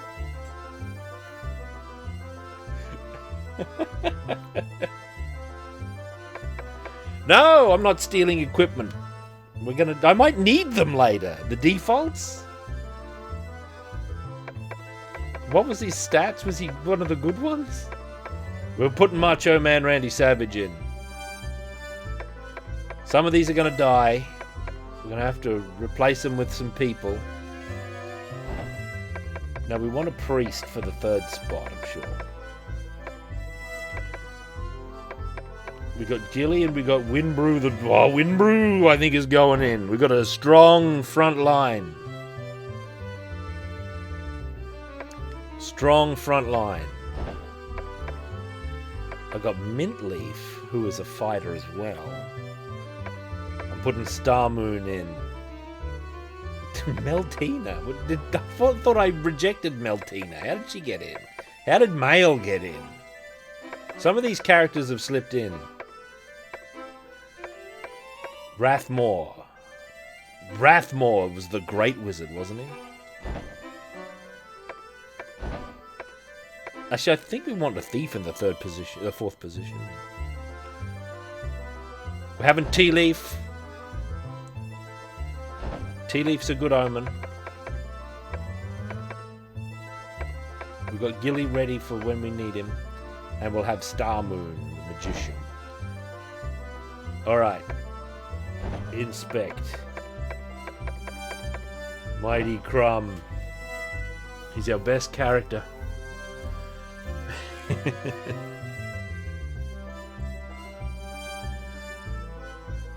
Alright, now we've got to go to the shop. Yep, we're ready. We go to Boltax Trading Post. Oh, hello.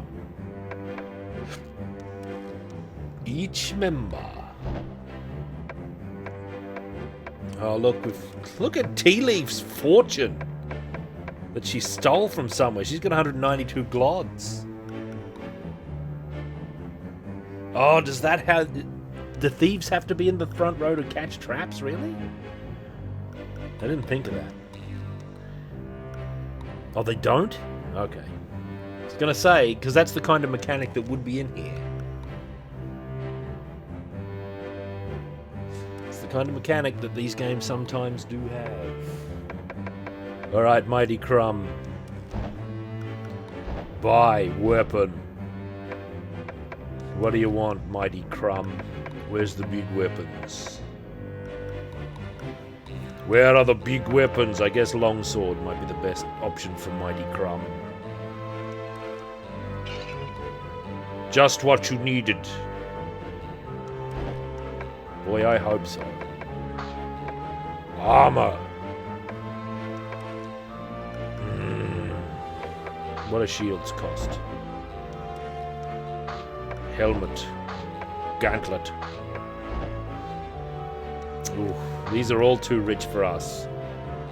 We're going to have to start with some low-grade business. I think we should invest in chainmail for Mighty Crumb. And he should have a shield as well.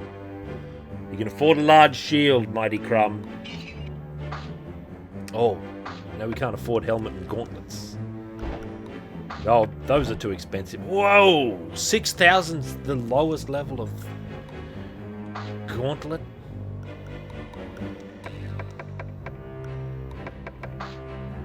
Macho Man Randy Savage. You also shall purchase these things. You shall have a long sword. You shall have, I don't know, chainmail. You shall have chainmail.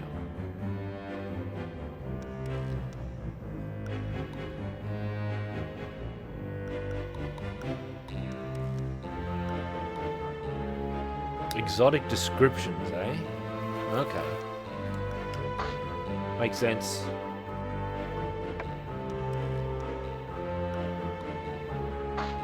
Sturdy sword, eh? I never played I haven't really played any version, to be honest, except for briefly.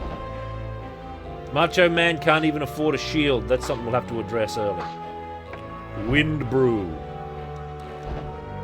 Wind Brew. The Dwarfen Priest. Look at the flail is the executive weapon of this age. It's the most expensive thing. Have a mace. Have big armor. Oh, you can't afford big armor. You're gonna have to go with leather armor, Wind Brew. You can take a shield, however. The flail, Mensky. I know about it, man. It's the most executive weapon. That's it. Rathmore. Bloomin' staff. Wizards are getting out of this on the cheap. Armor. Robes. He's done.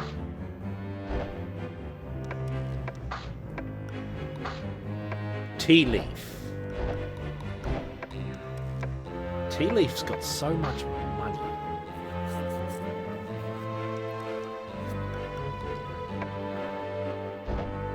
Oh, shorts. You can use long swords as well. Oh no, long swords has got an X next to it. Short sword tea leaf. That's what you need. She can use leather. She can have a shield as well. No helmet. Gauntlet, no. You can pool Glod. You can pool it. But our characters just met. They don't trust each other enough yet. Star Moon. Staff. Robes. Now, do these count as being equipped already? That's a question. Do they count as being equipped? Do you think I should...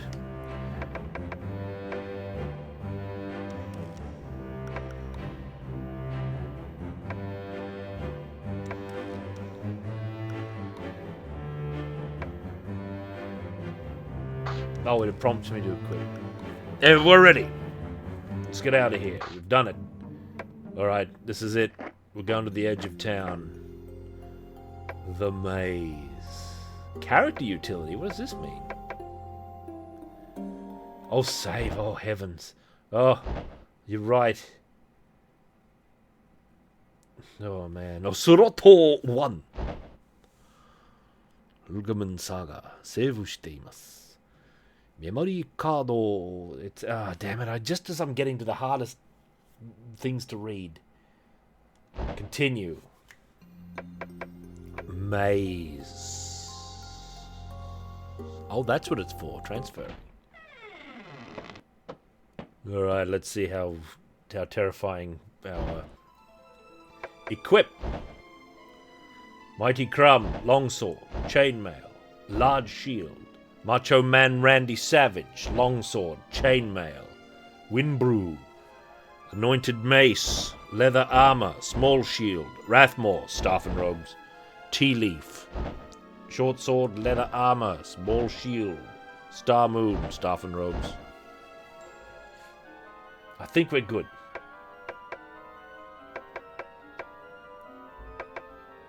It's good enough. Leave? Surely it doesn't mean just stairs up. No. Look at it. It looks great.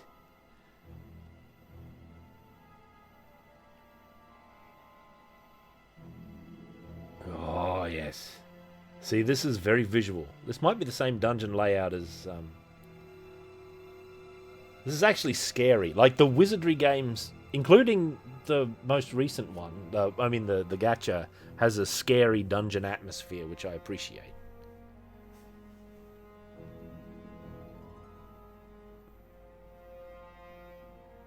Look, we've gone around... Oh, I was going to say, we've come around in a circle.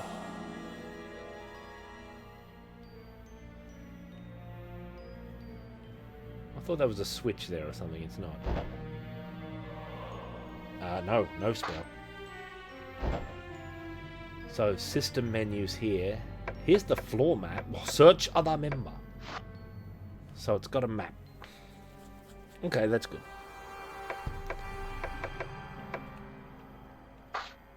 We can camp, cast spell, use item. Save and quit. Set timer. Party window is on. Yes, we need that. Let's quickly to the map. Let's use item. Oh, look out! Oh, look at this super well-drawn skeleton. 2 skeletons and 3 small humanoids. Alright, Mighty Crumb chooses to fight. And he's going to fight the skeletons. Oh, you reckon we should run? Let's see what happens. You think it may have been poor? What? I don't want to spend 6 hours back in the... Let's test our skill here. Dispel.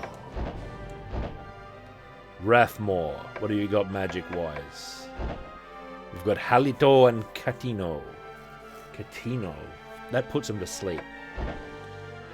That might work on small humanoids there. Tea Leaf, just parry. Star Moon. Halito on the skeletons. Let's do it. A skeleton is killed. A small humanoid attempts to slice Macho Man Randy Savage and hits 2 times for 5 damage. Oh my god. Macho Man Randy Savage, we're in trouble. M. Crumb thrusts violently at a skeleton and hits once for 7 damage. The skeleton is killed. Rathmore casts a Catino. A small humanoid has not slept. A small humanoid has not slept. A small humanoid has not slept. A small humanoid tries to stab the mighty Crumb and misses. Oh, Macho Man Randy Savage has been destroyed immediately. No! No, Macho Man Randy Savage is killed. Oh, the spell doesn't work. Oh my god, look at the humanoids. What happened to the cream of the crop? We got 3 small humanoids left. We can take them. Brew, we're in trouble. The best is yet to come, that's right. What have we got spelled? Bardios. Do you think... What's Bardios? Is that the damaging spell, or is this like the anti-undead spell? Bardios is a fireball. That sounds like good investment at this point, actually. Rathmore. Halito. Tea Leaf, you parry. Star Moon, more Halito.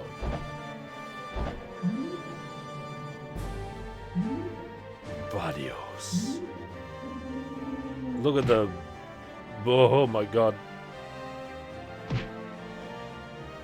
Thrusts violently at Brew. Mighty Crumb leaps at a small humanoid and hits once for 6 damage. The small humanoid is killed. There's one left. Mighty Crumb leans in. You heal Mighty Crumb. Rathmore's up. Rathmore can get involved in, like, fisticuffs. Oh, he's in position 3 now, Rathmore. You parry Tea Leaf. Rathmore tries to stab a small humanoid. Mighty Crumb is completely healed. Each survivor gets... Alright. We've got to inspect this trap. It's not over. Tea Leaf, this is your job. It's an exploding box. Disarm it, Tea Leaf. And you've got to know what it is, because if you just push disarm, you've got to... Alright. Everybody step back. Oh, Tea Leaf. Each survivor gets 12 glod. Alright, let's get out of here. We've got to get out of here. We're down a man. Typical wizardry. You instantly down a man. Macho Man Randy Savage. The temple, help us. We've got to bring Macho Man Randy Savage back. 250? The wizards have got that much money.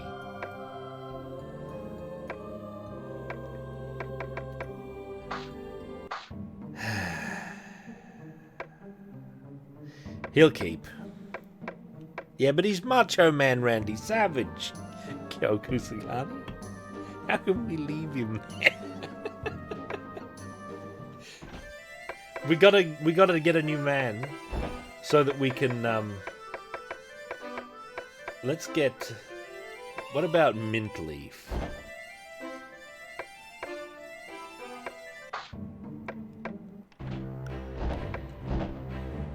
She's got 136. Just what you needed. There we are.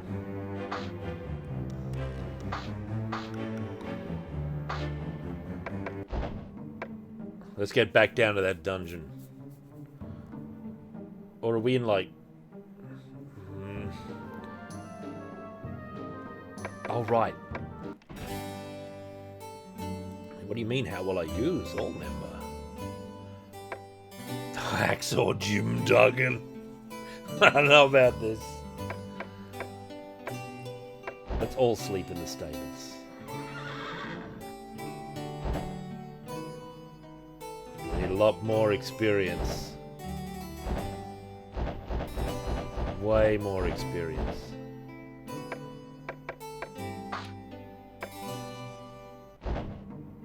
Now, can we do healing here, or do we have to go to the dungeon to do our magic?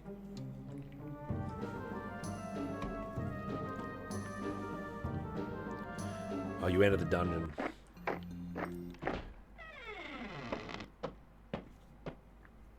Alright. This is great. Yeah, man, let's go. Tea leaves all ready. Star Moon, mint leaf. Let's go. We gotta reorder. Mighty Crumb in front. Mint leaf right after. Windbrew, the priest. Brathmore, tea leaf, and Star Moon. Oops. Yeah, tea leaf is done. Good. Leave. No. What was the cast spell? Windbrew. Dios. On yourself, my friend.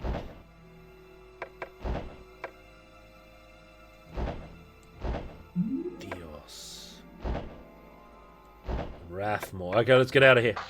We're out of healing spells. We've got to leave. Oh, nice. That's a quick turnaround button. We've got to go back to the stables. No, Diamond Dallas page. How long until we get to, like, Midian and, like, obscure Attitude Era wrestlers? Look at the inn lady. All men. Nope, second sleep. We just aged another week. We're pushing 50 already. Alright, let's get back down there. This is serious adventuring business. Everyone step aside. We've mapped out a large section of this dungeon so far. Let's go this way.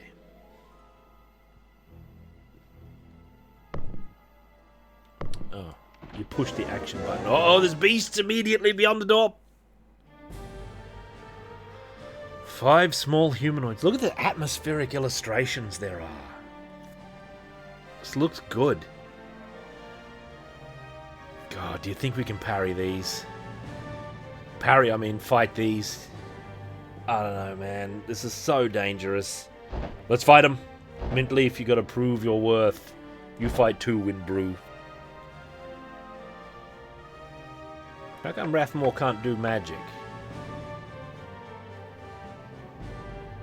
What do we do wrong here? How come I can't lay magic on them with Rathmore?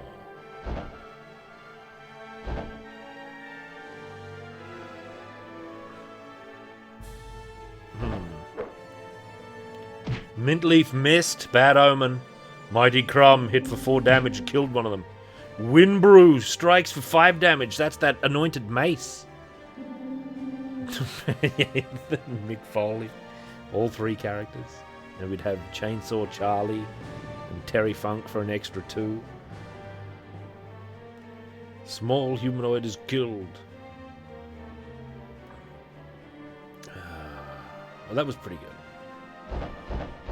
Oh, okay, now, second round we can do it. Must be an initiative thing. I think we got him, though. Save your magic. I think we got him. Mighty Crumb. Windbrew. Mintleaf took 4 damage. That's pretty bad.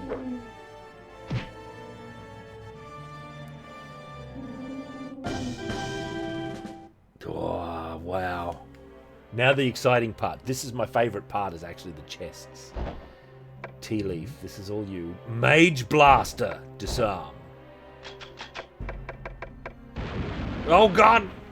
Oh, how bad is it? Star Moon's immediately in big trouble. Oh god. Typical wizardry. No one's dead, so it's a win. That's right. Now, oops. What? No, no, no, no. No, get out of there. I'm looking for the map key. Oh, yeah. It only maps the squares you're standing on. What are these arrows doing here? What do you think they mean, those red arrows?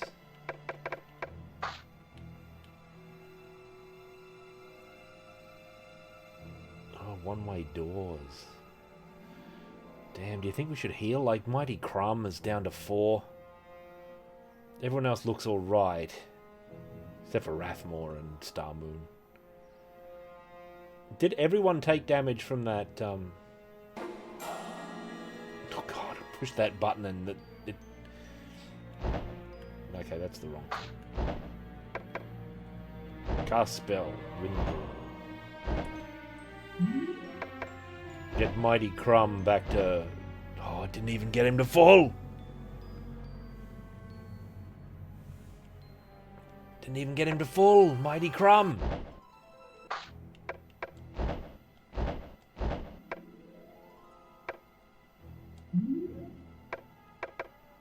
Get Mintleaf up. Mintleaf's at full.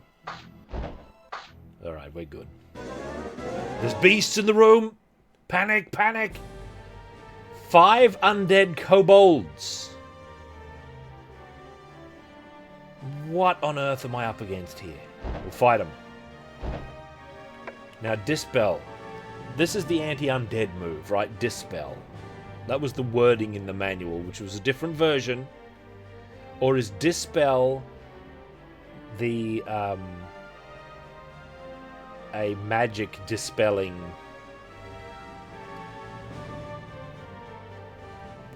Does anyone know? Or do I need to use Bardios? I don't have any spells left. Why are they undead? What happened to these? I've got the manual, but it's fully in Japanese. It should be for... I don't see any other option. They definitely have that power. I'm going for it. Star Moon, we need your magic. Halito. You parry, Tea Leaf. This Tea Leaf is an elf girl. I assume she's cute. It doesn't say. It doesn't even worry about sex at all. It doesn't... It has no regard for male or female. The dungeon is that merciless. It's so impersonal. It just wants your name, your alignment, your class, how many hit points you've got, and whether or not you're fighting. Mintleaf. 2 damage. Good work, Mintleaf. Oh, Windbrew dispels 1 monster. Rathmore casts a Halito. Star Moon casts a Halito. All undead kobolds take 1 damage. Or an undead kobold. That was pretty bad. An undead kobold leaps at Mintleaf and misses. An undead kobold thrusts violently at Windbrew and hits once for 2 damage. An undead kobold tries to stab Mintleaf and hits once for 3 damage. Oh, Mighty Crumb!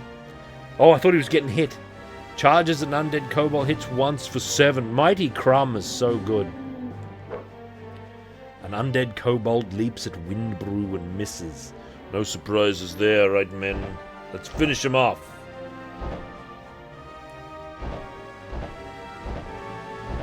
Just pour everything on and we'll run away again and recover. The Mighty Crumb strikes them down.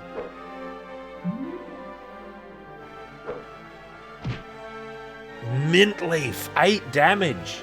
The rivalry between the elves and the dwarfs is alive. Finish it off. Mintleaf finishes it off. 30 glod. Good work, men. Oh god, there's something guarding the door. Oh, help. 5 small humanoids. I don't know about this. We can take them. Oh no, not dispel. You have to fight. Corvus Moore says run. But we can take them, surely. Oh, we don't have our magic, though. Oh, well. Do you really think we should run? I'm just about to get out of here with my... Let's see what happens. We've already killed one of them. They're running away. Mighty Crumb strikes one down. There's one left. It worked out pretty good.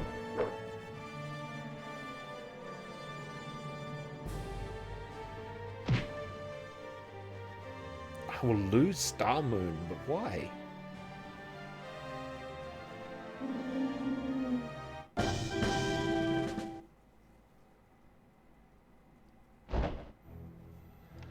Novice Adventure. Let's get out of here.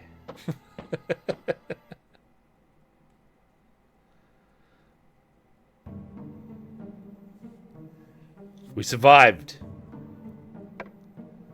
Let's go to the inn.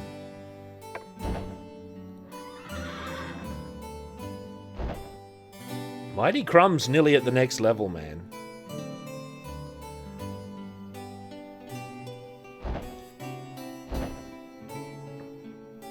Mint Leaf needs loads of experience. Tea Leaf's nearly leveled up. Tea Leaf has been so good, except for that exploding box. That was a disaster. We need to recover our health here. What have we got?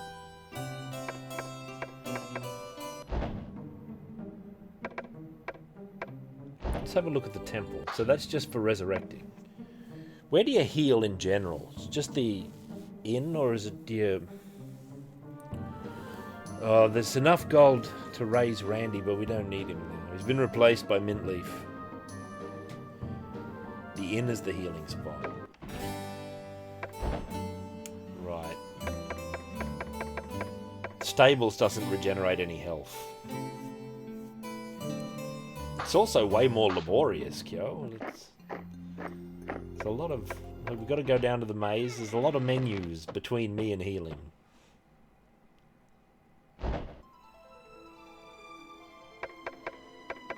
So that's... I wonder if that age rule applies to elves and the like as well, but because they live so much longer. That's one of the unwritten rules in D&D. Or like one of the unwritten advantages of choosing an elf is that all the age-based things don't affect you really. You can see a ghost and you'll age 10 years and who cares? Right? Because you're an elf. I might have to try an all-elf party. All elf girls with a minimum cuteness rating. Because they're not getting in. What was I doing?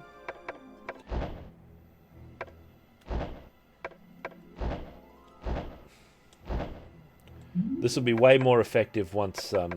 let's get our warriors up there. The only reason Star Moon is damaged is because the chest exploded. I should do that. Yeah, I should inspect their ages. Remind me again in a couple of minutes if I forget. Oh, Mint Leaf's nearly full.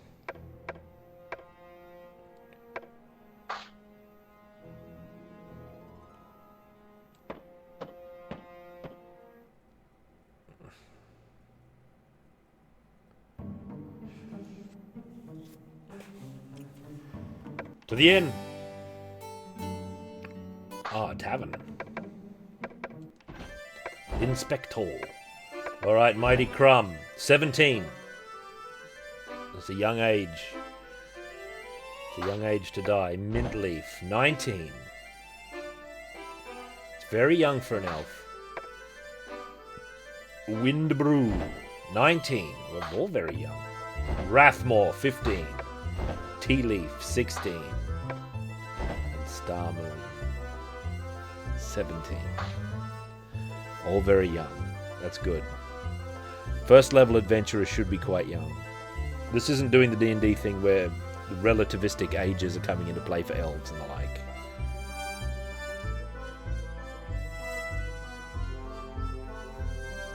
And that's normal in D&D to be like 15 or so when you start, especially if you're a fighter. Other classes like mage, you'll start in your 20s and cleric will start in their 20s, maybe even 30, some of them. At level 1. Because that's just how long it takes to become a level 1 mage, is it takes that very long apprenticeship to even know what's up.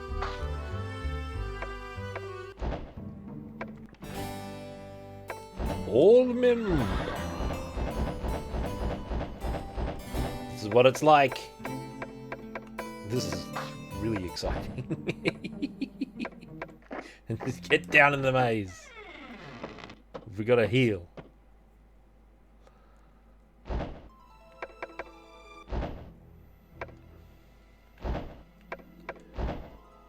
Brew. We need your powers. Now get Mint Leaf back up. It's only a single spell, but we've got to do it. Star Moon needs those hits. Oh, 1 hit point? Come on, man.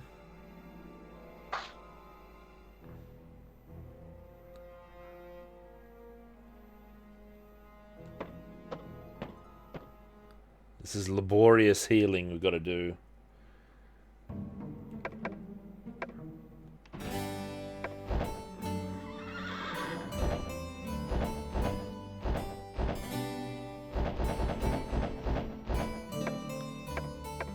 I can't believe Macho Man Randy Savage is dead.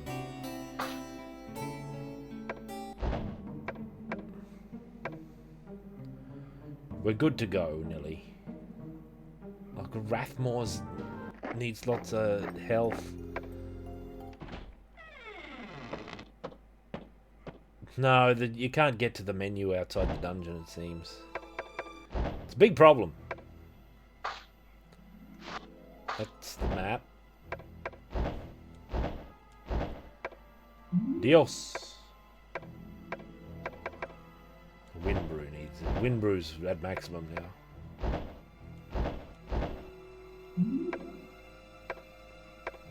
Rathmore.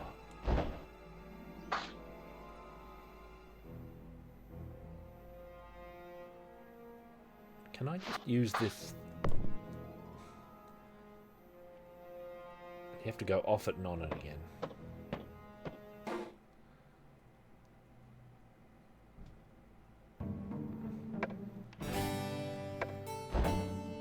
Oh, we're aging.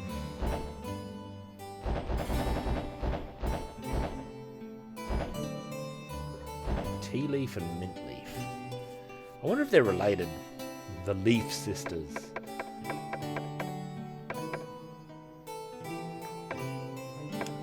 Is this per person or does it cover the whole party, I wonder? We've accepted it. We've stayed in the stables for several weeks, so we're past some of the stages of grief. And we didn't really know him. We didn't really know him very well.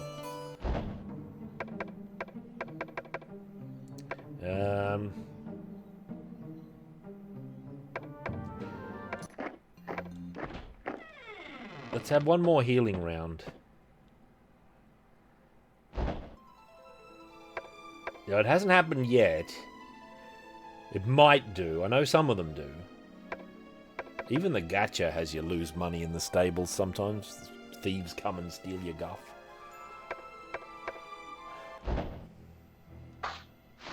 Oops. Dios.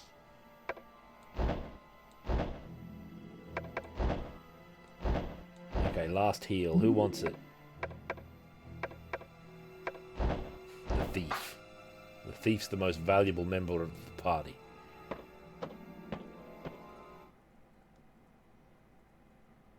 He's a reminder to afford a helmet. Speaking of, maybe we can afford guff. Like, what have we got? 153 glod? Chainmail. What are we missing?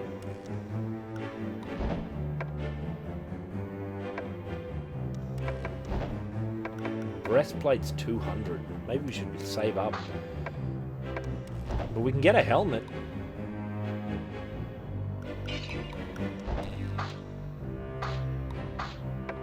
Mint leaf. Mint leaf needs stuff. Lumen shield for a start.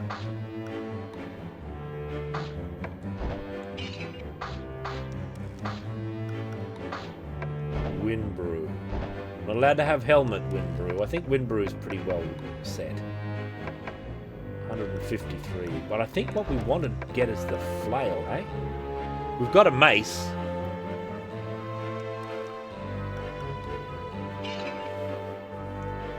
get that flail straight off. I think we'll sell our mace.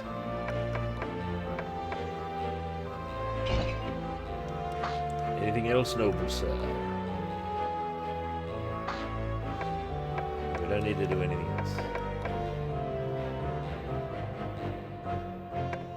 Actually, we can't buy a large shield. The flail was a better investment. Everyone else is fine. My trip was good. Spent a lot of time on trains. Oh, the wrong god. It'll work. We'll just convert before we'll do a dungeon door conversion. It's like a deathbed conversion, except, you know. Just before you go on your adventure, you convert. Alright, let's hit it. This is another official attempt. No, wait.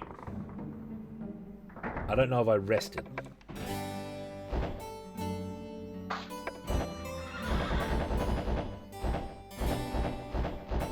There's a good chance someone's going to level up in this next excursion down into the dungeon. God, this is such a heart-pounding game. It's mad. This game... Wizardry games are always like this. There's heart-pounding descents into madness. Let's get in there. Mighty Crumb, you better do good for us this time. Mighty Crumb's armor class is extremely good. It's 4. Why is it 4? And Mint Leaf is 7. What are we missing here? Is it the agility factor? Because that's a big difference. Alright, I'm going to go this way. No. This way.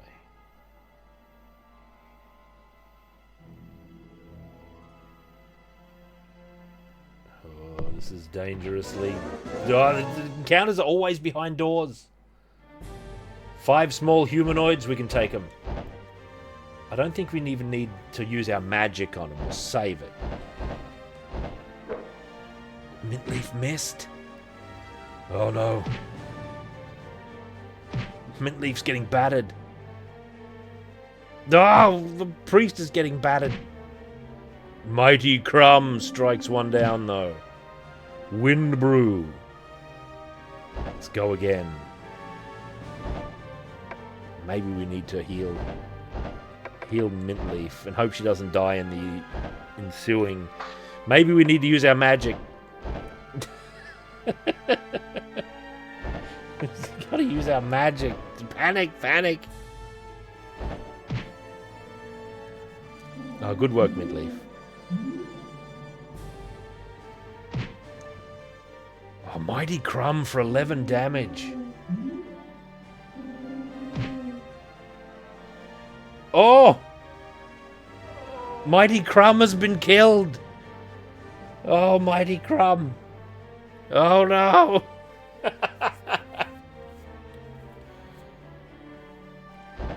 Damn it. Mighty Crumb. Absolute disaster. Everybody pile in. You parry, Tea Leaf. Finish it off. Oh no, Rathmore. Wait a minute, who got hit? Rathmore got hit.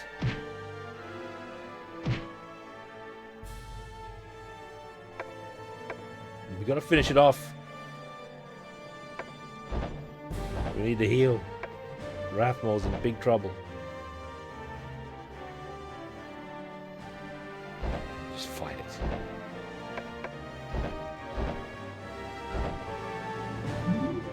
It ran away? Alright, hang on. Everybody step back.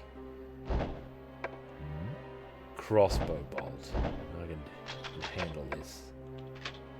Good. Everyone gets a paltry 12. Let's get out of here. We got to get a Mighty Crumb to the bishops. We got to get out of here. You get one fight and then you got to run away. You go down for one fight, make 12 gold. It's like being an amateur, like, boxer, right? or a professional, semi-professional boxer, you have one fight. It takes 6 months to get to one fight. You get absolutely battered, and you get $12. It's absolutely outrageous.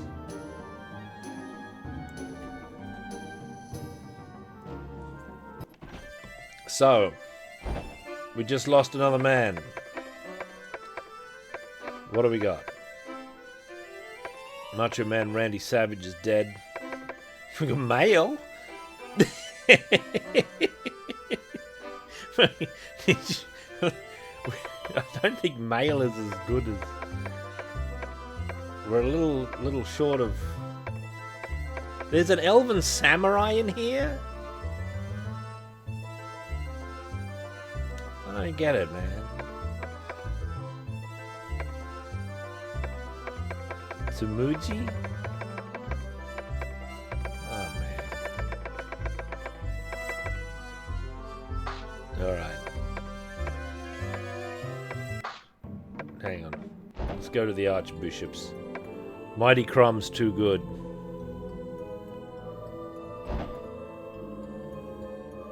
$250 glods. Should we spend this on Mighty Crumb? Because his stats were excellent. Who will tithe? Well, none of us are going to tithe. We're going to have to pool our money. Where's the pool the money screen? Do we do it in the trading post? We do it in there. We got divvy gold. Oh, that divided all the gold. Oh, it's in the trader. All member. Each member.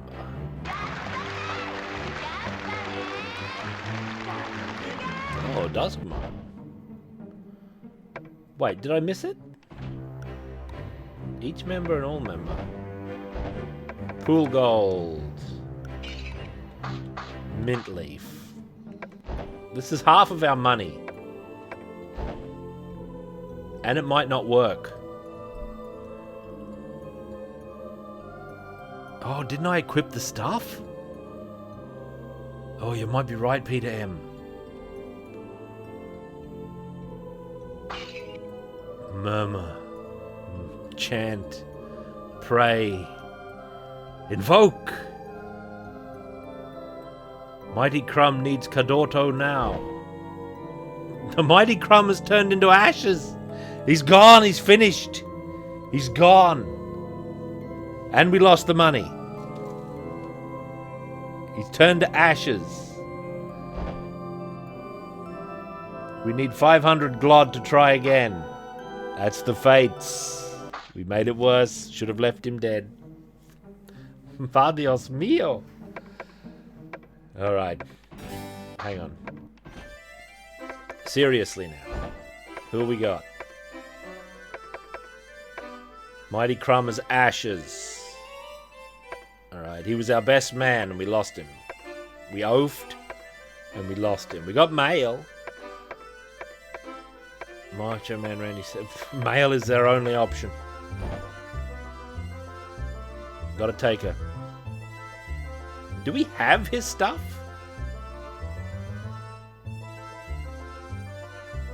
Lee. Oh, divvy the gold. We do have his stuff.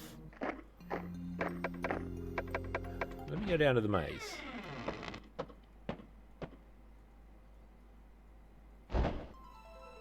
Equip.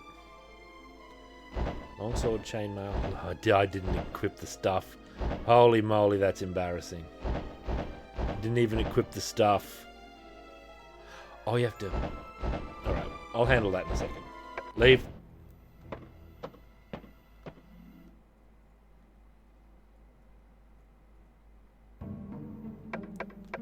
So you go to the tavern and do what? Inspect. Well, you can't inspect my men.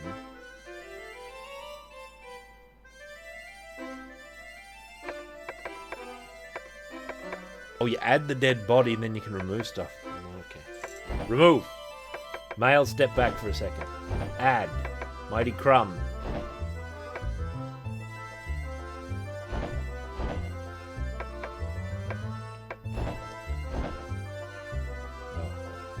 pushing the unequip button. Okay. Leave. Hopefully that's it. I've got to trade this stuff.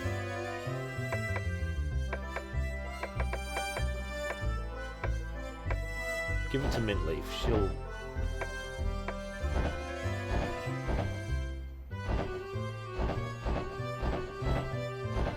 Okay.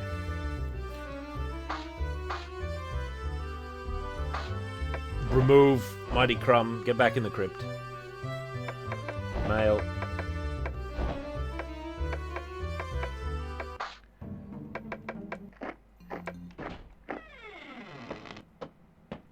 And we can probably get Macho Man stuff, but I'm going to leave it on him for the minute. He hasn't got anything spectacular. So when he returns, his stuff will be with him. Equipto. Oh, I didn't trade all the stuff to mail. Everybody back out. We've got bureaucracy to do. It's turning into a comedy of errors. Alright. Tavern. Midleaf's got it. Trade. To mail. Which of these are like equipped and not equipped? I'm guessing the second tier.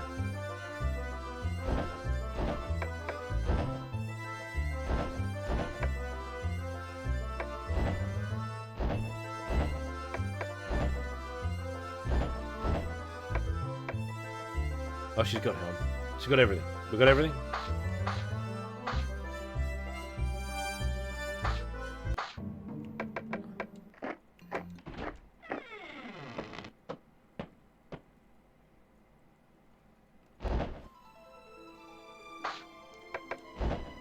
Alright, Mintleaf. Let's get ready.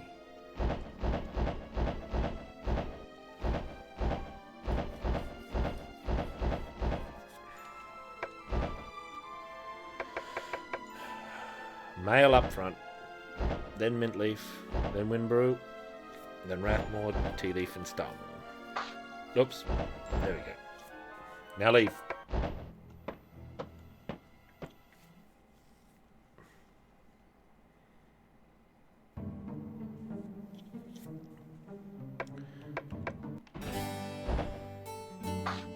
Everybody rest. Mail, you're a long way to go. Mintleaf, you've got a long way to go. Brew is on the next level. Lost strength. Typical wizardry. Ah, damn it, I didn't see the full summary. Learn new spells. Gained vitality, lost agility, gained luck, gained 1 hit point. No, I don't have a storied history with the franchise, I'm afraid. Apart from some mild oafing in the past. Tea Leaf, just all gain, no loss.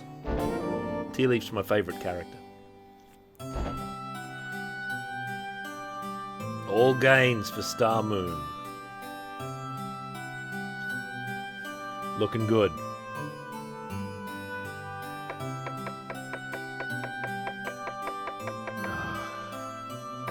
This is some stuff. Now what do we do?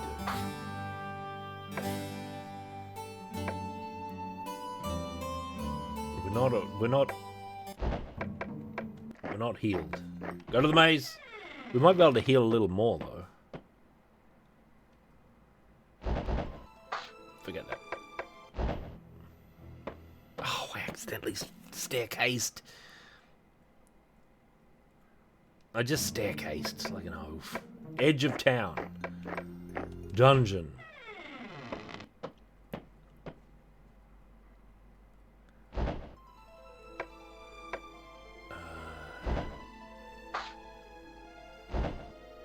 Wait a minute. I think I just unequipped something.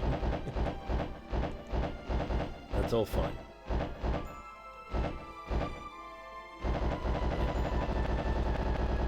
Ah! There's no backing out of this. You got to do the whole sequence. Spells. Wind Brew. 4. Whoa. Oh, and Milwa. I got Milwa. Will Milwa detect secret doors, or do you need low Milwa for that, I wonder? Mint leaf. 8 of 8.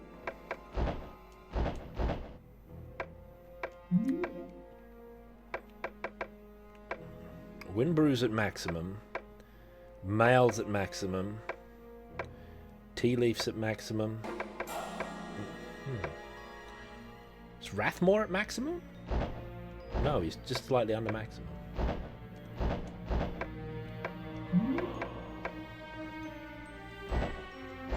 Look at that. Look at that beautiful sweep of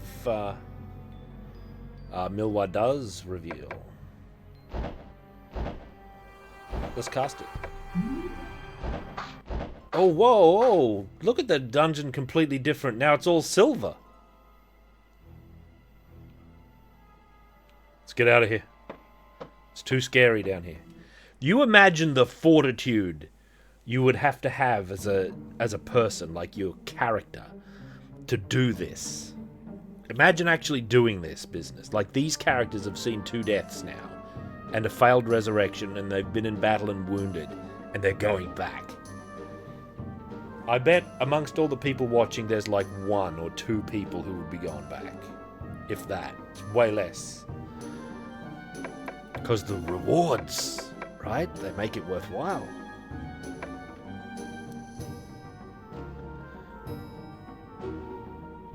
Yeah, the ninja. Hawkwind, the legendary Hawkwind himself. What does status 13 mean? Is that my maximum health? Ornament.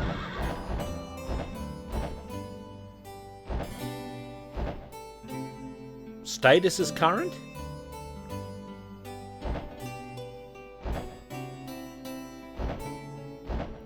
What is hits and status?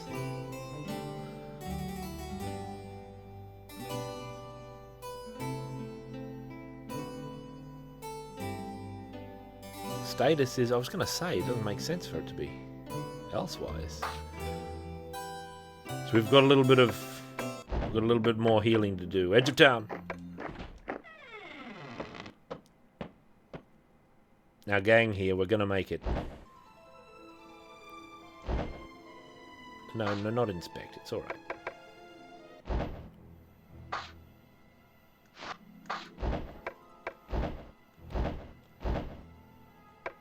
Dios.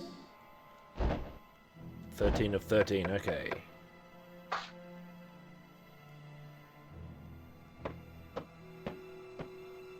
Our party's starting to shape up. We've had a couple of rumbles. We've had a couple of exciting rumbles. We'll just spend another week in the stables getting ready.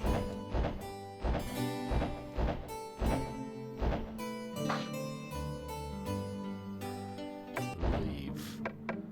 Edge of town. Maze. Yep, we've made 12 gold.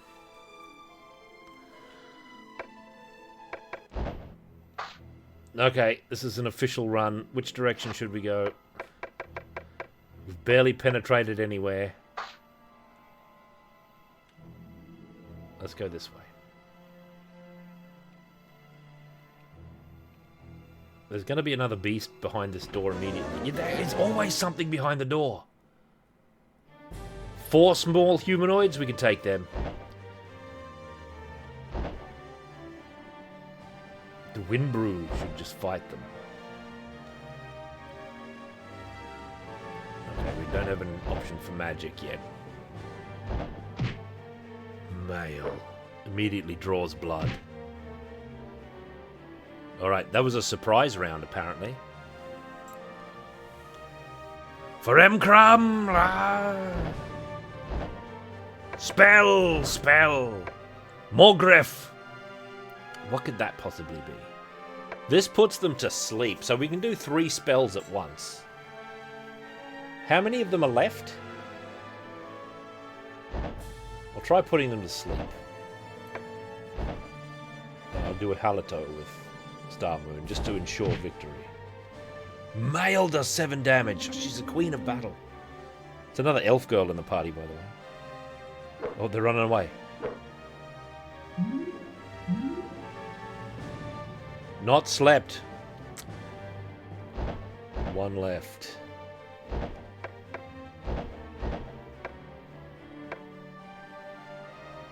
Oh, Mogref. Ooh, I see. That's pretty good.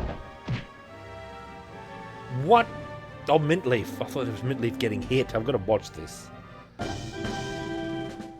We did it! Tea leaf. Inspect that chest. Poison needle. Disarm. She's an expert here. Poison needle. It's the first one. 15 gold. Oh, gods. We're rich. We're rich. We've adumbrated the room. Let's get out of here.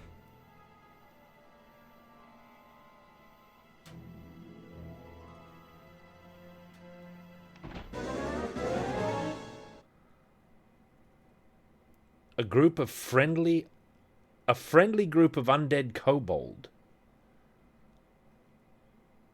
This is extremely unlikely. God, what should we do? We can fight them or we can let them pass. Friendly bones? Is Macho Man Randy Savage among them? No, he's ashes. Oh no, that was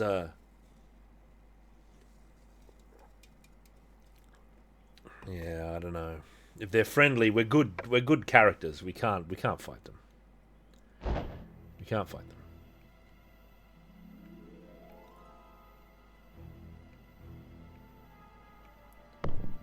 Oh god. You gotta push a button to go through the door. Alright, what's gonna be behind this stupid door? Nothing. Nothing, tra-la-la.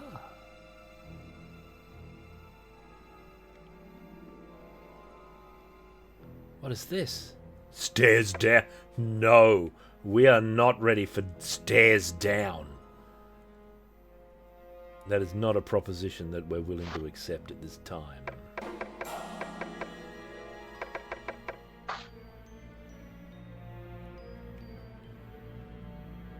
Let's just carve out some more knowledge. We'll just follow the hallways for a while and get the shape of the place. Yeah, I did notice the secret wall markings. Like, you mean these red arrow things? Wait, is that where I've bumped into a wall and it hasn't been secret? So it puts a red thing there.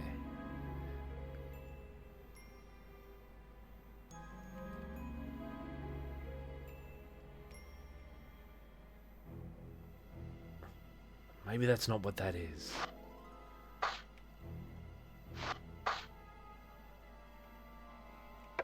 Oh, God, that said something. A large sign on the wall reads, "Area out of bounds." Okay. That could be a darkness area there, I'm not sure. There's nothing left but to try a door. Let's try this one. Oh, God.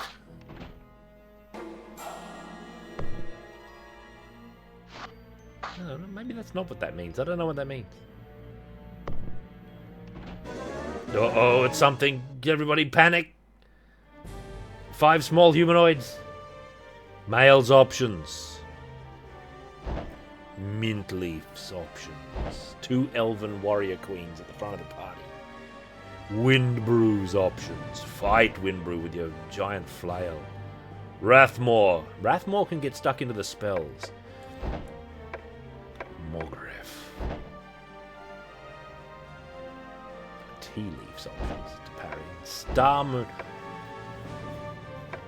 We've got 2 spells left. Catino hasn't worked for us yet, so I'm going to stick with Halito. Oh, miss. 2 damage. Who did that affect, that Mogref? Oh, they're starting to run away.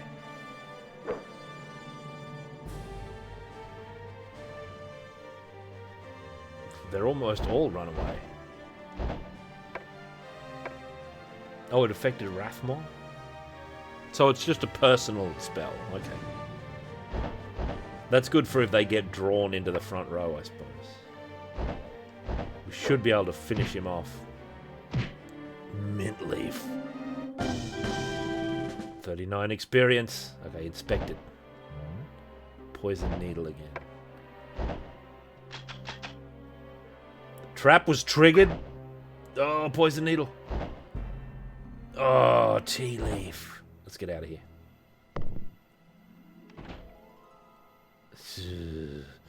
I don't know if we can make it back. Do you think tea leaf can survive? 8.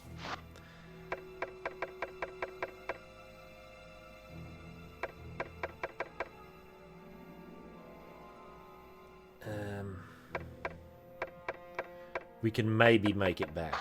We just have to be non-trivial. 6, 5, 4, 3.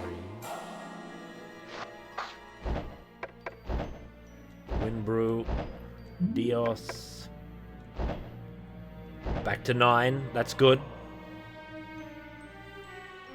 We've got a status of poison. 8.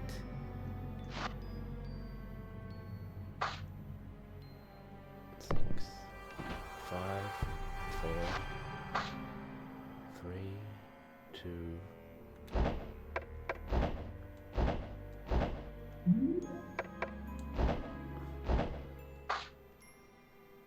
Should be waiting until 1, but...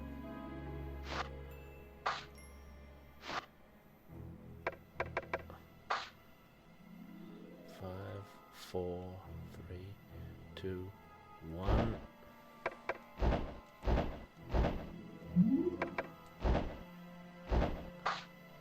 Four, 3, 2, 1.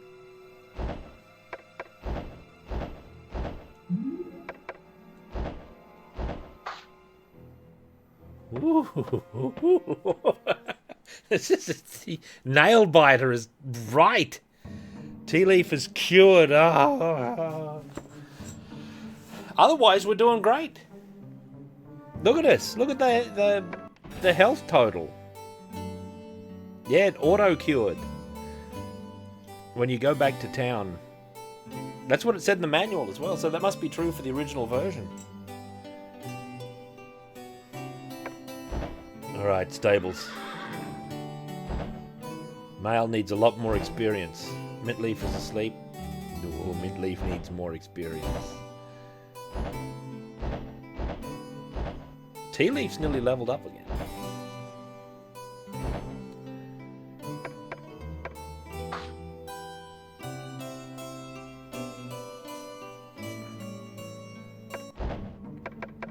Edge of town.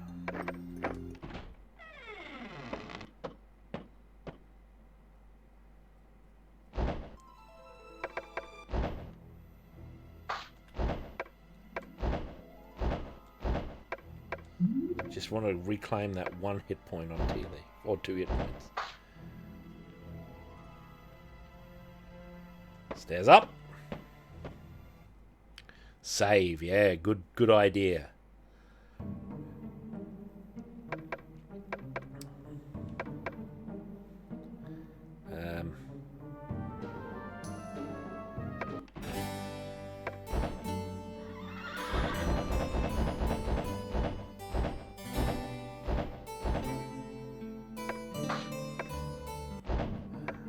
Edge of town, save, yes.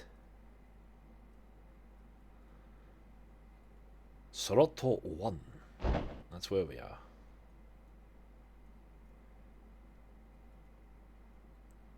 Hi. セーブしています。メモリーカード saved, continue, yes, continue. Yes, continue.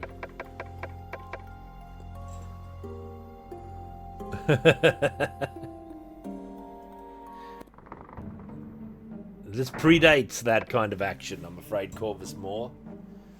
Alright, we look good. Let's get back down there.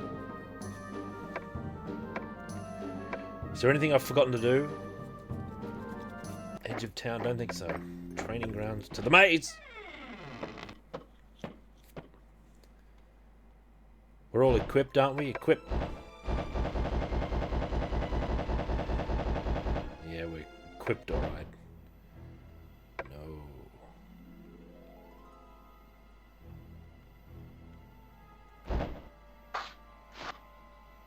Alright, we haven't fully adumbrated this.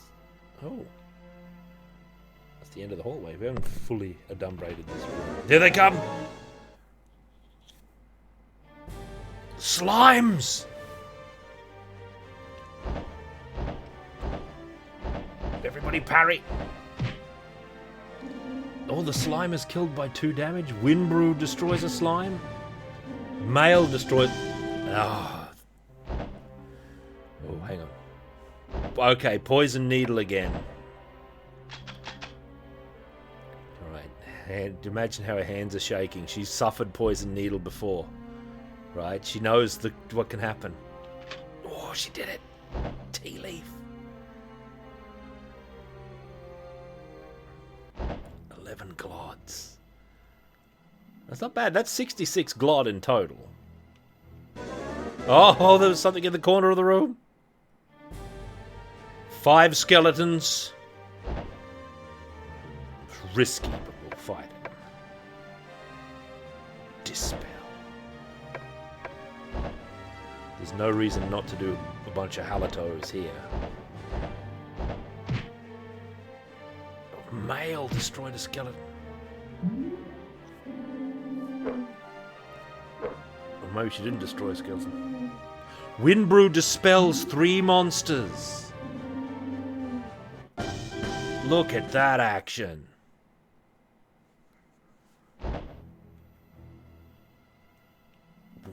Brew.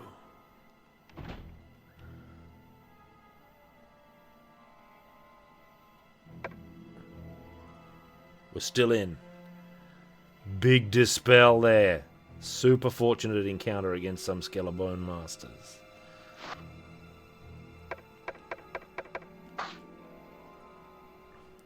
Okay, so we're starting to get a long way from the... Ah, they were gone with the wind. Yep. Let's resume our explorations. 3 small humanoids. We surprised them. Get them. Male, you oaf. Mintleaf, you oaf. Brew, you oaf. 3 oafs. I reckon we can take these. Yeah? Maybe we don't need to throw... Nah, what are we doing? Let's throw all of our magic on top of them. Just in case.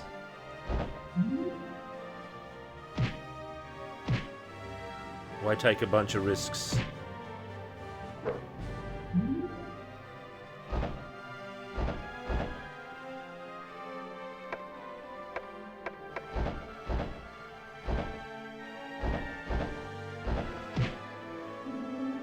I think Mintleaf might be able to level now, so I think I'll... Yeah, definitely. Uh-oh. Oh, watch out. Poison needle again.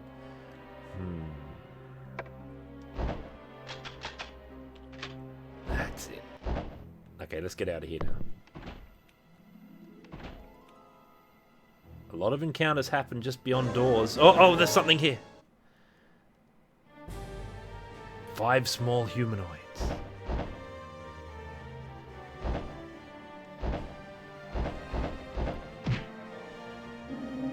Mintleaf instantly destroys one. 2 more run away. Male kills one. There's 1 left. Mintleaf strikes it down. It's good, it's good.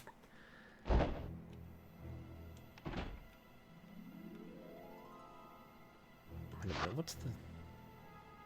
That's a chamber. That's a chamber.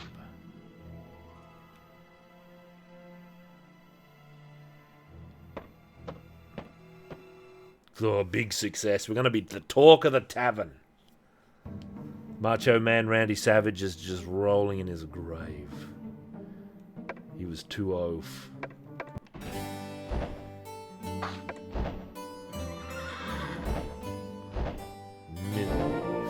Next level.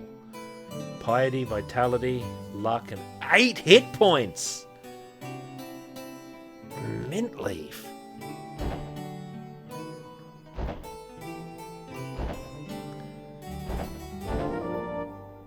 Tea leaf is on the next level. 1 hit point gained. This is a great party. Look at us.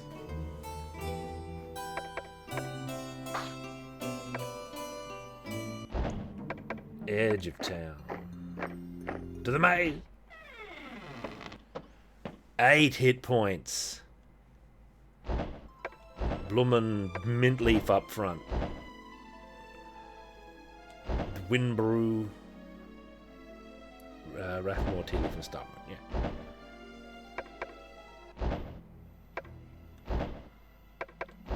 Alright, let's optimize our health. Mint leaf, get to full 16. Male. Restore to 8.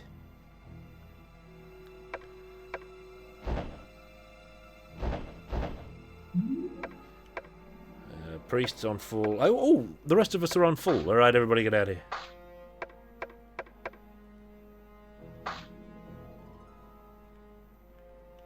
We'll rest up, and then we'll be back down the dungeon. Oh, this is some red hot gaming, man. Yeah, better stuff.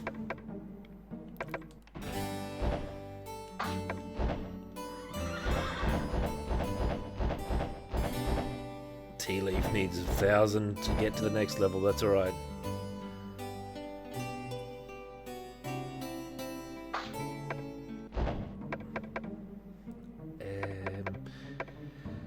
Let's see what we can do. Like, what could we need? Chainmail, large shield.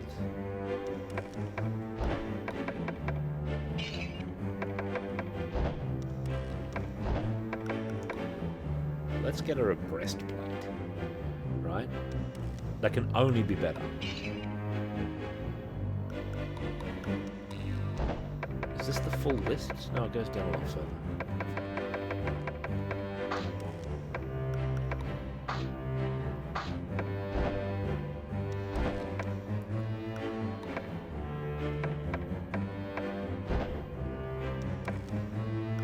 Well, we need to pool our glod.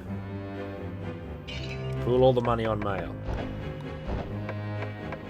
Breastplate. She's got a helm. Wind Brew.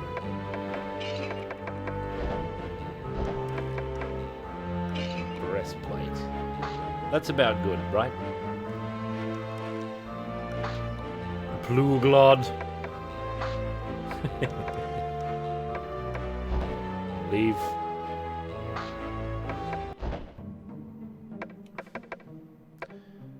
To the tavern.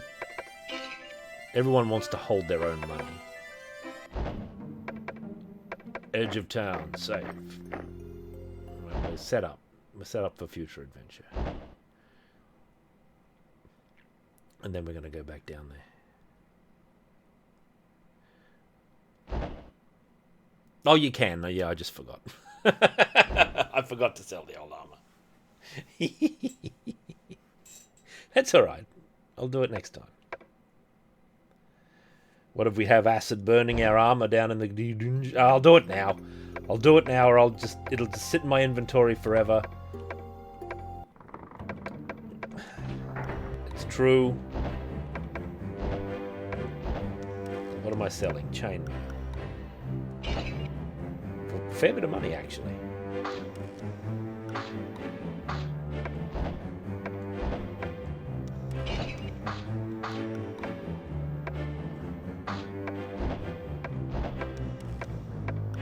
Leather armor. Oh, he only had leather armor. Should have upgraded that long ago. Well, he's going to be riding high on the breastplate train as our dwarven brother here, Brew. Nobody shall enter.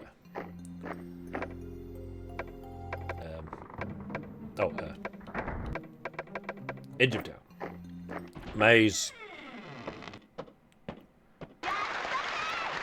Dark Urge Trudeau, well met. Equip. Breastplate.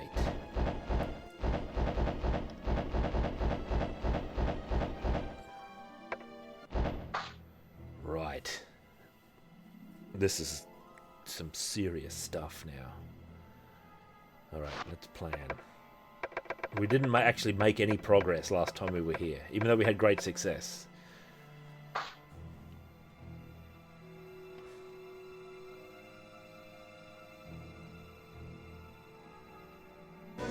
Oh, an encounter in front of the door? 3 scruffy men and 5 weird humanoids.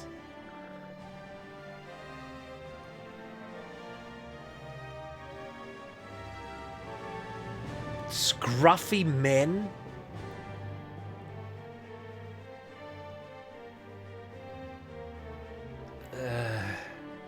There's a lot of them.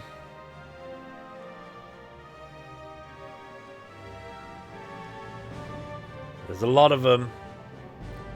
Ah, whatever. We'll get them.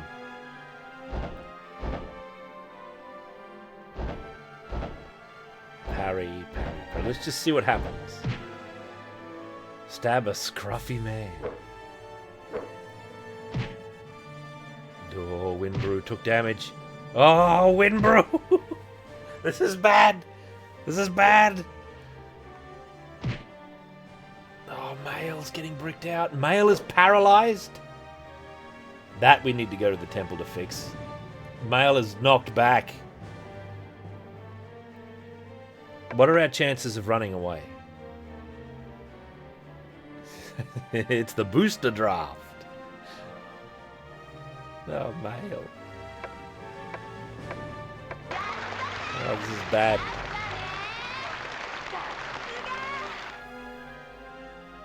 We couldn't...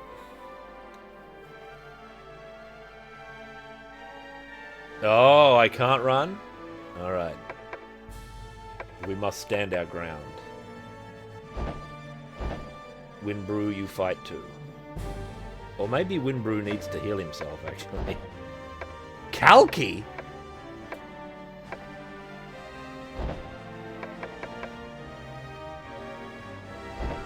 The Breastplate Welcoming Committee. Oi, tell me about it. Maybe this'll work. Right? Maybe I can put the weird humanoids to sleep. Maybe I can put a scruffy man to sleep. No one is ever sleeping. Oh, Rathmore. Rathmore is paralyzed and killed.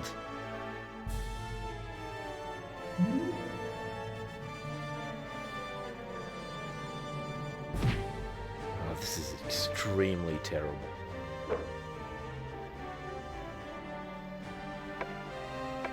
Rathmore's been killed. We don't need another wizard. What is it with these scruffy men? What is Kalki? Mintleaf can take him. You hang in there, Tea Leaf. Actually, Tea Leaf can fight now, so she better. Nothing ever gets slept.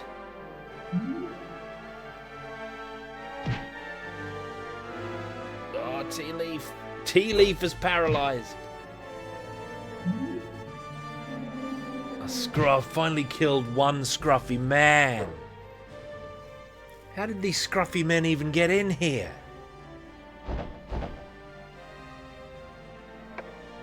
I'm gonna have to resort to like Badios or something in the hopes of just getting rid of a scruffy man.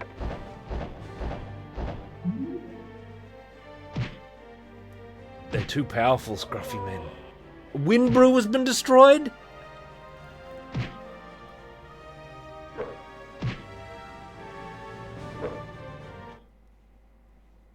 Oh god. Oh no, the graves, the graves. Yeah, I guess we gotta load. Now loading. Oh god.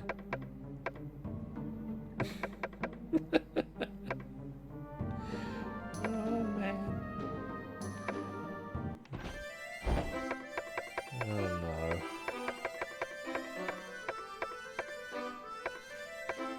Looks like they were lost as well. Like they're not even on the list of dead men.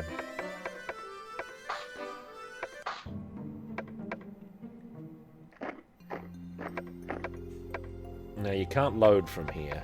Everyone died.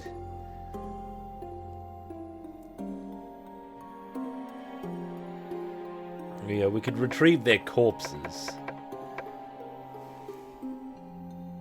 Gotta restart the PlayStation, that's alright. Gotta restart it. What a merciless game. Some scruffy men just came out of nowhere.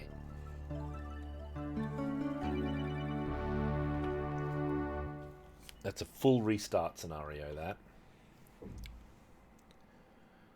It's lucky you can even reload. It's a wonder it doesn't, like, immediately update the save as soon as that happens.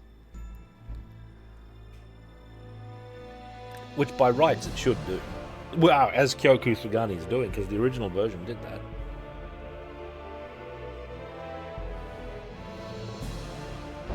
It was quite rare for anyone to get through original Wizardry. You'd have to play it a lot. It'd be heart-pounding. Like, but it's also exhilarating. Load. I don't know about our odds of getting through, but let's see what happens.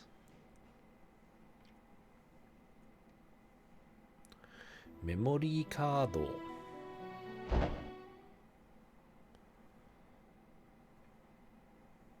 There was a lot of ejecting the save disk during heated battles or some trick like that, wasn't there? Alright, we're back. Our misfortune has been erased. Do you think it takes away something essential from the game? That I don't have to restart after that disaster? That I didn't have the wisdom to run away? Is this before or after I sold the armor? It's before.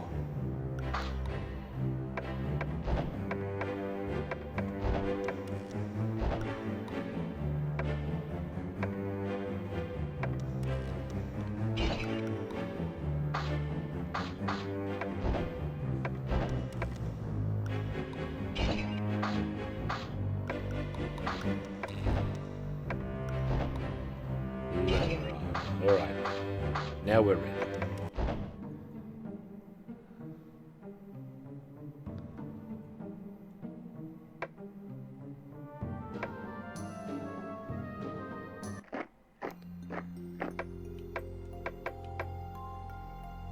I think we're ready, aren't we?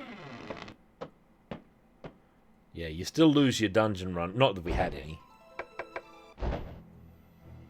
Oh no, wait. I didn't equip.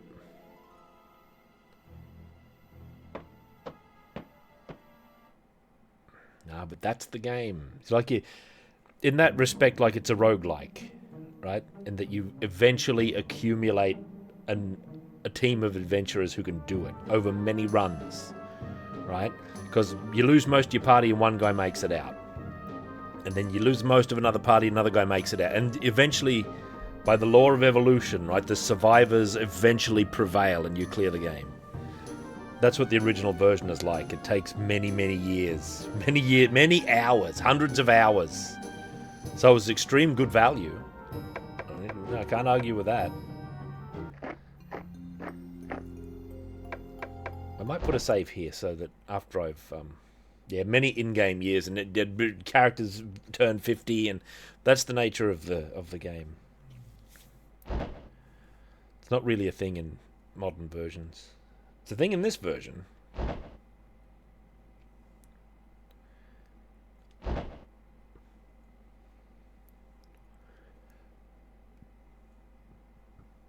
Continue.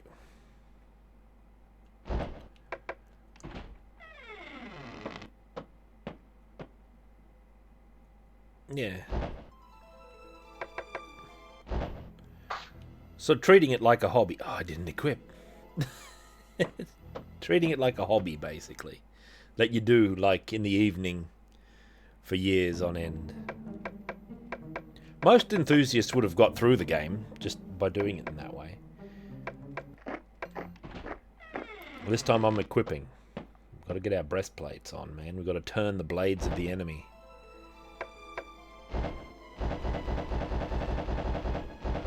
Anointed flail. Okay, if you see any scruffy men, we've got to run away.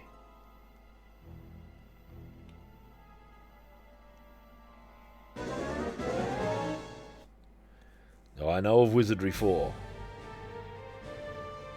Yeah, you can tell that tale, I guess. Bushwhackers? Is this the scruffy... We're running. Bushwhackers. That was 100% the scruffy men, and there was even more of them.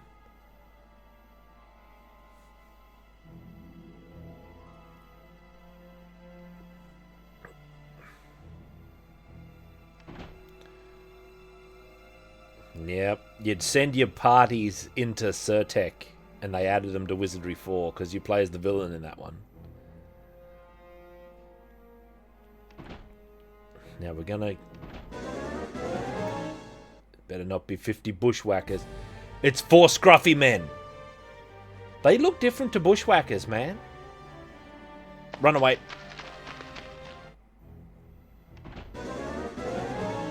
Okay. Friendly group of orc. God, what if the orcs are scruffy men? Leave them.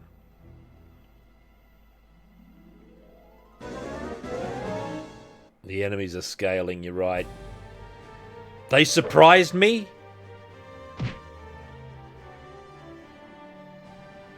Can I take 2 scruffy men?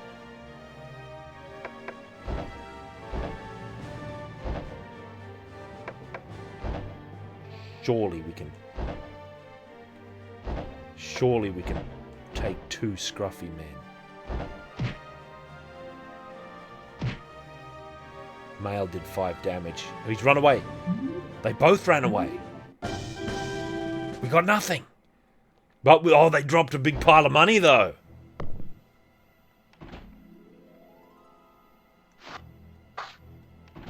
The monster. I don't like it if they're scaling. We'll never progress if they're scaling, because half the party's going to be leveled and half the party's not. What's ruling in this hallway? But not be 8 scruffy men. Friendly orcs.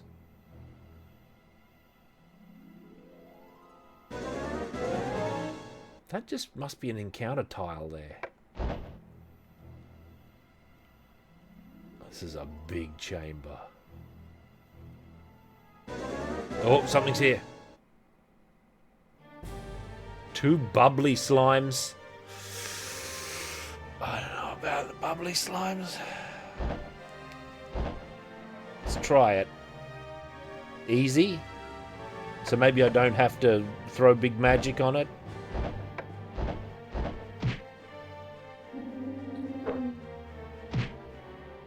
You're right. Slimes no problem, because they changed type. They became bubbly slimes. That's bad.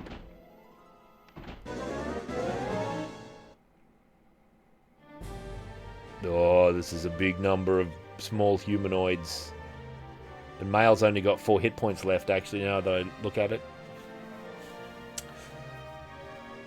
This is a big number of small humanoids. Male's got 4 hit points. I could chance it, but I don't know. I could chance it. Male, you fight them. And survive long enough to get that cast on.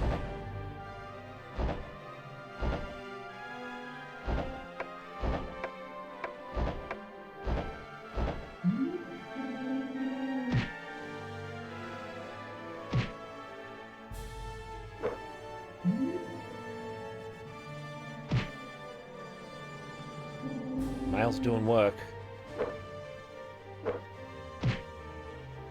Oh man, come on.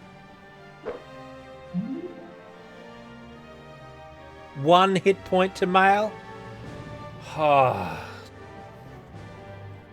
What is with this spell? Oh, there's orcs here? What are they doing here? Better run. Better run or we're going to lose Male.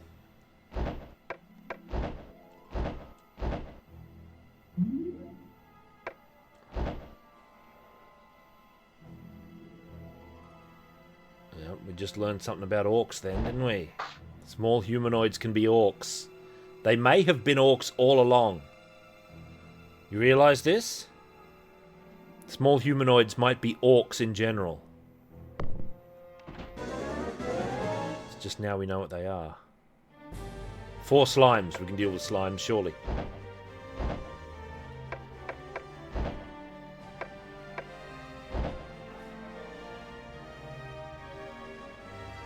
Yeah, there's general enemy types, and then you start to know what they are.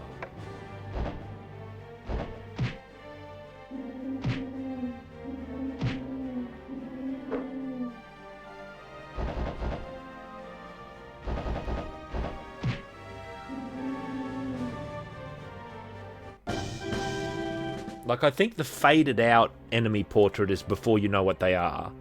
And when it's fully coloured, I think that's what it is. The bushwhackers were the scruffy men. Okay. Time for Tea Leaf to shine here. Another poison needle. They like that one round here.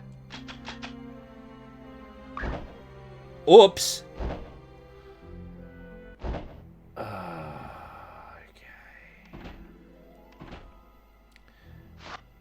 Got another evacuation going on.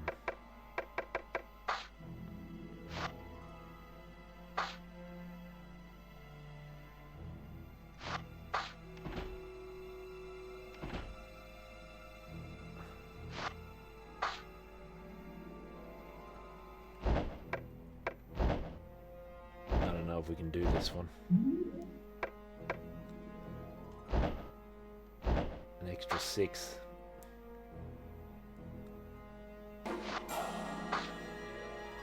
I don't know, man.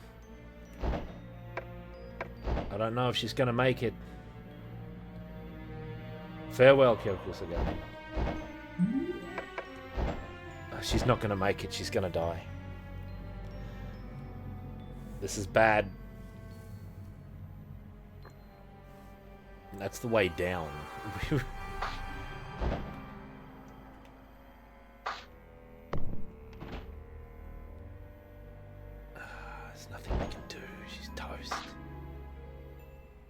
Tea Leaf has died.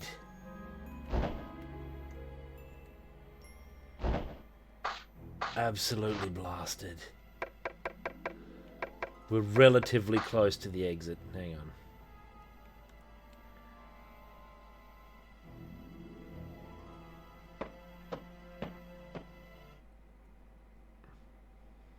Poor Tea Leaf.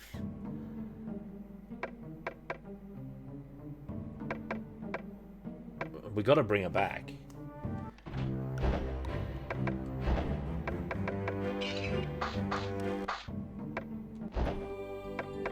Tea Leaf, level 3. Yeah, no reward without the risk. God, I hope this works. Pray, invoke. Cured! She's back!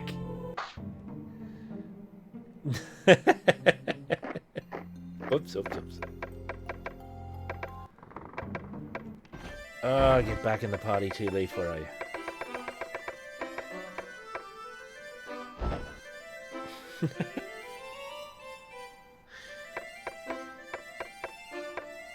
Yeah, she'll have stat penalties, I'm afraid.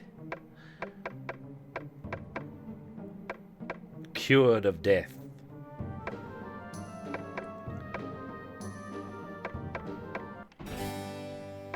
Everybody relax.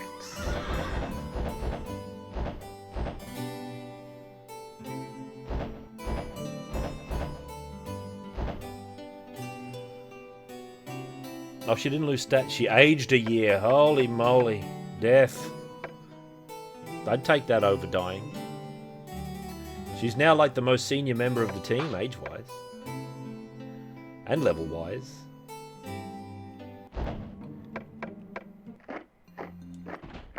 What an absolute fiasco.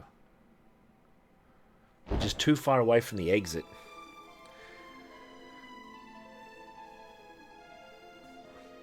I need a spell that evacuates me from the dungeon for when that sort of stuff happens, but I don't think we're there yet.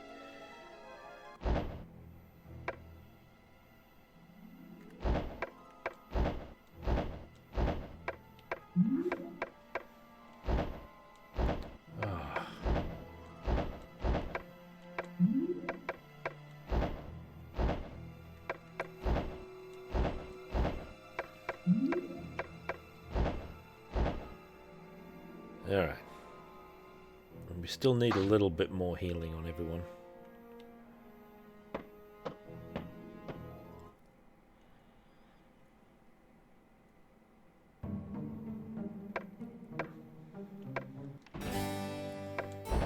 Or remember.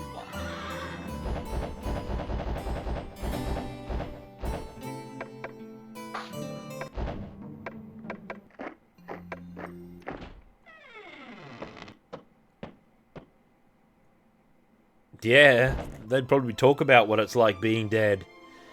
Can they remember anything? Like, in that gacha game, they mutter about what it's like being dead when you resurrect them sometimes.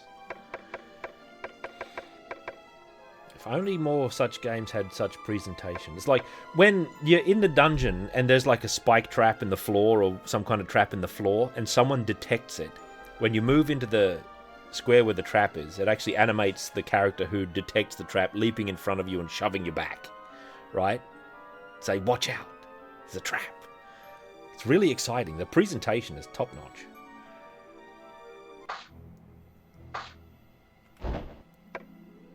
It's a gacha though. Big problem. It takes the first person like you've got your character, which is I don't like so much. I like it better when they're like this, where you've got a selection of characters. But you've got one character that is you, and it's always through your first-person perspective, so you can see the other characters in the party doing their thing during battle. The presentation is extremely good.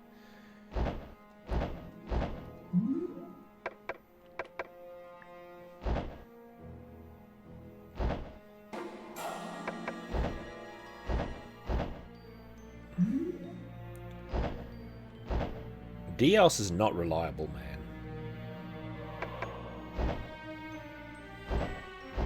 We need even bigger magic. Mint Leaf needs... There we go.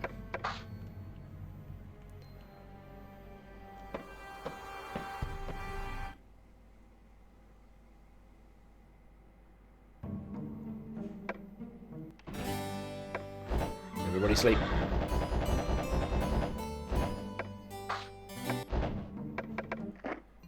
Let's save. I'm enshrining Tea Leaf's death and resurrection.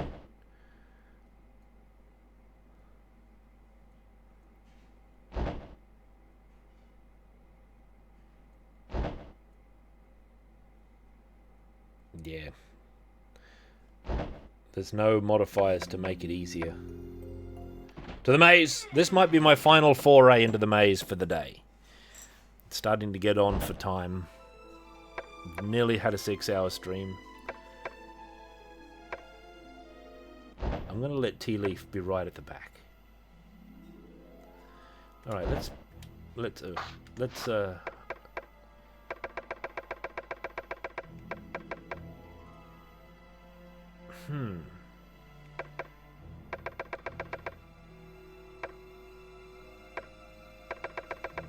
maybe. This might be long game material. It's certainly exciting enough. There's a corridor with a lot of doors in it there. We haven't opened any of those. All the floors are going to be featureless, mind you. They all look like this. They're all featureless. Yep. It's more harrowing, but that's the game.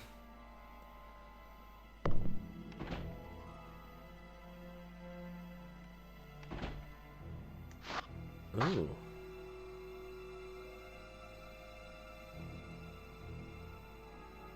Every step could lead to disaster.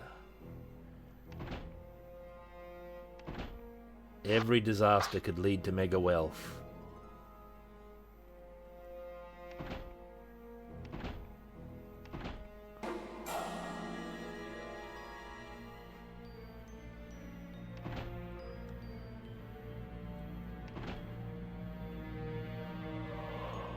We don't know what we're going to find. Oh, it's something. Socrates, well met. Orcs!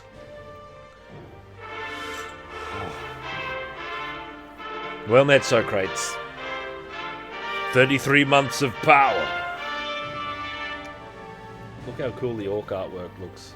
Are we dead, Fight? That's not like you. Someone called Fightgar should be saying, ahoy, slay the orcs. I got 2 elves, a dwarf, a human, and 2 more elves. This is mainly an elf party. Let's fight them. We surprised them. We might as well take advantage. Oh. They're not that threatening, so they are the small humanoids. I think we can take them just like that without using magic. Oh, wind brew. They ran away. Right, good. Alright, tea leaf.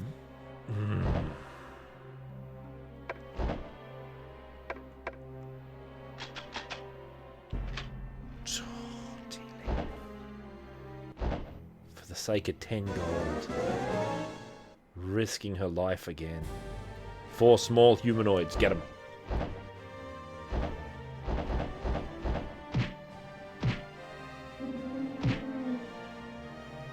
These are kobolds for sure. We know for absolute certain now.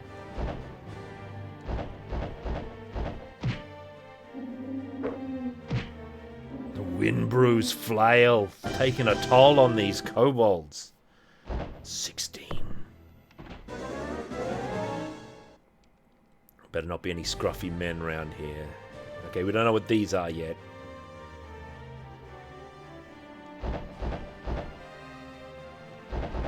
Let's just trust that we can take them.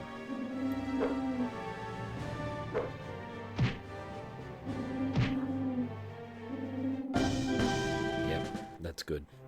We're starting to get our dungeon legs here, so to speak. Trapless chest. Or strapless. No, it's trapless. Tea leaf. Are you sure? You just open it. Trapless chest.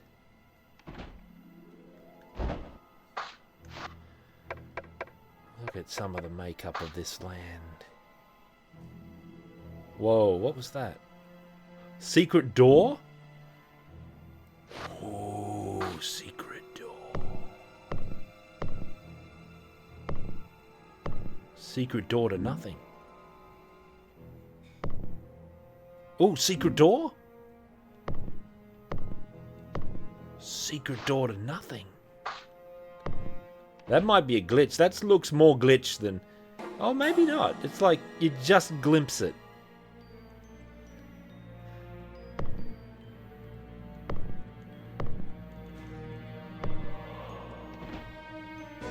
Uh-oh. Watch out.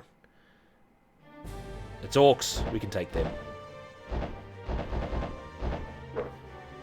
Uh-oh, mint leaf. Oh, they didn't want any more of that. We slew one of them and then they ran away. There's probably a big orky temple somewhere.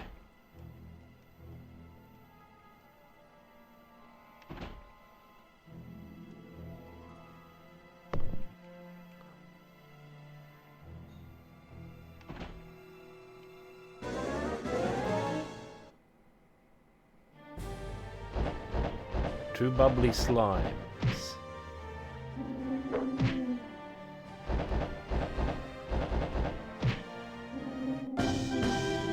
Bubbly slimes don't even seem to attack. They might have super low initiative. Oh god, what could it be? Woof. 5 rogues. I'm going to leave that hallway then. That might be ill-omened. That was some scruffy men if ever there was any. Uh-oh, is this some more scruffy men? Slimes we should be able to handle. Unless these are like secret, unidentified slimes. Oh, slimes claw at you! Oh god.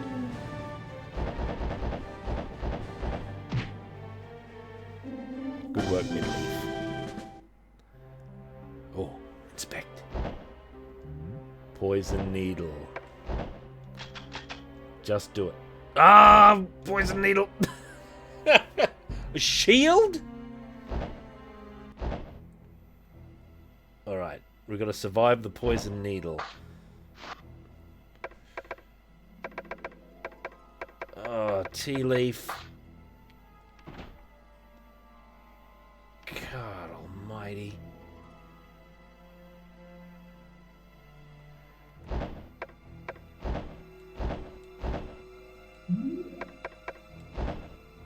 We might be able to make it, but I don't know.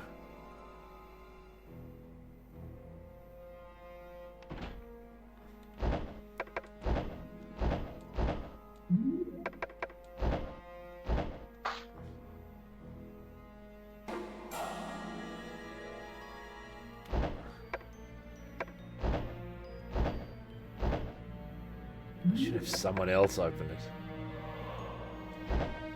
Oh, 4. It's not going to work. We can't make it. 7. Oops. God, we're just...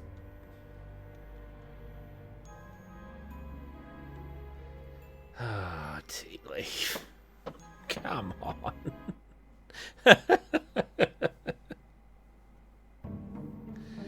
Ye gods. He's going to develop a phobia at this rate.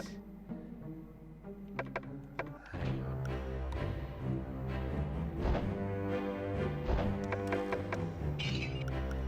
Oh, man, do we have enough Glod? We're blowing through all of our Glod. But we got to rescue Tea Leaf from death.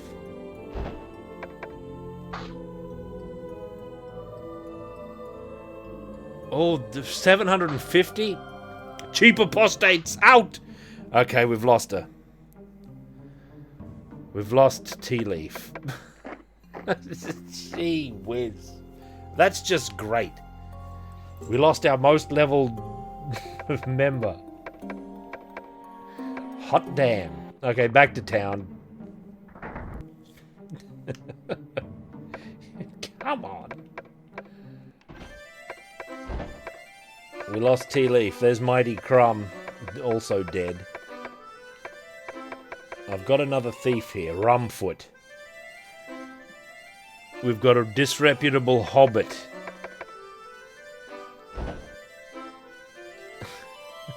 He's in.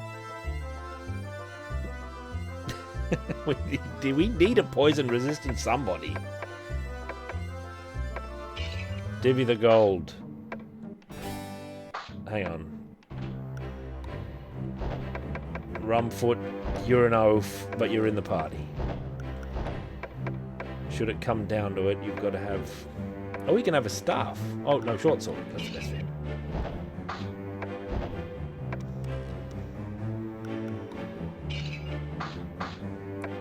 And that's it.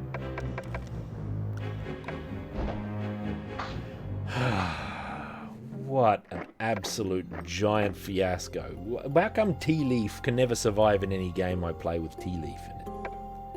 We've got to save, though.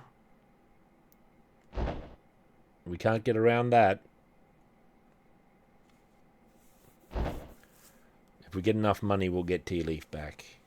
Unless we like Rumfoot better, in which case Tea Leaf's going to have to stay in her crypt. Yeah, well, it's magical. Them wizards who make magic items don't... She's probably going to prefer to stay in the afterlife at this point.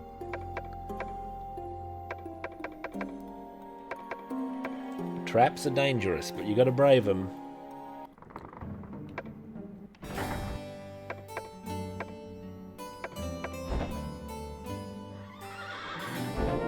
Oh, Mint Leaf is the next level. Gain strength, lost piety.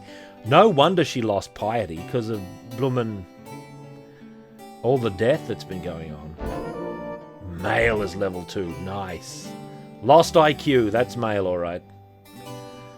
That's her. We surely made male. Yeah, 2 hit points, but that's what it is. Windbrew's in. There's a lot of 1 hit point gaining going on in this. Rathmore's an oaf. He also gained 1 hit point. 1 hit point for Star Moon.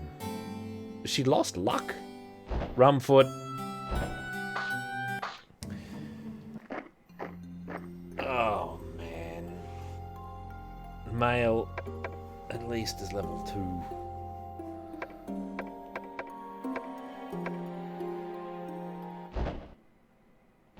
I'm going to have 1 more delve down there. Mint Leaf is turning into the absolute hero. The great swordswoman of the age.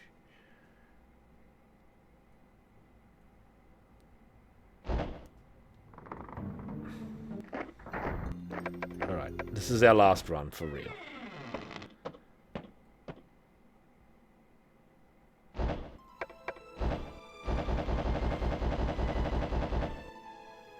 What was that question mark? Oh, it was a shield. It was a unidentified shield.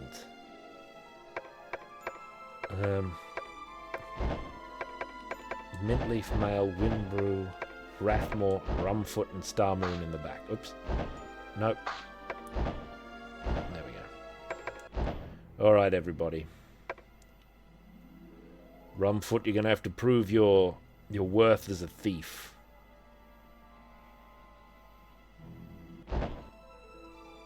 Yeah, that's her. She'll be buried with it, maybe. What if it's a big hunk of junk, that shield? What if it sucks? What if it's cursed?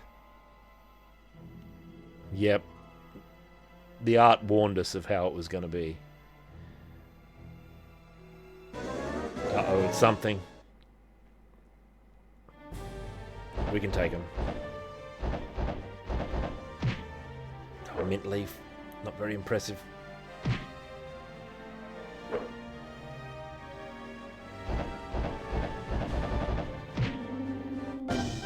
$69 experience and a measure of gold there. Keep wanting the map. What an interesting map.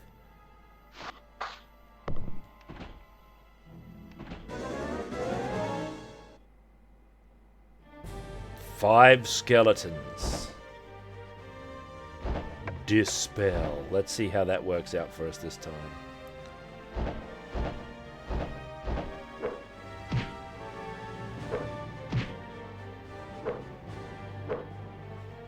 Windbrew's evading. He dispelled 3 of them, man. Windbrew.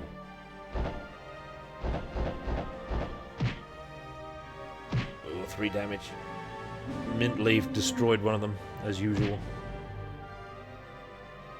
Oh, no dispel. Undead kobolds. We've identified them as. There's only 1 left. That's it. Oh, okay. Rumfoot. Exploding box.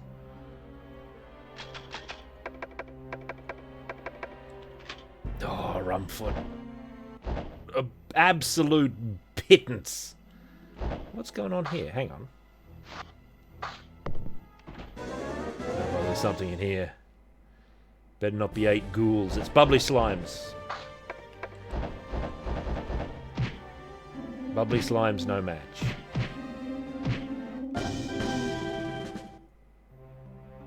Alright, Rumfoot. Poison needle. Okay, Rumfoot, this is what killed our last thief. Could not disarm it. We'll leave it. We'll just leave that box there for some other oaf to kill themselves on. Bubbly slime sounds like a rapper. Hey.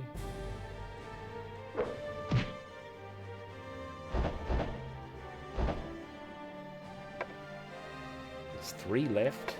I think we can handle them. Mint leaf destroys one. Or maybe she didn't. They're just running away. Good enough. Alright, Rumfoot. Exploding box. What? It said exploding box. Oh, he identified it wrong. Alright, Rumfoot. This is about the same place our last thief died in as well. Now, we're going to try and get you out of here, but look. I got to be honest.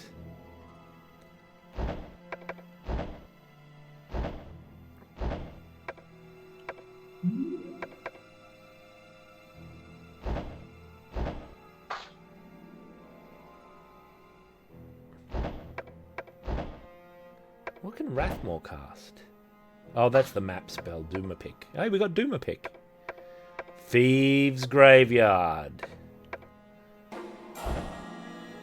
That's how it's starting to shape out. Oh, by the way, we've got a... Porfic. What's that mean?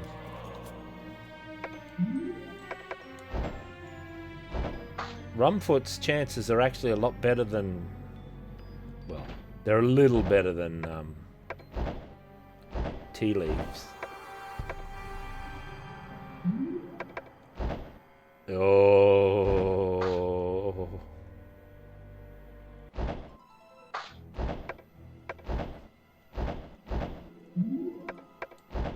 Oh. Oh no. Oh, leave.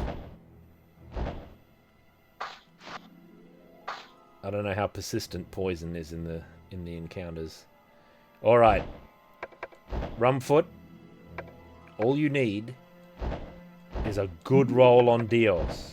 Ooh, no, that's not going to make it, Rumfoot. He needs to be within 4 squares. He's not in 4 squares. He's tragically, we're 6 squares out. Oh, Rumfoot, now we've got to carry a dead halfling back to town. Get out of here. Bloody halfling. Oh, no. We're going to have to make a new character. We're going to have to make a new halfling. Hang on. We'll do that in a second. I'll be right back. How do I pause this thing? Pause. Okay. I'll be right back. Excuse me. I shan't be long.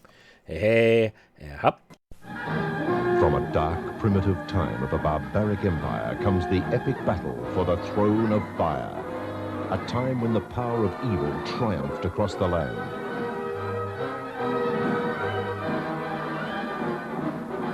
A time of uncontrollable demonic forces. A time of the sword and sorcery. A towering spectacle of merciless warlords, fearless warriors, lusting women, and awesome conflicts. The Throne of Fire. After you drop me off at Felicia's, round up the boys and meet me there. Now let's get going.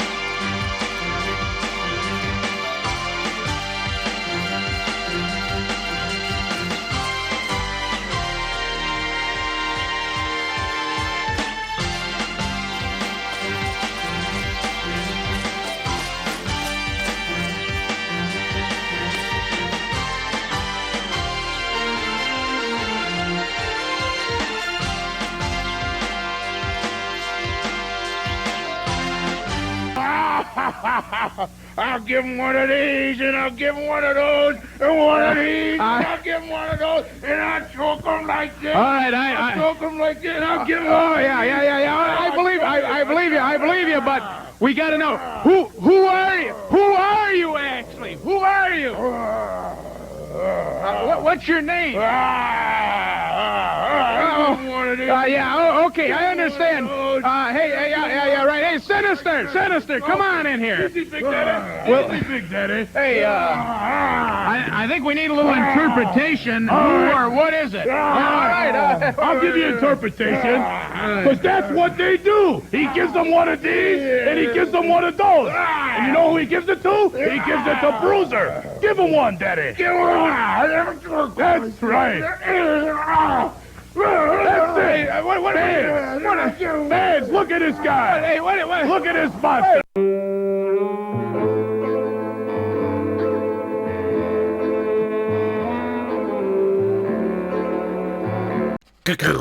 I'm really upset about Tea Leaf. I'm upset, man. It's not right. How do I unpause?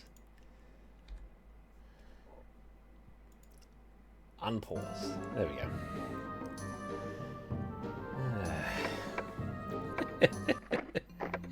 Hang on, we got to change. We got to train a new thief. Now, Tea Leaf was followed by Pocket. Let's see if we can get a good Pocket.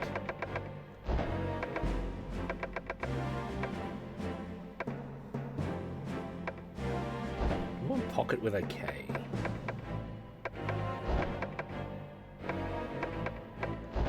Pocket. All right. Yep, Pocket. Hobbit. Neutral. Whoa, 15 luck. Oh, Pocket may be the thief of the age. Never mind any of this other stuff. Big numbers. Thief. Create that character.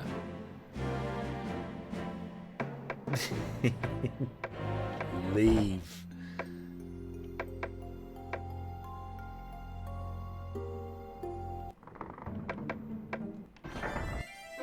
Add Pocket. That was big. Hey, wait a minute. Where is everybody?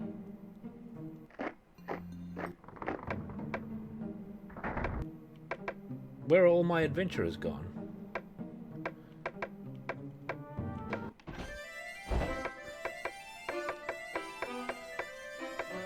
Rumfoot. There's Mail.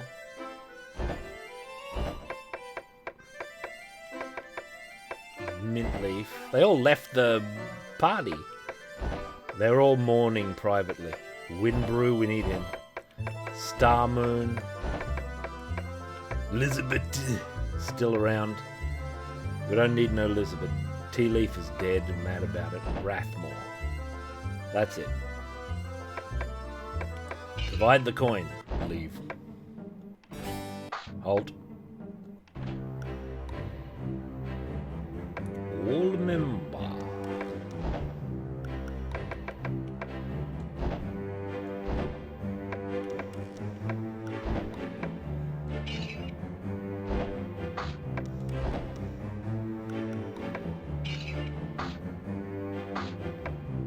That's it.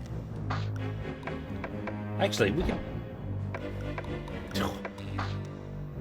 Who's got that shield? Here, the mystery shield. Brew. 20.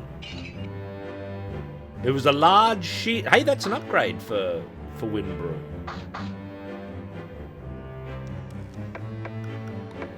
Well, she's still listed on the roster, Angle. That's the roster.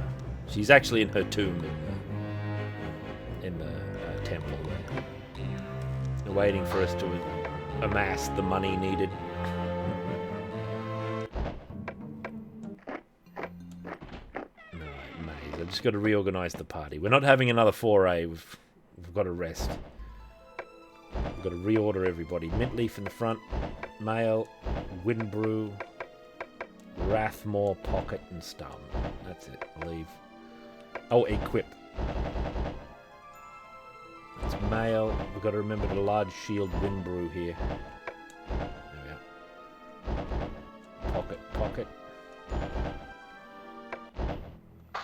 Oh, oops. Yeah, apostasy is expensive. I mean, no, being faithful is expensive in this world. Ah, Pocket. Well, we did pretty good. Edge of town. Save. Man, I tell you, like, Tea Leaf was shaping up to be the thief of the age. Let's save our progress. We only get to load on, like, proper wipes. Like, full wipes. Otherwise, I'd like the continuity of our adventures to continue. No continue.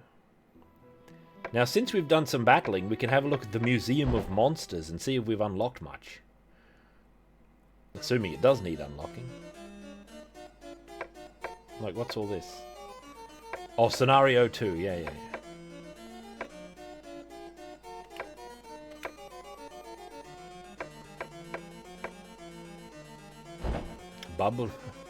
Baburi Schreimer. Damn, I can't read any of this. Good question. Antidote potions. Damn. Orc. Koborudo.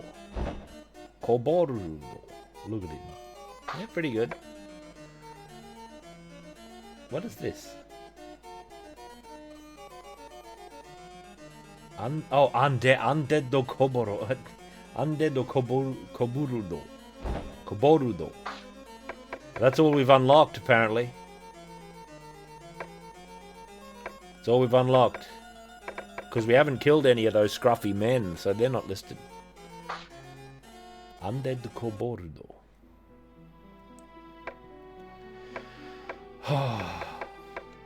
What a good game.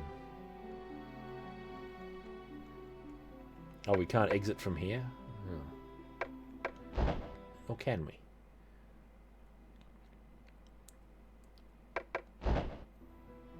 No, I guess we can't.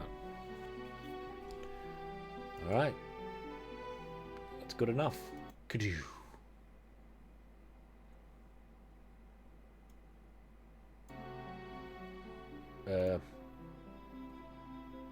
Kadoo. There we go. That's that.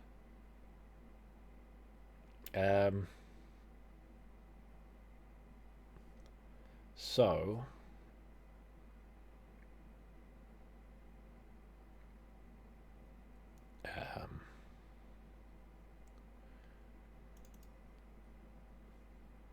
what about this that I've got to play one of these days? What about a bit of this action? I'm not allowed to play it today, but I'm allowed to look at it. I've never run this before. What do you think it is? Oi, what's this? I'm not allowed to play it, though. I've got to build up to this. Look at it. I don't know what version to play. I've got this version. Whoa. IDOS Interactive. Whoa.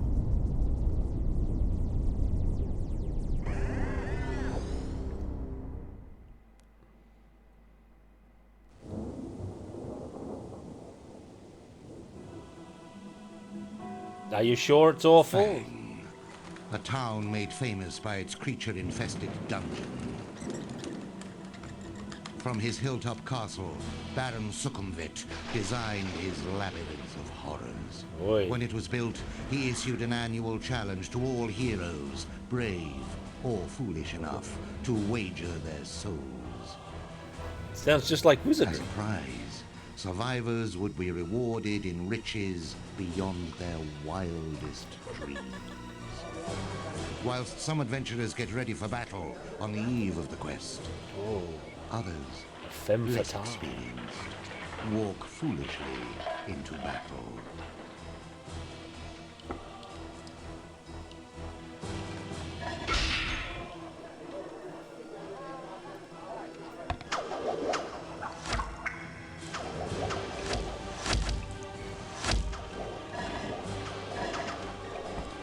No, he's doing alright. He's not dead yet. Oh, what's this?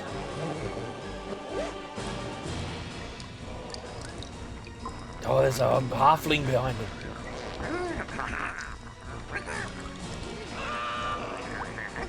Oh, it's a ugly goblin.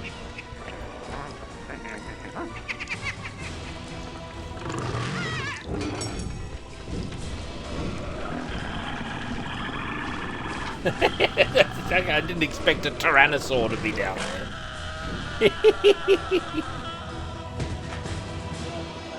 He found the riches. Or did he? No, he found a piggy. Hey, what's this boxy pig doing? Oh, it's a dynamite pig. Why is it so?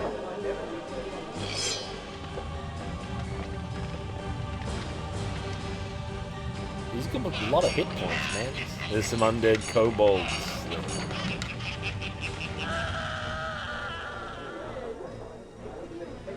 Back in Fang, townsfolk He wait escaped. patiently in the taverns,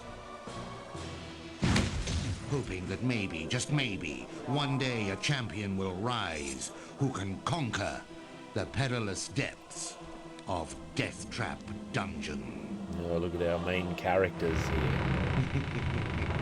I don't know anything about this game.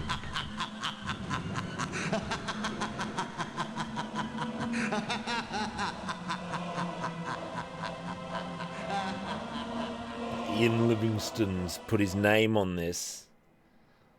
Right? Ian Livingston signed off. Set up. I've got to see this. What is this? New game. Oh, you can be man or woman. Livingston, I presume. I expect. Hey, thank you. Who are these two mighty warriors? Should we be this sultry femme fatale or this burly warrior? Someone said that there's quite significant differences between this and the PC version. I've got like PlayStation version here. And I think you can get the PC version on GOG or something, but I believe it's a little bit difficult to get to run well and probably hard to capture. I can't say that We've got to check out this. Red Lotus. Red Lotus? Red Lotus. That sounded like a spaceship voice. Welcome to the dungeon. I'm just going to take a little look at this. It's too intriguing not to. Chain Dog, is that his name?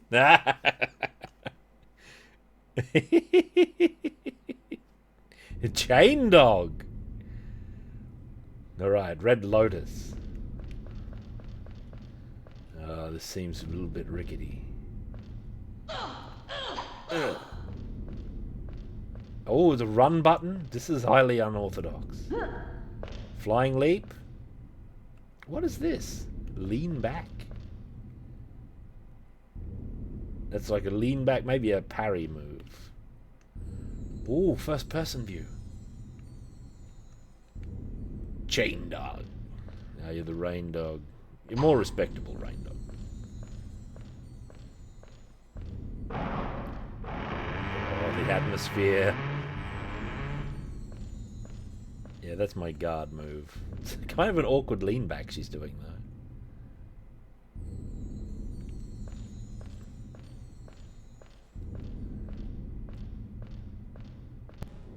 I don't know, I think it's pretty good so far. Yeah, it's so you can get all the mega beasts through. I don't know about this.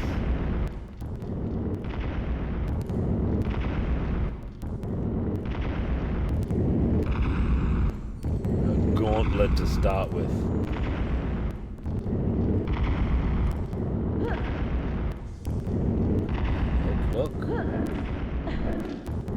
Secret. Oh, did she do a flip? Razor spell. What's that? Looks like there's some more land up there. Bust of repelling. That's what she has. Are you implying she's repulsive? I'll have you know she's a femme fatale officially. Right, that's probably her class description. She's one of those... How do I do this? How do I get over there? Chain dog. Well, that's like a back step as well. I don't think my jump's going to be enough to carry me over there. No, not even on a run. Whoa, oh, careful. It's kind of a mild jump. Do you think I can get down here without damage? I don't know. Did I take damage? I might have done.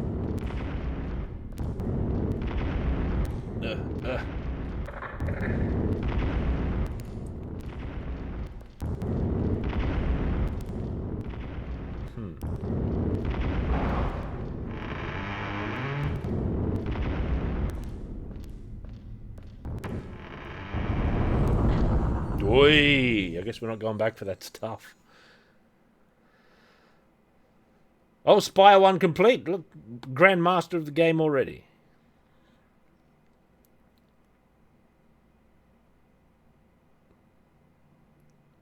Orc Troopers and Evil Imps.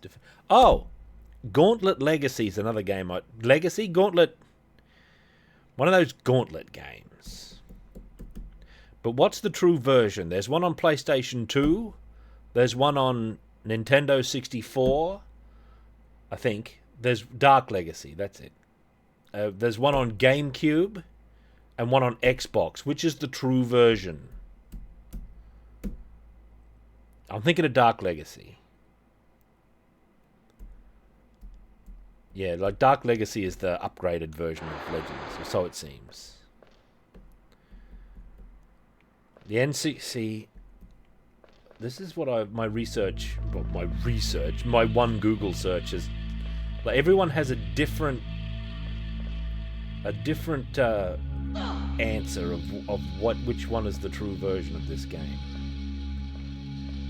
Oh, it's Jiggy. I very much enjoyed Beat 'em Up Watch. That's one of my favourite streams, Jiggy. I always watch the VODs of Beat 'em Up Watch. I'm enthused by it. I'm always on the hook for Beat 'em Up Watch with Jiggy at all times. What was the name of that rickety game where the wrestler doesn't have any throws? Oh my god, there's a giant beast! There was a giant beast.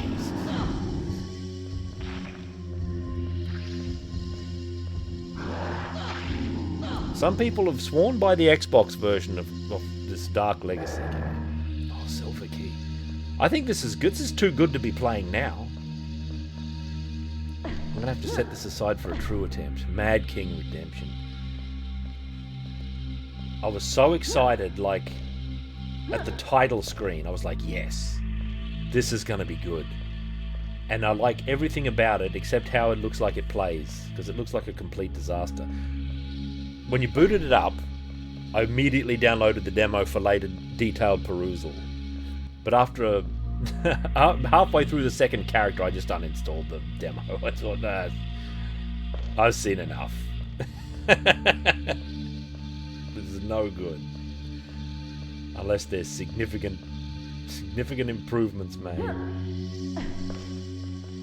I like that exotic flip she does, getting on the platform. Razor spell, whoa! How do you do it?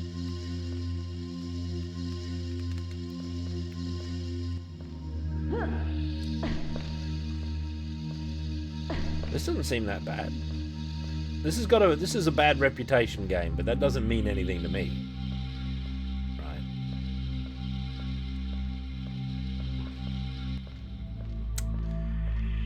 Yeah, theoretical potential. It's a good way of putting it.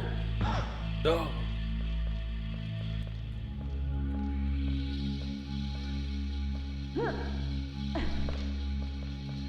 What is that? War pig?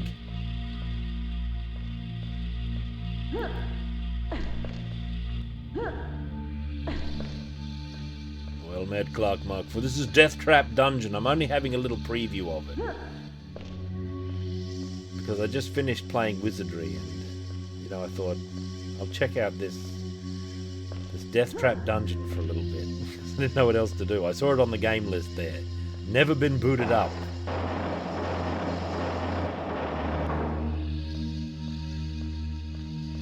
Alright, this looks suspicious to me.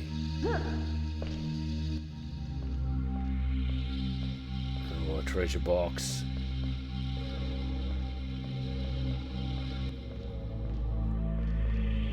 Yeah, look at that. Up.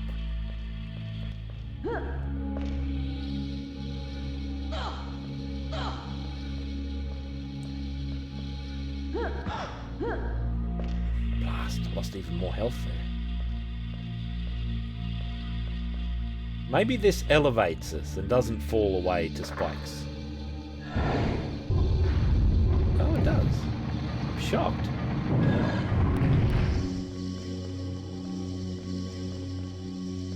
Oh, there's a gremlin. Oh, decapitated gremlin.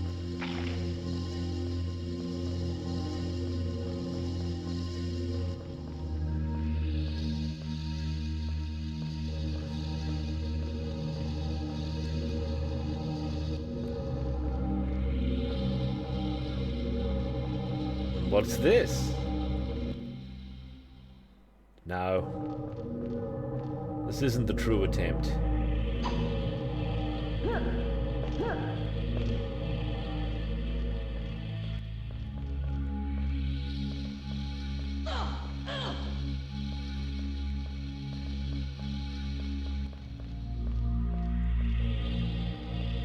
You can climb here. Someone's left these marks. Jennifer Conley's been this way. Well met, Reichwood. How go? This is Death Trap Dungeon. I'm having a brief preview.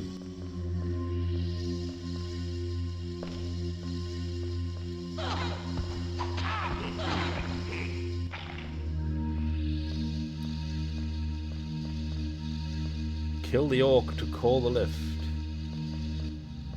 Alright. Show me the orc and I'll slay him.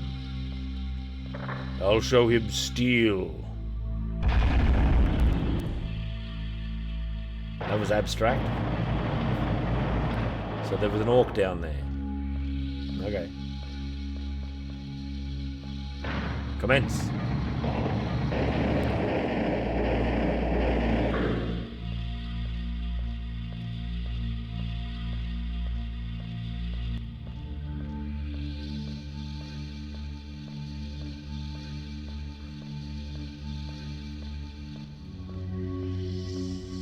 There was something I used to see advertised in Dragon magazine, like in 2003, 2004. The dungeon, I don't know what it was. It was like it wasn't called Dungeon Bowl, but it was like an RPG that, or a book for D&D back then. One of those open source D20 system things where it was about a professional dungeon crawling sort of competition. And you'd play as a team of characters who would compete. I thought it was a stupid idea at the time. And I still kind of think that. Something like that. Michael Urban might have the truth of it there. Michael C. Urban. I thought all of the romance and excitement of adventure's just gone by formalizing it into a terrible game show, essentially. I mean, that's alright occasionally. Like, there's that cracking scene in the D&D movie where our hero has to go through the crystal maze maintained by the Thieves Guild. But he does a mental game. It's a little cynical, yeah. It's like an idea that seems good. It'd be good as part of a campaign. Like, for some reason, there's a formalized labyrinth specifically designed to test adventurers. Or for the entertainment of a crowd who look from above. That's kind of like what Dungeon Bowl was, actually. That weird variant of Blood Bowl. Now, I've made my way back to the entrance, have I? Or is this a new entrance? A new place?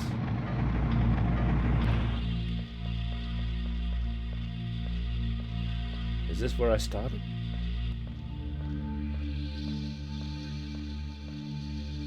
That sounds like what it is. What a mystery. It looks like we might be able to get down here, though.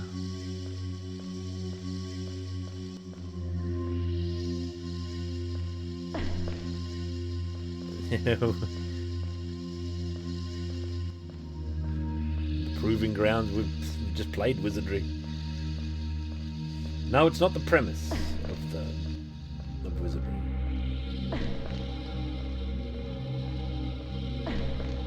I think I've been fully turned around and we're not supposed to come back this way. Alright, enough of this, enough! Enough. Bloody Krakow, enough Death Trap Dungeon. I've seen enough. I've seen enough of it. Let's have a proper cooldown game. What should we play? What should be my cooldown from the harrowing experience of wizardry? Which is really good. You know, I'm kind of glad we lost Rumfoot there. He wasn't up to the Tea Leaf's measure. I didn't like him. I didn't like the cut of his jib. I'm much more confident about Pocket. Tea Leaf and Pocket are like the eternal... the eternal thieves. No, let's not play Gacha Wizardry. Maybe we should just play Karnov. Karnov or something civilized. The Dungeon Magic we were playing earlier. Popeye. Now that's a good idea. Popeye. Revision D. We lost a couple. We lost Mighty Crumb. We lost Macho Man Randy Savage. We lost Tea Leaf, our thief, who was level 3. Yeah, we lost Macho Man Randy Savage. It was a complete disaster. Male is still there. We've got like 2 elf girls who end up being our fighters because of attrition. Basically, our burly dwarf and Macho Man Randy Savage just died. I'm going to have some Popeye and then I'm going to go and get some dinner because I'm very hungry now. Oh god, I've got to remember to lower the volume.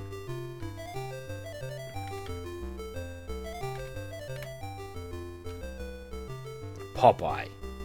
Now this is an earnest game. Oh, I cut off the theme tune before he blew the pipe.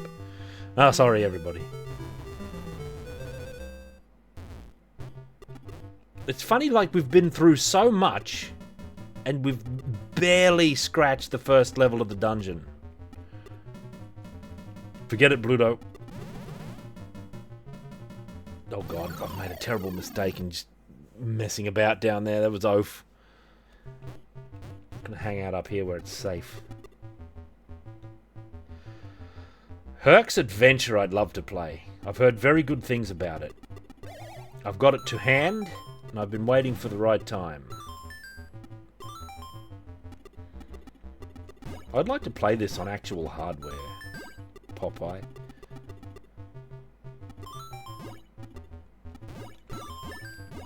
Finding this on actual hardware that isn't just in some dude's collection might be a little tricky though.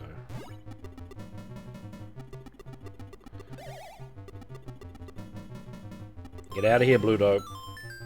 I like how worthy an opponent Bluto is in this game. He's the principal hazard. There's only a few secondary hazards. Bluto himself and his ability to contest you, right? His powers of pursuit are sufficient. Nice. Cab in the local arcade. Sounds good. There's many things I'd like to play on an arcade machine again. Rastan among them.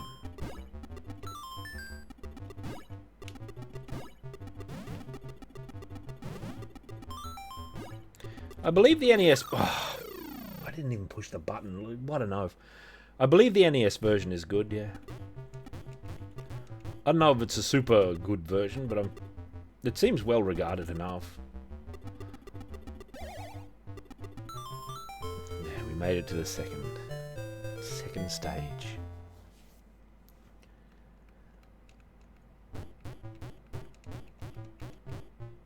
I like that Nintendo made a bunch of Popeye stuff and Mickey Mouse games and the like for a while there. Mickey and Donald was a very commonly owned Game & Watch game. Oh god, I got pinched by bottles. I'm gonna have another go. I did poorly. I didn't approach this with the fullness of remembering how to play Popeye installed within my mind. That's how we do it. Oh, Nuko 111. 20 months of power. Oh, damn, I accidentally did that. Hey, thank you. With your spear. Maybe I should create a bunch of backup characters for wizardry.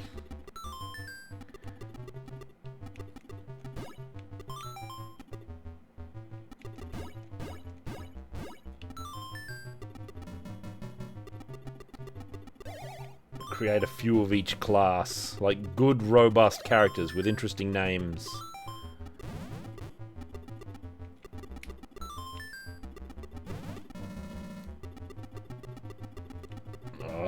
I didn't realise that was there. Bloody Bluto. Him and the Sea Hag, they're working together.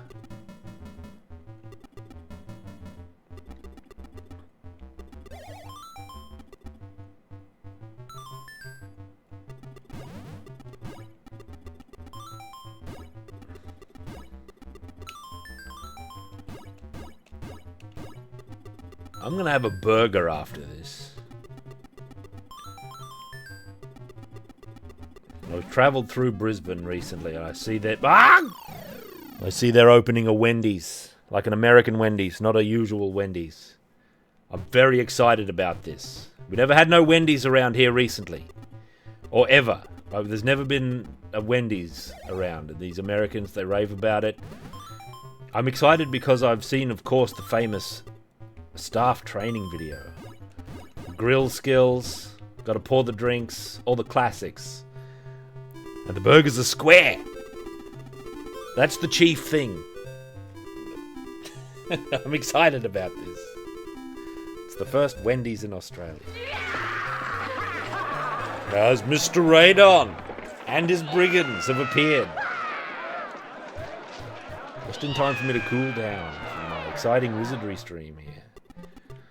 The usual Wendy's is an ice cream place. We already have a thing called Wendy's. They sell ice cream and hot dogs. It's not like your burger Wendy's. Right? 15 coins and a potion is yours. But as a burger enthusiast, it's very exciting to have another major like American burger chain opening up a shop here. Right? Because burger is one of the quintessential American foods. That's what many people say. Right? Oh, you wouldn't believe me? Wendy's is their selected one. My friend Lion responded to this news with disdain. I don't know. He's not a Wendy's man, I guess. See, we have Burger King in the form of Hungry Jack's. It's different. I wonder if our other Wendy's went under because I wonder if they were just waiting to have the name. They didn't want to change it like Hungry Jack's had to. Of course, you got McDonald's. Because I think there was already a different Burger King in operation here, so they changed it to Hungry Jack's, which is a better name.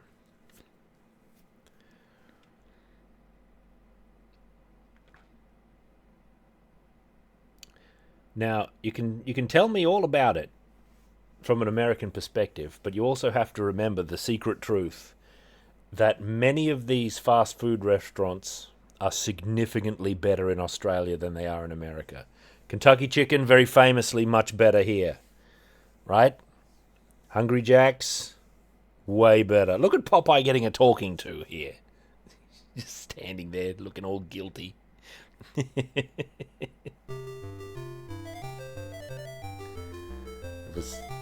I'm talking about Wendy's, Lion. Of course. I'm so invigorated by the idea of like a new major burger that I can have and compare. The only problem is the only place that's opening is in Brisbane.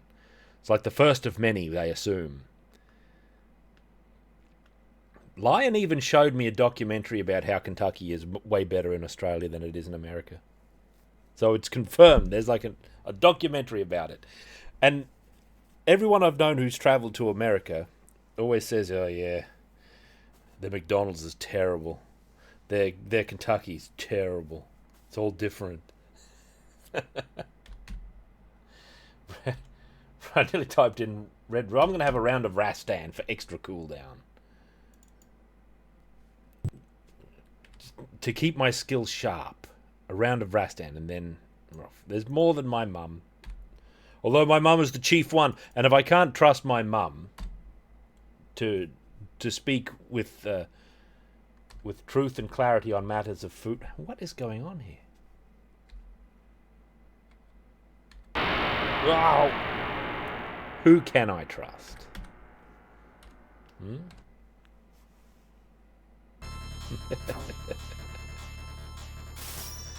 Who can I trust? My mum is an authority on all things. All things food related. She doesn't know about Rastan. Although she certainly watched me play Rastan a few times when I was a lad.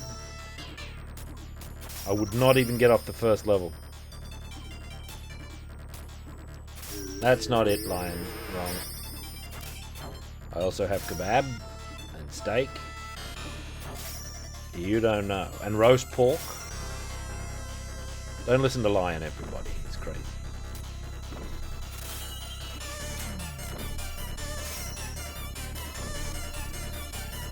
Whatever.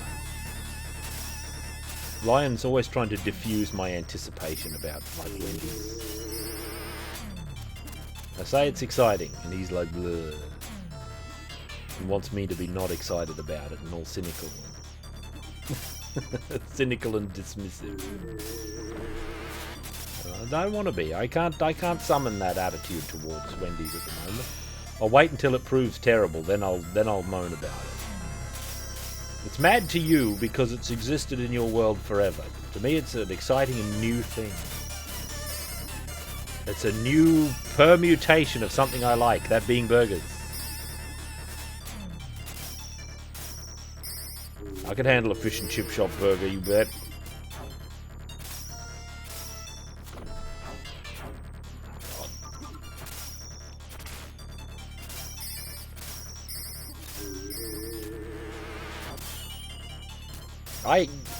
I either go on pilgrimage to get a burger or I don't get a burger. Lion, I have to. And I'm not going specifically for Wendy's. I'm journey for other reasons. It'll be something new. Ah, these Frosties, I've heard of those. I've heard of those.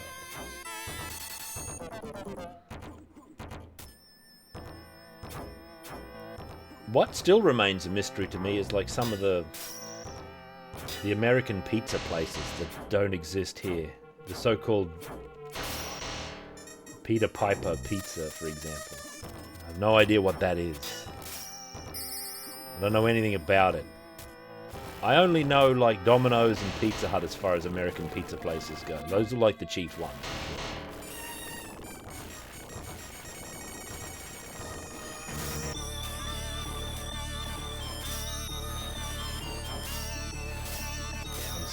Bit of that. Oh yeah, some Caesar place. We don't have that either. Oh, Raston's looking dicey. We're only in the first sorcerer's castle. We haven't even defeated the first sorcerer. The heartbeat is already getting more than I can handle.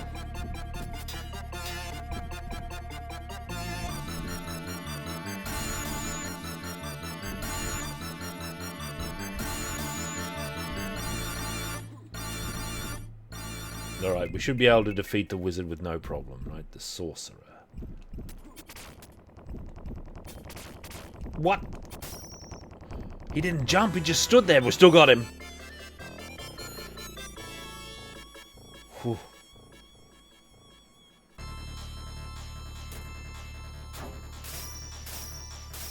Domino's is disreputable. Well, I guess they're all disreputable. Papa Murphy's, eh? Never heard of that. Eagle Boys is out of business here in Australia. Eagle Boys was well regarded by most Aussies for being inexpensive and good enough. Oh, God. Ah, I thought I could make it.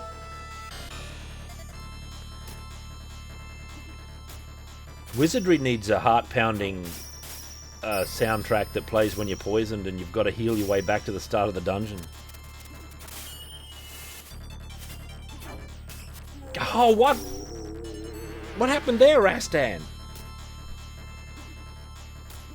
Good gravy.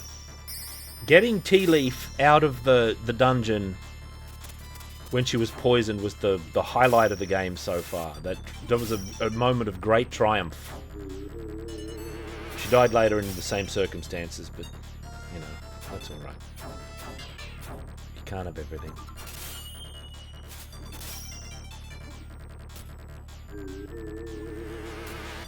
Yeah, I've never been a big fan of Eagle Boys, but a lot of Aussies did like Eagle Boys. I always thought it was the cheapest and worst one. It was always the one they'd get, like, whenever someone was throwing a party and getting a lot of pizzas for some reason. Like at university or something. The last day of study, maybe we'll get pizzas, and it'd always be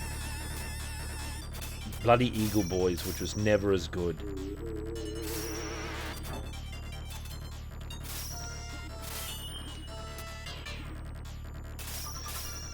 Church of Timmy isn't around anymore either. That's another pizza place where you used to be able to get a cheesy cheese with cheese and extra cheese with cheesy crust and cheese sauce. A couple of prayer sticks and some holy water. Alright, Rastan. Oh God, we're doing terribly. Although we did get an extra life there, which is very optimizing, very heartening. Spindly killerfish has been a challenge recently. Oh, there's a fleece!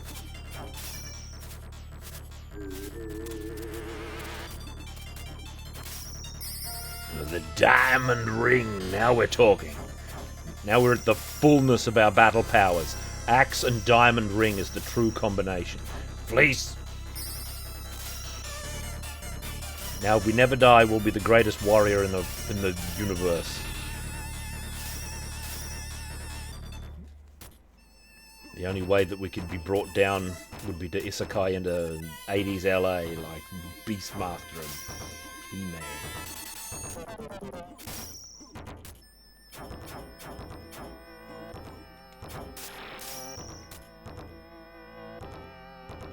No, we've lost our axe. We'll no longer claim it.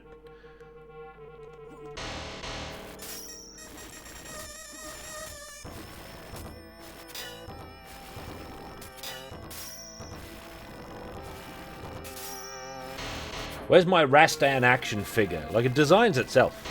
It's got all the accessories already. The sword, the flaming sword, the axe, the flail. The diamond ring. That's not going to happen, Lion. I'll die in some other embarrassing fashion. But not the one you predict. The second sorcerer is vulnerable to the axe. It's very important that we bring him down with it.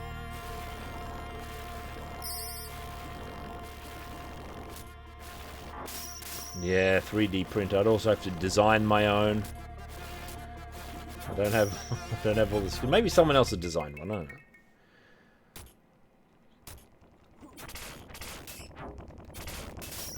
Blown back.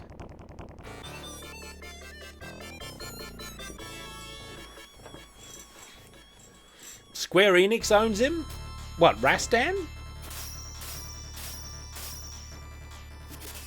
how'd they get a hold of Rastan? And why isn't there a high-level, good quality... then again, when I say that, AAA Studio will probably make something crap.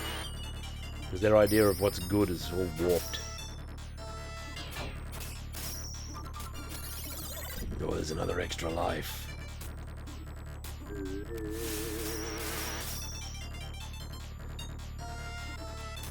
If Sword and Sorcery ever comes back in a big way, and the Barbarian hero was once again like the flagship hero that he was during the Ancient Age, then they'll realise they've got him. Then we'll see something. It'll be terrible. Yeah, like that.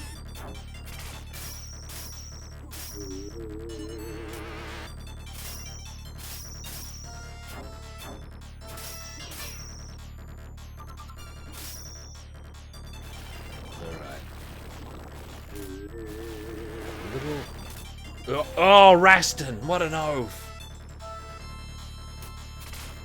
The little sub jump he does.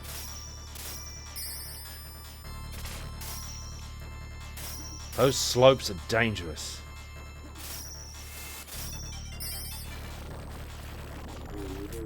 Oh, he didn't do it that time. God, Rastan. You see the second tiny jump he does on the slopes when you land from a jump? He like skips. It's out of control.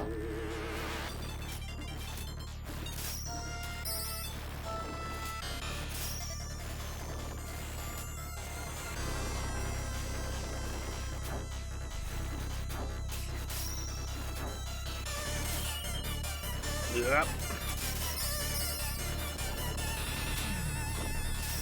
Oh god, a boulder. Oh, the bloody Amazon. Oh, got out of that scot-free, basically. I escaped. Great background there, look at that. Rastan.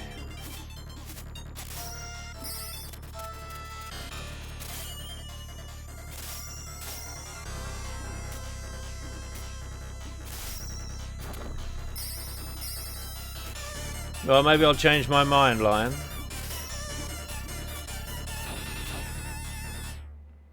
I'll have a Rastan Batter mode, the minion of Atricia.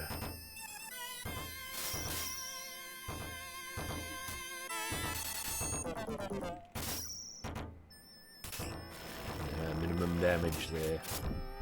Oh, bloody bat.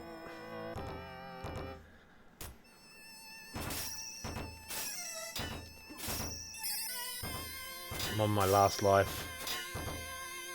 I haven't even bested the third sorcery yet. Oh god, and that was a daring move that I shouldn't have made. Yeah, it's like gladiatorial armor. You know, but well met, whoever that was. Sorry, I was viewing my game progress here, paying heed to Rastan. But well met, whoever you were.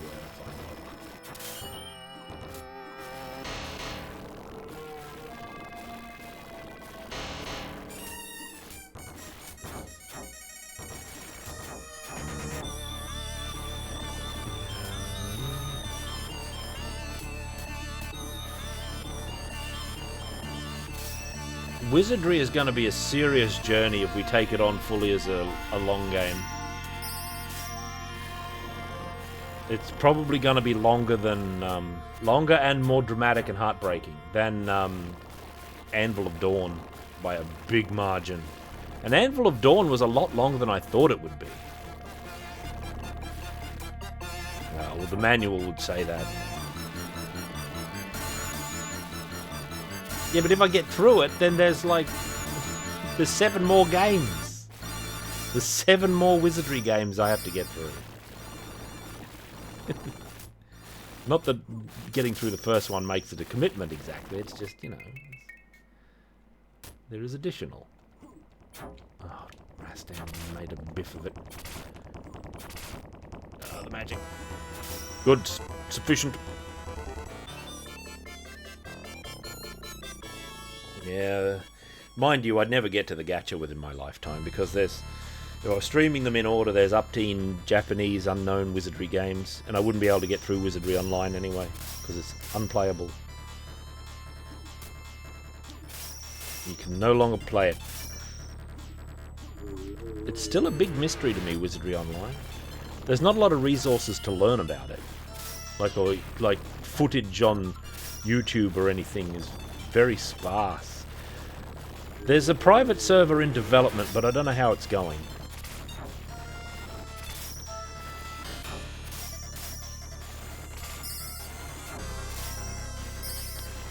Yeah, I don't know what's up with it. A lot of the original material's just lost and gone. Don't get attached to your party members. That's hard. It's part of the experience. It's like when you name your XCOM guys. Right?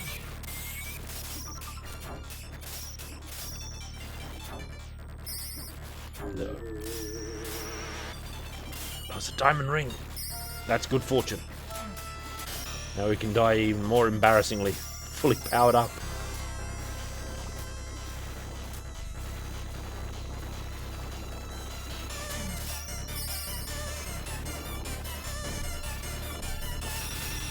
Oh, it's a skeleton crouched.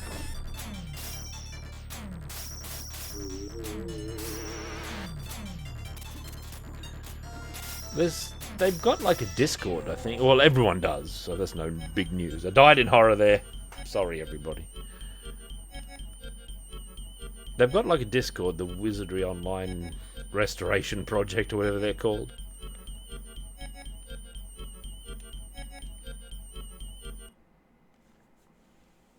XCOM. The numbers are big lies in XCOM.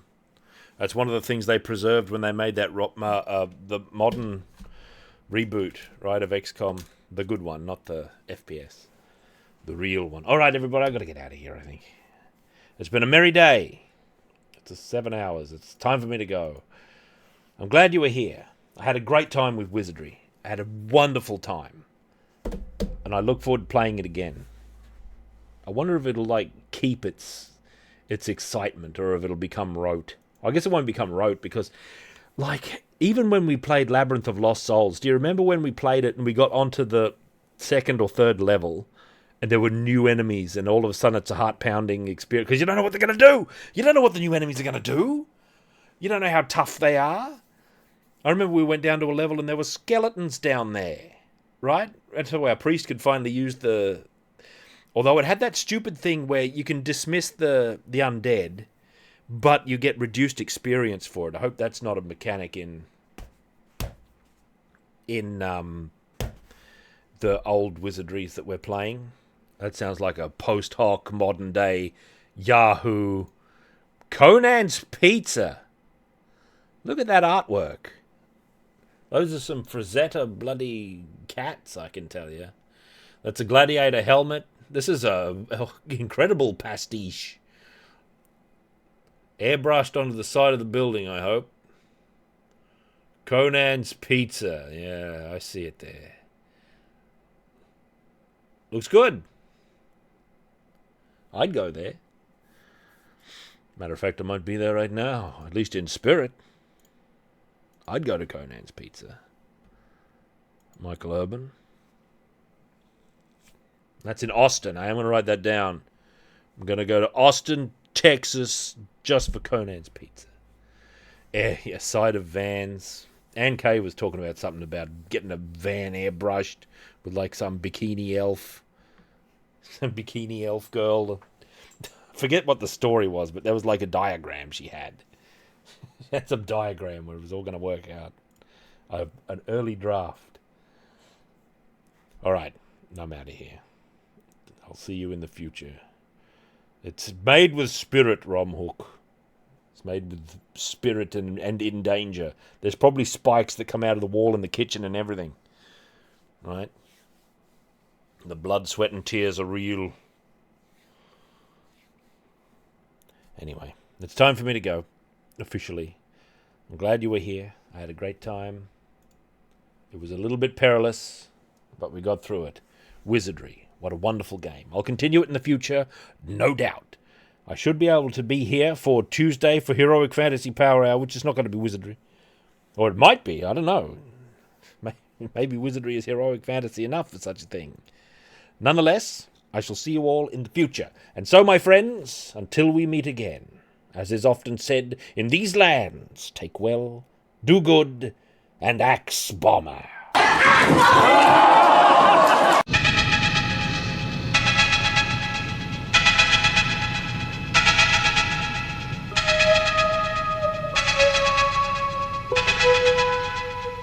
Few men have ever done what he has done, or even dreamed what he has dreamed. His time has passed, there are no more. He is the last dinosaur.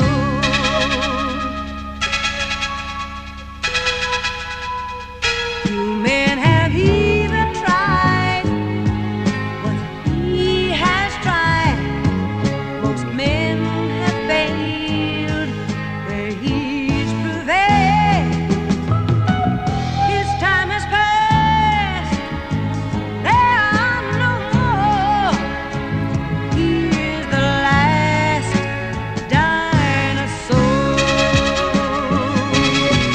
The world holds nothing new in store for him, and things that startle you and me are just a bore for him. The spark of life has gone, his light grows dim. Can there be something left in the world to challenge him?